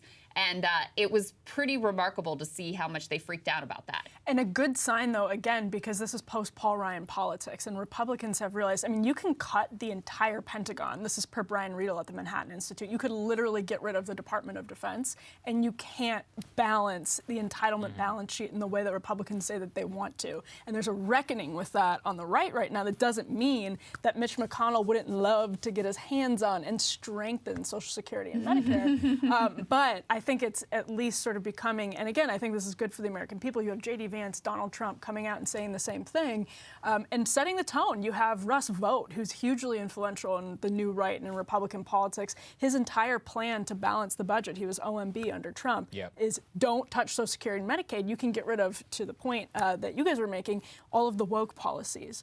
And you don't have to. You can balance the budget in 10 years without touching anything else. And just the fact that the wheels are in motion on that tells you that Republicans are like, no, we literally cannot even whisper a word about it. And if it comes out of your mouth, we are putting you in the corner. That's a really interesting point. We got Marshall and Kyle's reaction. I was curious for your guys' reaction. So right now, Sarah Huckabee Sanders is giving her rebuttal. I don't know who's watching it, but we have an excerpt, and I think the excerpt is important more so in what's not in it and what is in it and what the case of what the potential Republican pushback against this is going to be. I'll just read this again. In the radical left's America, Washington taxes you and lights your hard-earned money on fire. You get crushed with high gas prices, empty grocery shelves. Our children are taught to hate one another on account of their race, but not to love one another or our great country. And while you reap the consequences of your failure, the Biden administration seems more interested in woke fantasies than the hard reality that Americans face every day. Most Americans simply want to live their lives in freedom and peace. We are under attack in a left-wing culture war that we didn't start, and we never wanted to fight. Emily, what did you think of the strategy there to really go hard at the culture war? And to be fair, she didn't actually watch the speech before she released that excerpt. So clearly, but I mean, that's kind of how all these things work. You get a predetermined little fact sheet and all that. What do you think of that strategy? That's a really good study in contrasts, I think, because she expects Biden to come out, which is wrong. I mean, it's a good example of how Republicans are disconnected from the Biden that they're actually fighting, as opposed to the straw man. And then it's not to say that Biden isn't doing stuff in the culture war. Of course he is, sort of bureaucratically in the executive branch. That's in the DOJ, right? You know, that's not a national name. Right, and the education department and all of these things that people aren't necessarily able to follow on a single day-to-day basis. But that Sarah Huckabee Sanders comes out anticipating a Biden culture war speech, and what she gets is something like what Stoller points out, the first president to champion antitrust reform in a State of the Union since 1979. I haven't seen the full Sarah Huckabee Sanders speech yet, but man, is that going to miss the mark if Biden is out there talking about increasing manufacturing, increasing jobs, decreasing unemployment, and all of these economic metrics. She said the choice is between normal and or crazy. This is a quote I just saw from Twitter. Republicans punching at a culture war straw man is not giving people that choice very clearly. She's saying, yeah. Right. That's their problem, because Biden is the one that comes off as normal. This is. Yeah. Right, and that's why Biden's strength is in some ways his weakness. He's this like centrist all white man, and it's just not going to land. You're just not going to call him a radical wokester, and have it stick. Yeah. Didn't Jesse? It was like Jesse Waters or somebody said people just don't hate Joe Biden. Yeah. True. Yeah, It's true. It's something good for him. So on the other hand, let's go ahead and put, what is this, B3, guys, that we could put up on the screen here from the Washington Post, where you have the latest post-ABC poll, which had a lot of bad numbers for Joe Biden, says more than 6 in 10 say the president has not accomplished much, despite, they say, the passage of numerous bills, which is true. 62% of Americans say Biden has accomplished not very much or little or nothing during his presidency. Only 36% say he's accomplished a great deal or a good amount. His approval rating is low. We showed a poll earlier that has him losing to Donald Trump. Of course, a lot of polls out there, too, having losing to Ron DeSantis if DeSantis ends up being the nominee. You have a majority of Democrats, Ryan, who say, we don't want this guy to run again. We want someone else. So even as, I listen to that speech, and there's a lot in there that, I respond to. I think it's a good case he makes about what he's done, about what he might do going forward, laying out industrial policy, antitrust, pro-labor, et cetera. But there's a lot of signs the American people aren't really feeling that right now. Right, the flip side of nobody hating Joe Biden is that nobody really likes him either. Yeah. This same he's poll, just kind of I believe okay. He exists. 7% of people who said they were excited about him. Who's excited about They all work Joe at Biden? MSNBC. 7%. It's Yes. the cast of Nicole Wallace's show. Yes. That's right. The low-rated one, too. Not even the good one. Yes. If there is such a thing. Yeah. So I don't know. Yeah. Nobody's excited about him, but that's not how you govern anymore in America, and it's not necessarily how you win elections. Yeah. Like Hillary Clinton's problem was she had this small group that was really excited about her, but in general, people weren't excited about her. They thought she was qualified and most qualified, et cetera. But people intensely disliked her on the other side. Yeah. And it became a contest, if you remember in the polling at the very end, of who was the least disliked by the American public. And Biden ended up beating Trump 4 years later because he was less disliked than Trump was disliked. That's a good point. Yeah. With Trump, he has very high favorables and very high unfavorables. Nobody feels ambivalent towards Trump. Whereas with everyone's ambivalent to Biden. Everyone is basically ambivalent. He's like, he's fine. I mean, Emily, the thing I keep coming back to with Biden and his reelect is, I don't know if you remember Ron Klain after Emmanuel Macron won re-election in France, where his approval rating was total trash, right? It was like in the 30s. Yes. And he's able to win, and he won pretty easily over Marine Le Pen because people really hated her a lot. And so, Ron Klain tweets this out and was like, oh, interesting. He won re-election with a 36% approval rating or whatever. I mean, that kind of seems like the path that they are hoping for Biden. And so that's why you see, not only in this speech, he really did front load with what he's done and what he wants to do and where we are, et cetera, on the economy. But there's also quite a bit in there, which obviously Republicans got upset about the Republican plans and why they were the wrong direction. So, I mean, in some ways, I think his reelect hinges on how much people dislike the Republicans, how extreme they are, and how much they want to avoid going in that direction again. Right, and that's why it totally depends on the nominee. We've seen that show up in polling, but it's a really important point because I think American politics is lurching towards that reality for the foreseeable future period, where you have people with really low approval ratings, maybe even low favorability ratings that are just able to muster the right, cobble together the right coalition and just scrape past or get to that 50% mark or 49, whatever it is. And that's the reality I think we're facing in the country, that we're too divided to have, I think, like Ronald Reagan's re-election, where he's just trouncing absolutely everybody. This is not going to happen. Or Bill Clinton. I mean, we're not in that world anymore. And so Republicans, I think, need to realize that if they want to create this dichotomy of normal versus crazy, they need to figure out how to make that stick to Joe Biden. They need to not be the and crazy. not be crazy. Well, right. you can't. Yeah, you have to do both. Don't do the Cruella de Vil thing and stand up and yell. It's a tough one. I really don't know how they get their way out of it, because it's like I can make the case on either side. Like if I'm Ron DeSantis, look, okay, let's say Trump. We had a fun debate at our live show. What happens if Trump and DeSantis both die? But what's more likely? Let's say Trump. What's wrong with you guys? It was a fun. Honestly, it was a fun segment. I swear. Trump and DeSantis thing so many times. We're Right. like, all right. We're like, what if they both? What if they both? Said they both get arrested. My scenario was that they were both on Air Force One and Air Force One crashed. Marshall like, on had their way a good to one. Florida. They blow up the Chinese balloon over and then it Florida, falls on. and the debris takes them both out. No, Anyway. DeSantis arrested for grooming. Yeah, Santos. And then Trump, Actually, no, George Santos killed them both. Okay, so Move on. part of what we got Too much Diet Coke. from that, part of what we got from that dialogue was that they need to try and reconcile the craziness of Trump and the energy of that with the fact that they still won 6% of the national popular vote during the midterms. Like, this can be done. Joe Biden is weak. We have all of the polling data to show that. It is Trump and that wing which is dragging them down electorally. However, they hold so much power institutionally. Go ahead, Emma. Yeah, no, I think that's 100% true. And Yeah. Biden is picking up on this with his own party in a way that Republicans who have seen the culture war sort of path to victory in a Virginia or a Florida, you cannot just translate that to Sarah Huckabee Sanders going all in and having absolutely no answer to Biden's very sort of like normie, aimed square at the middle economic speech. That's like a kitchen table, real person speech. You can't just come out swinging with that kind of stuff. And Biden, for instance, he didn't say much, as you guys pointed out earlier, on abortion. He didn't say much about the border. He didn't say much about LGBTQ issues. He said we had one mention of of transgender young people. Right. But the bulk of the speech was on the economy. He didn't even talk about Ukraine that much. Yeah. It was at the bottom Yeah, third. we I noted was that shocked as by it. well. Yeah. Right. And so I think Democrats have realized, probably picked up on the number from the midterms, which the midterm narrative was one thing, but it is true. Republicans did have a decent night, not nearly what it was projected to be, but they did okay in the popular vote. So if Democrats see that, they do have a lot of culture war problems. There's just no question about it. You did a great podcast this week on Deconstructed where you sort of talked through some of this.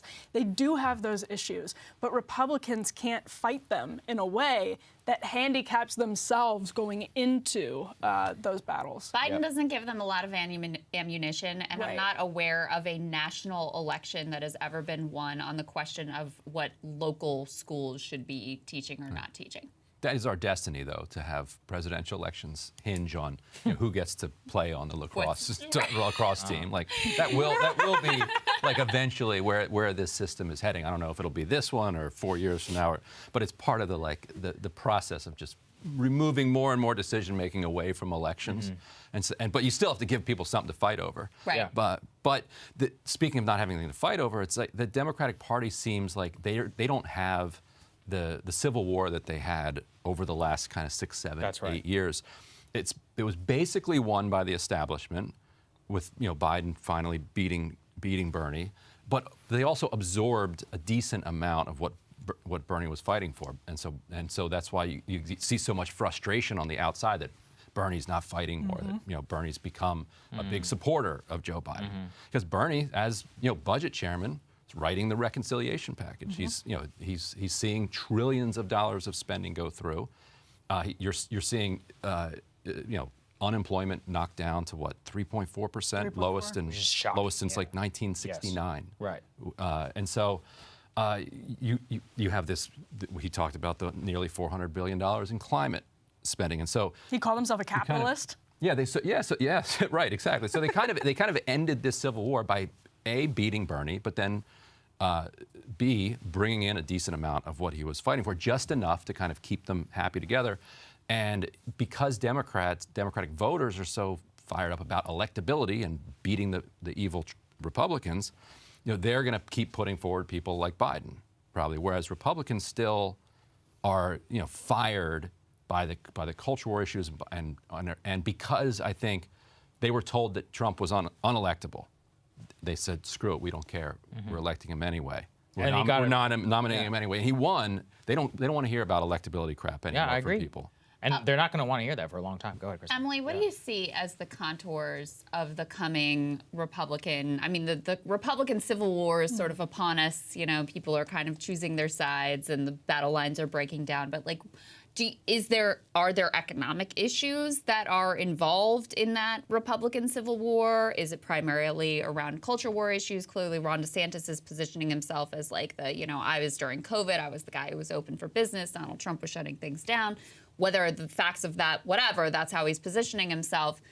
Is that going to be the key dividing line? How do you see this playing out? So it looks like Nikki Haley is going to announce formally and do a rollout next week. And that's already what I've seen some on the kind of new right talking about is like, what an embarrassment that this is just a Tea Party ghost who has not updated herself whatsoever. But then the question is, what is the substantial difference between Ron DeSantis and Nikki Haley? Because with Donald Trump, we know to some extent that it's just a mixed bag. It's the same thing with his foreign policy. You're going to get some new, some shocking new, and some of the old stuff. It depends on who wins the fight at any given moment, the tug of war at any given moment. But how substantially different is Ron DeSantis or Glenn Youngkin, Mr. P.E., Patagonia vest, going to be on that issue? And I think that's a really open question, and the primaries are going to be a place where that's sorted out because Republicans do face pressure now after Donald Trump, this is post-Paul Ryan era, not to do things to Social Security and Medicare. Like, this is a huge source of pressure on Republicans. So I think a lot of it will be hashed out in the midterms. I think it's completely up in the air now. I think anybody who says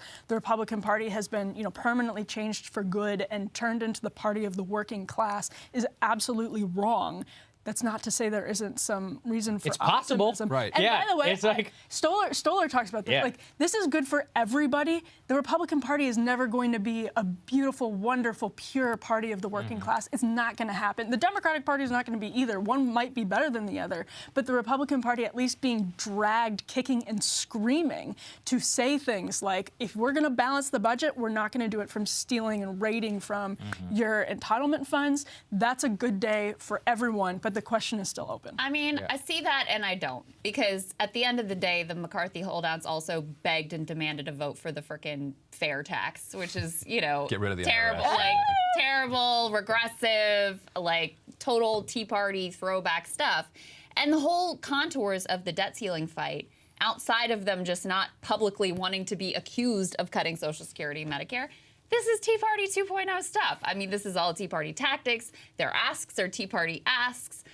So it's, when I look at something like that, I'm like, does it really change? Is it really different? Because now that Trump is sort of less clearly in command too, a lot of their talking points and their economic policy has just floated right back to that Mitt Romney, Paul Ryan era, ultimately. And I mean, it's Trump himself, his biggest accomplishment was a gigantic corporate tax cut that they all are perfectly happy with. Well, and the other thing, and you'll definitely have thoughts on this, but antitrust is a huge, and I'm actually very curious if Sarah Huckabee Sanders had a word about antitrust, because Republicans have actually made significant motions. Some of the most powerful antitrust suits have been filed by people like Ken Paxton in Texas, and the Trump administration against Google. There's some real meat on the bones. That's like one of the areas where there is actually truly a realignment, to borrow a word from Sagar and Marshall, that you can see happening.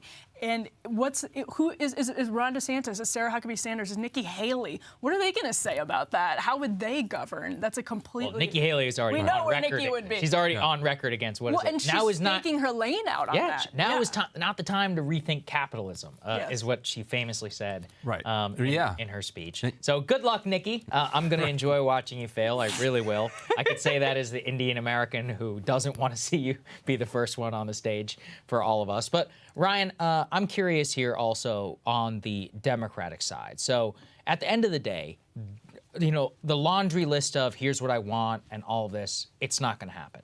This was all just oppositional. So to that extent, Biden, we were talking about, this is the kickoff of his campaign. It seems like it did a pretty good job. Like, overall, this is probably as good as you could probably hope for. And he didn't step into any of the pitfalls. I saw that he's on his way to Wisconsin and Florida. In Florida, I'd just be like, give up, Mr. President. Like, that ship sailed, sir. Yeah. Wisconsin, that's a smart move. But, like, going into those two states in the next couple of days, like, this is probably going to be a pretty high point for him. And especially coming off the midterms. Right. There were two paths he could have taken when Republicans said we're going to hold the debt ceiling hostage to force demands. He could have taken the last Joe Biden approach, which was great. You know, we all need to get together. We'll do a commission. And we'll Simpson Bowls. Simpson Bowls. We'll hold hands together. I got Bruce Reed here. He was my staff guy then. He's still in the White House. Yeah, that's true. He's still there. Dust the plans off. And yes, like people want to work longer. And you know, Medicare is too generous, and Medicaid.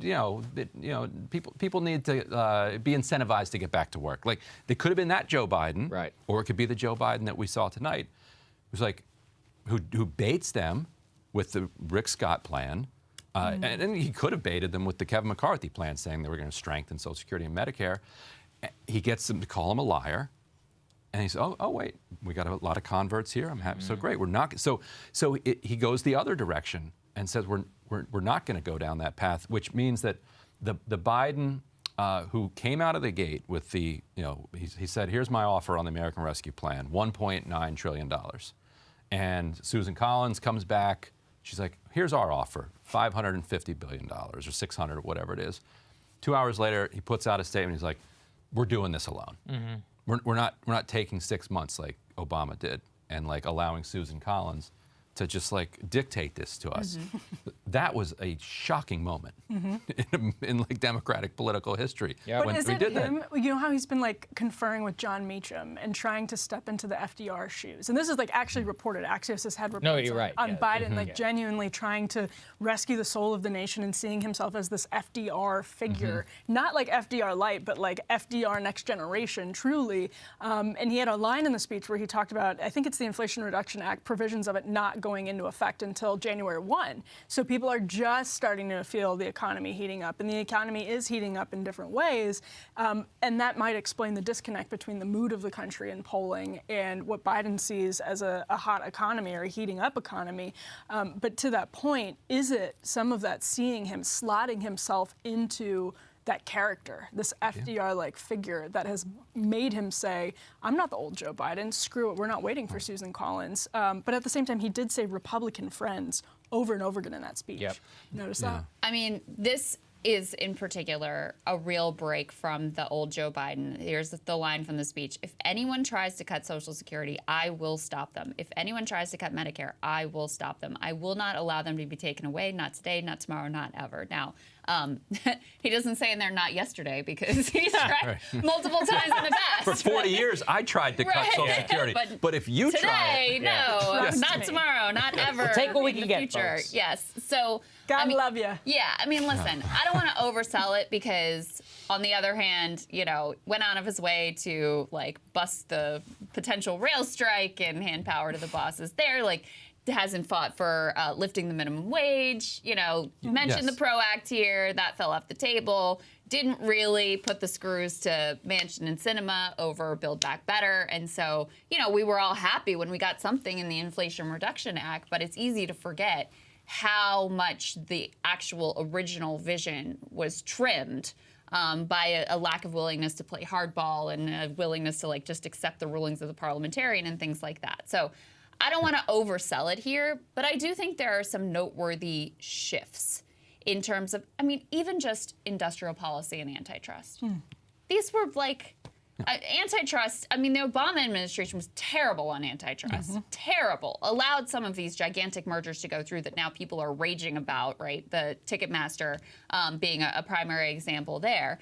And so industrial policy was basically a dirty word in both parties for my entire life until now. Up until literally, I think 3 years ago. Yeah. Really, when Biden you were put out. communist. Yes, do you remember when exactly. Biden put out, what was it, his like Made in America plan? I praised it on Rising and here. I was like, hey, listen, that's pretty good. I was like, you could say whatever, I was like, by the way, I was like, Jared, please release the Made in America thing from the National Security Council, which I know that you held up for 2 years and then didn't end up passing for literally no reason. So in a lot of ways for Trump, this is dangerous territory. Biden is taking the two most singular popular things that he did. which was China, and it was made in America. Look at that, the way that he talked about China in the speech. And Although then not also, much. No, he didn't talk about it much, but look, he did not say that, 7 years ago? Right. What he was trying to say in that whole switch places with I speak Bidenese, is because I used to watch him whenever he was coherent, and he would always talk about how he was one of those people. He was so pro-engagement with China. He often says this, I'm the only person, I've spent more hours with Xi Jinping than any other Western leader in the world. I've sat there and I've talked with him across the table. That was his big selling point. He was so excited he even brought I know. his son. Yeah, actually, there was a lot of business dealings going on. That was side, the big guy. all on Air Force Two. Another story for another day, of which we have covered several times. But the point is that he has gone from engagement to confrontation. Clearly, that is, without Trump, that doesn't happen. And he's also now gone completely with Made in America, the full embrace of all of that. I do want to know who he is. He goes, many people don't like when I say this, but we're going to buy American. I'm like, who is saying that? Right, like, exactly. outside of like JP Morgan CEO, who is saying that? I'm like, I like that. Most people like that. Larry Summers. Yeah, okay. Yeah. Got some flap at the country club. All right. One last thought, and then I want to hear you guys' final thoughts as well. But one thing we talked about going into this, which maybe it shouldn't matter, maybe it should matter. I think it's reasonable for people to have concerns about a man who would be 86 by the end of a next term. And so as much as the New York Times was running a story that I know was planted by Biden aides about how he's preparing to overcome his stutter in this speech, sort of trying to set the bar low, that if it doesn't go well, don't be an asshole. It's because he has a stutter. It's not because he's old, guys. Don't say that. But ultimately, he's still Joe Biden at 80 years old. It's still not what he used to be. It wasn't like an incredibly masterful oratory. But Ryan, I think, in terms of what he's capable of, this was a pretty well-delivered speech. And as Emily was saying, being able to do a little give and take with the audience, that's not easy to do. So I think also he did himself some favors in terms of persuading people that this is a man who is still capable of conducting the business of the presidency, and that we're not all going to be left in the hands of Kamala Harris, dear God. I think we're also starting to all grade him on a curve relative to what we expect from him. Like, I think he has successfully set the bar really low for his public performances. Right. Every time he tried to go off the teleprompter, off script with a little riff, you're almost holding your breath for him. You tense up. Yeah, outside of the Medicare thing, they were all bad. All bad. Every single one. Even his start. He starts out by saying, I get to be here because Jill's going to the game tomorrow. And what are you talking about? Like, are you talking about the Super Bowl and the Eagles? It's like, what? That's He's Sunday, very man. excited to see how Donovan McNabb performs. Right. Yes. What? Like, he should have finished with a "Go Birds" at the end. Yeah. Because he's not winning Missouri. That's true. Dr. Oz, what did Dr. Oz? He's saying "Fly Eagles Fly," right? Yeah. Oh, yeah. That's good. Well, on that point, and he did seem to get Tyree Nichols' name wrong. It wasn't Called him Tyler. Like wasn't great. Sounded like Tyler. Yeah, it wasn't a perfect performance. But I do think that because the bar is so low for him, every time he clears it and looks like he can give a normal presidential speech for an hour, again, because the bar is so low. And part of that, by the way, is because Donald Trump was the preceding president. Yep, that's a good point. And Donald Trump's State of the Unions tended to be pretty boilerplate and conventional. That wasn't true of the rest of his communications. So Joe Biden being able to just give a speech for an hour, talk about his Republican friends, and make America at least sort of be back in the political theater that people are comfortable with, I guess that's a win for him. Yeah. All right. Okay, guys, thank you so much for your analysis. I hope everybody enjoyed this stream. Thank you so much also to our premium members who help support the show and keep all of these things going. They are expensive to put on, so we really much appreciate you. And we love you all. We're going to have some content for you guys tomorrow. Hint, it involves a congressman attacking Crystal Ball, my partner over here, and Joe Rogan as a vicious attack, calling them anti-Semitic. We will get into all of that tomorrow. We'll have a full show for everybody on Thursday. Lots of great content in the interim, and we will see you all later.